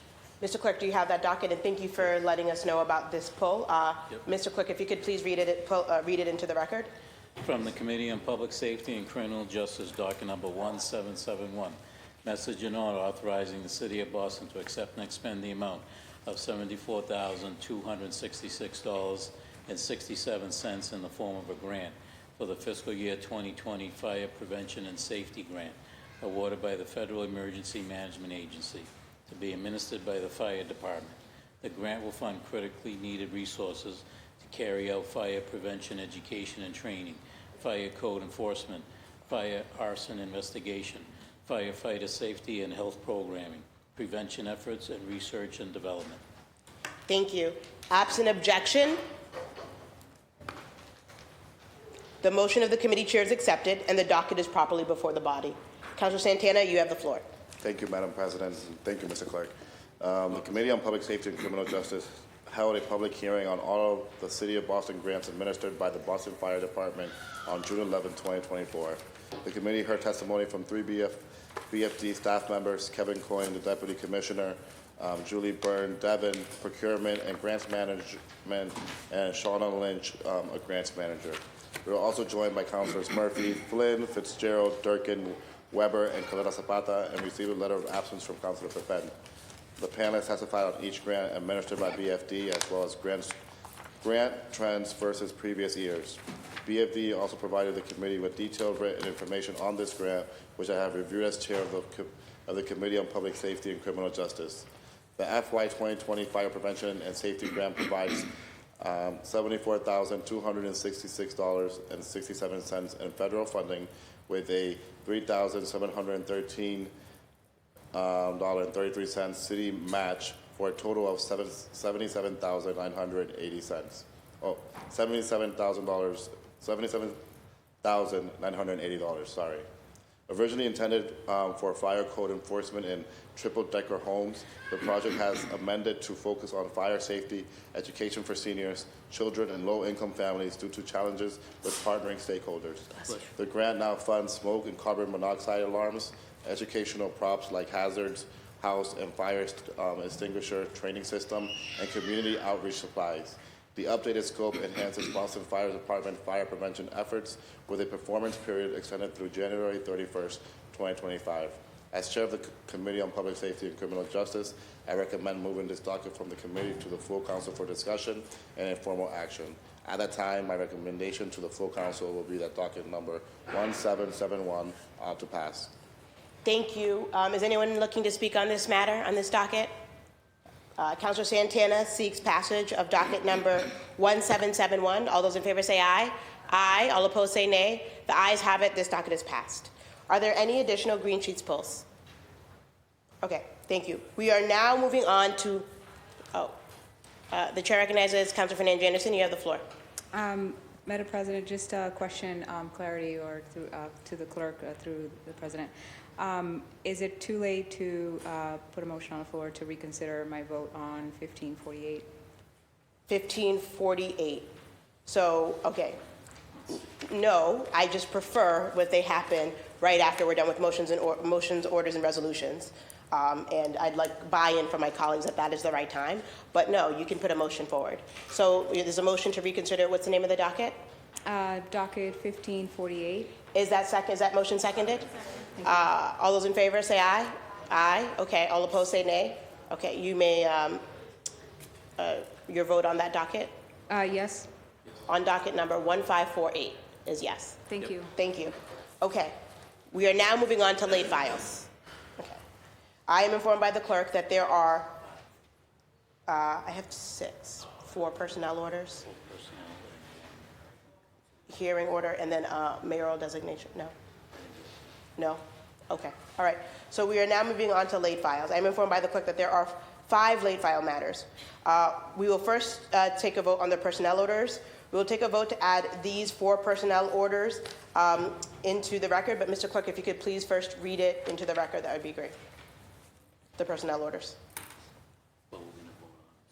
Yeah, well, and then we'll vote after, yeah. Personnel orders, first personnel by Council Louisiane for office staff. The second one is Council Louisiane again for the personnel order for the budget analyst and director of legislative budget analysis. And third personnel order is for the central staff director. And the fourth personnel orders for all council staff. Okay. All those in favor of adding the late file matters say aye. Aye. All opposed say nay. Thank you. These late file matters have been added to the agenda. And I move for passage of these late file matters. All those in favor say aye. Okay. These personnel orders have been adopted. We are now moving on to the hearing order late file. Mr. Clerk, if you could please read it into the agenda. Offered by Councilor Erin Murphy, emergency hearing order regarding the use of non-disclosure, confidentiality, and any and all other types of employment agreements, whereas non-disclosure agreements, confidentiality agreements, and other similar employment are intended to protect sensitive information, but may in certain contexts prove deleterious to the purpose and pursuit of transparent government and a safe, welcoming, and equitable work environment. And whereas recent public scrutiny and growing concerns about the use of non-disclosure agreements within municipal government have created an emergency need for transparency and accountability to preserve public trust, particularly as residents face economic and governance challenges that demand swift and decisive action. Be it ordered that the appropriate committee of the City Council hold a hearing to discuss this and relative parties invited to participate and to provide testimony and recommendations. Thank you. We will take a vote to add this late file matter onto the agenda. All those in favor say aye. There's an objection, so this matter will not be on the agenda. Okay. We are now moving on to the consent agenda. I've been informed by the clerk that there are no additions to the consent agenda. The question now comes on approval of the various matters contained within the consent agenda. All those in favor say aye. Aye. Thank you. The consent agenda has been adopted. We are now on to announcements. Please remember, these are for upcoming dates and events. Going to take a point of privilege and say congratulations to my staffer, Cindy, who is expecting very, very soon. And then congratulations to my other dear staffer, it's still not real, Hoden, who is leaving me after being one of my first staffers here after Emily. And Jesse, I forget what the timing was exactly. Jesse was first, but then you were really right after. And so I'm going to miss you. I still don't believe that you're leaving, but I just am so grateful for all you've given our office, to all you've given City Hall. And I know that you are gonna go on and prosper and be the amazing, incredible young Black woman that you are and thrive. And know that you are always, always, always Team Rootsy, and you are always, always, always part of our team family. Thank you. No clapping. No clapping. Thank you. For upcoming birthdays, we have birthdays coming up in December. So Julissa Curette Rodriguez, Judy Evers, Cora Montrand, Liam Elmis, Melissa Lowe. Happy birthday to those December birthdays coming up here in City Council staff. And happy birthday to two colleagues who have early January birthdays, Councilor Mejia and Councilor Fernandez Anderson. We won't have a meeting before your birthdays, but happy birthday. And happy birthday to Emily Poston, my chief of staff, for her birthday on also in early January. Thank you. Does anyone else have an announcement? The chair recognizes Councilor Braden. I'm just going to go around the horseshoe. Councilor Braden, you have the floor. Madam President, I'd like, if it's possible, to have a motion to reconsider docket number 1838. Oh my God. Okay. Wait a minute. Seconded. Okay. So all those in favor? Okay. There's a motion to reconsider. It's been seconded. Just for abundance of caution, Mr. Clerk, Councilor Braden is calling for a motion to reconsider the vote. On docket number 1838. There was no 1838. There was no vote on that docket. It was objected to and sent to committee. I'd like a motion to for an adoption of the resolution. I'd like to move to adopt that resolution. One moment. We are in a brief recess.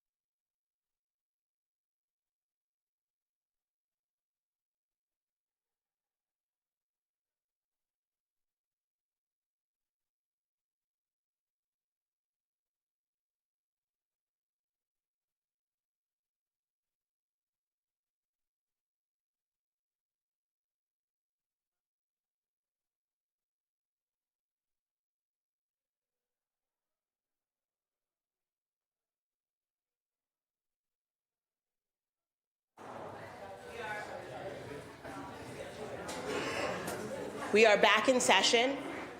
Councilor Braden, I understand you wanted to put forward a motion to reconsider, but we can't put forward a motion to reconsider. A resolution that is introduced on the same day can be objected to, and pursuant to Rule 33 says this rule may only be suspended with unanimous consent. The rule that says that nothing can be voted on may be adopted at the meeting at which it's submitted, and therefore there's no ability to reconsider that. The clerk is on the same page, and our city council are all on the same page. Thank you for your consideration. Thank you.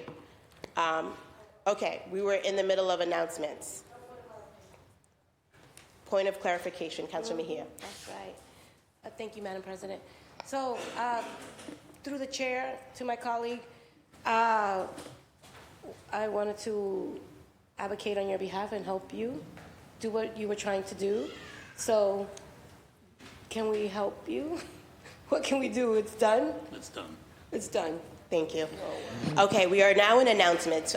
Does anybody, I'm assuming the lights that are on are still announcements. Councilor Caleta Zapata, you have the floor. I'm sorry, I just took a bite of cookie. Oh, I'm sorry. I know, it's been a long meeting. I can't wait till I can take a bite. It's been a Councilor long Caleta meeting. Zapata, you have the floor. It's been a long meeting. Making me jealous. It's been a long meeting, long year. I just want to be sure to thank central staff, especially Megan Kavanaugh. Where are you? Megan Kavanaugh, and I don't want to start listing names. Megan has been incredibly invaluable to me as chair of the Government Operations Committee, so I wanted to say thank you to central staff. Thank you to my staff. You had mentioned also that it's my staff member Judy Evers' birthday. Judy has been with the city since Kevin White. She is essentially the first lady, the mayor of Charlestown.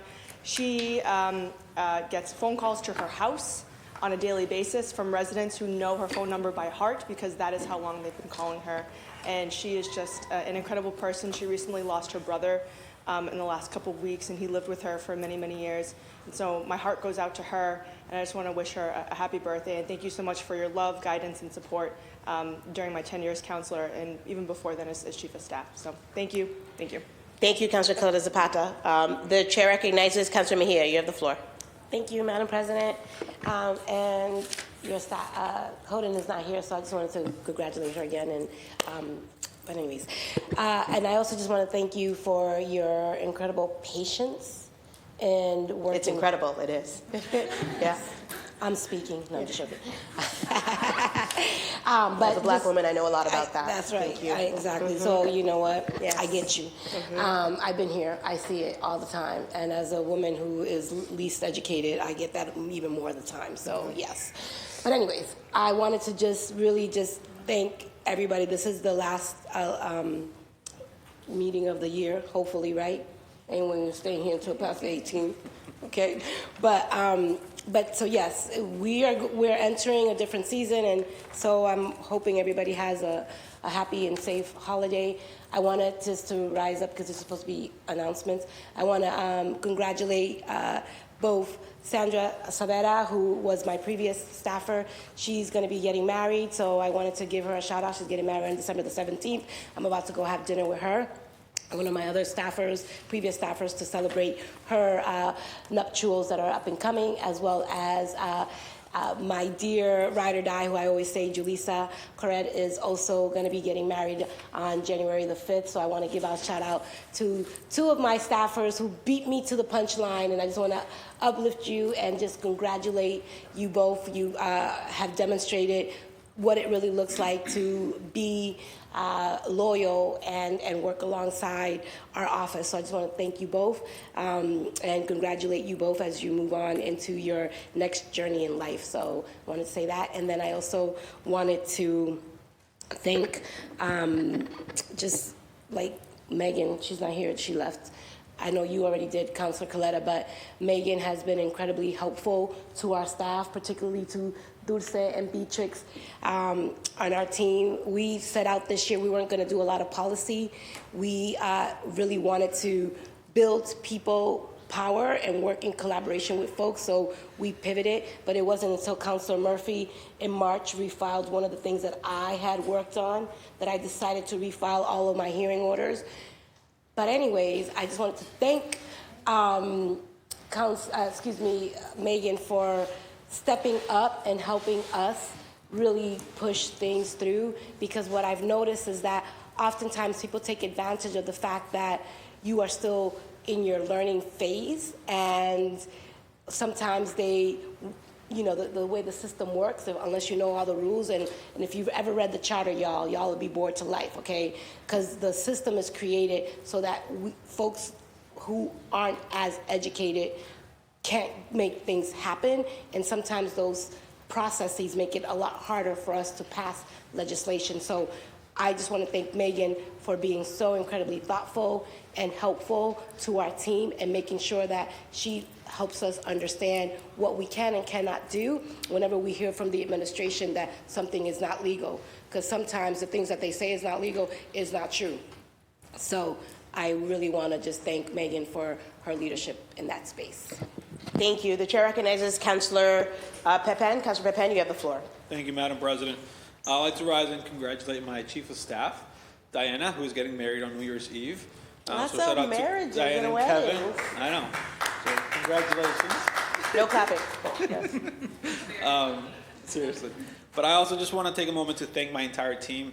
Last week for holding it down, as my family was just dealing with a lot with my son, and but just very thankful that I think we all can agree that our staff are the ones that hold us down, and without them, I wouldn't be able to do my job correctly. So thank you so much to my staff. That's it. Thank you, Councilor Pepin, and I'm happy to hear that about your son. Thank you. The chair recognizes Councilor Weber. Councilor Weber, you have the floor.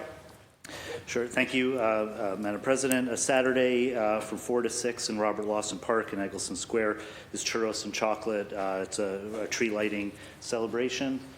Churros, yes, churros and chocolate. There will be at Atherton and Washington. Look forward to seeing people there.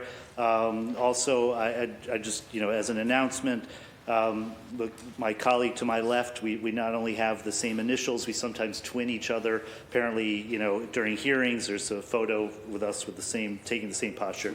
he was named one of the Bostonians of the Year for his work on liquor licenses today in the Boston Globe. So I'd just like to congratulate Congratulations. him. No clapping. Thank you. Okay, no Yeah. clapping, yes. Thank you. And thank you very much. What did you call them? You said you didn't say. What did you call them? Churros. Oh, churros. Okay, there you go. Any other announcements? The chair recognizes Councilor Fernandez Anderson. You have the floor. Thank you, Madam President. I'd like to actually rise in the spirit of thanking people. Thank you to my staff who's been holding me down and all of the work that they do. They do tremendous work. We work very hard. Everyone here knows that we are everywhere and we are working super hard to maintain the work in District 7. But I couldn't have done this work without my constituents.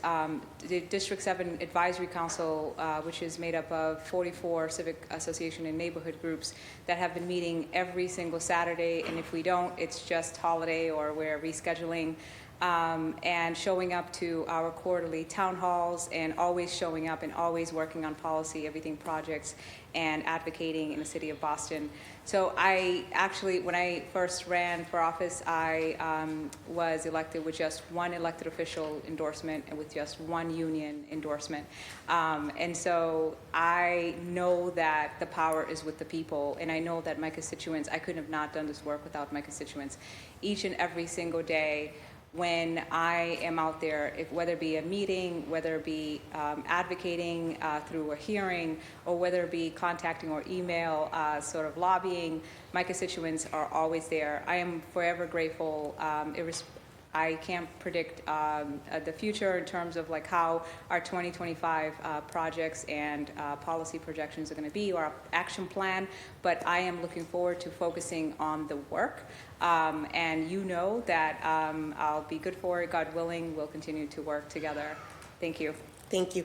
I just want to take a page from the books of my colleagues. Councilor Durkin, I'll let you go, and then I will, because I... Oh, thank you so much. Yeah. I think we really need to thank the clerk, and we need to thank the clerk's team, because I really, the day after Thanksgiving, I was here late, he was here late. It's kind of funny how we take some of the folks that we have around us for granted.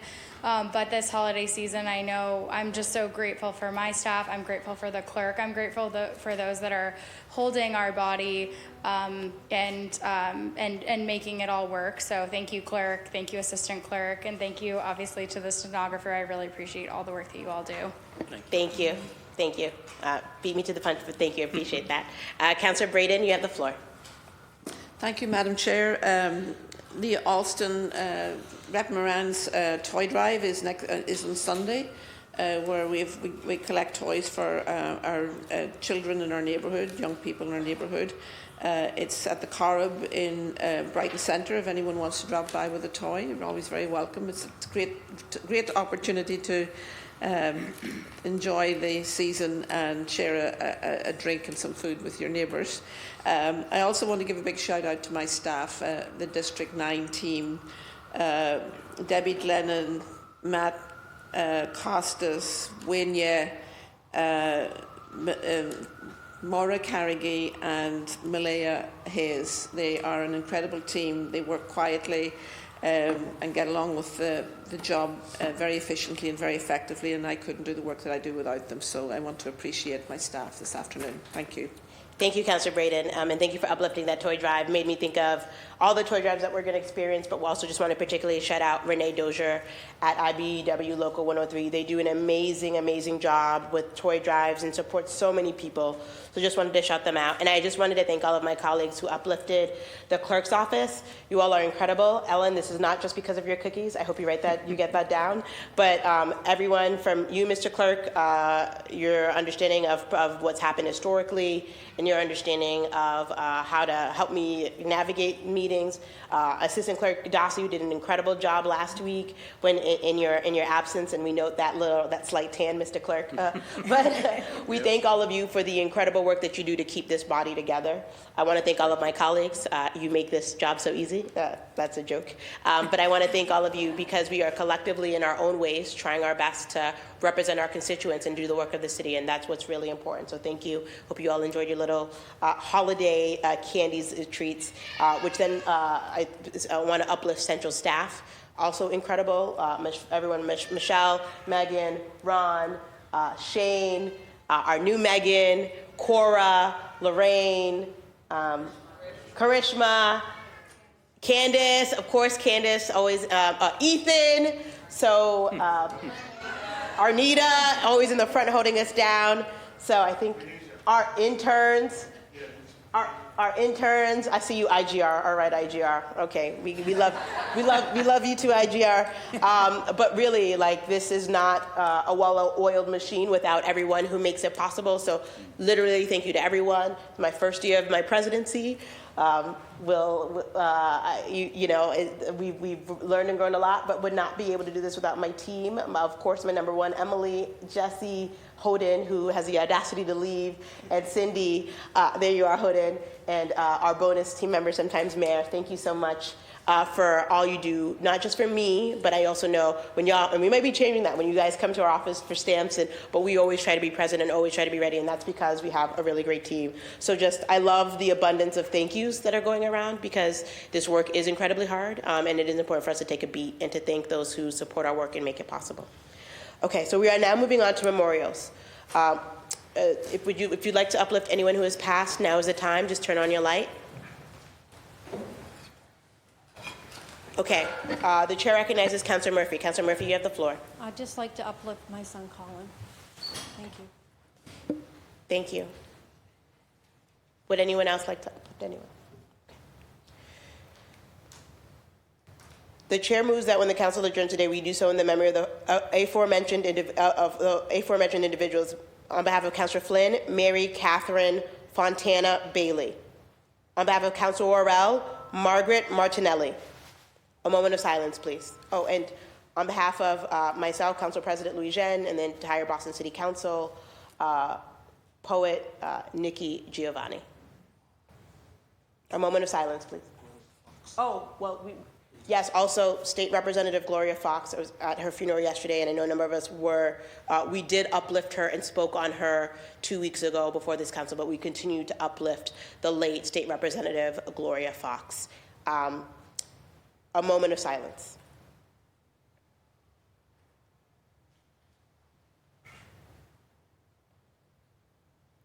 The chair now moves for adjournment sine die. To adjourn sine die allows a legislative body to adjourn, signaling the end of the legislative year. The council is scheduled to meet again in the Ionella Chamber on Wednesday, January 8th, 2025 at 12 noon. Again, thank you to my colleagues, the central staff, the clerk in the clerk's office, and the council stenographer.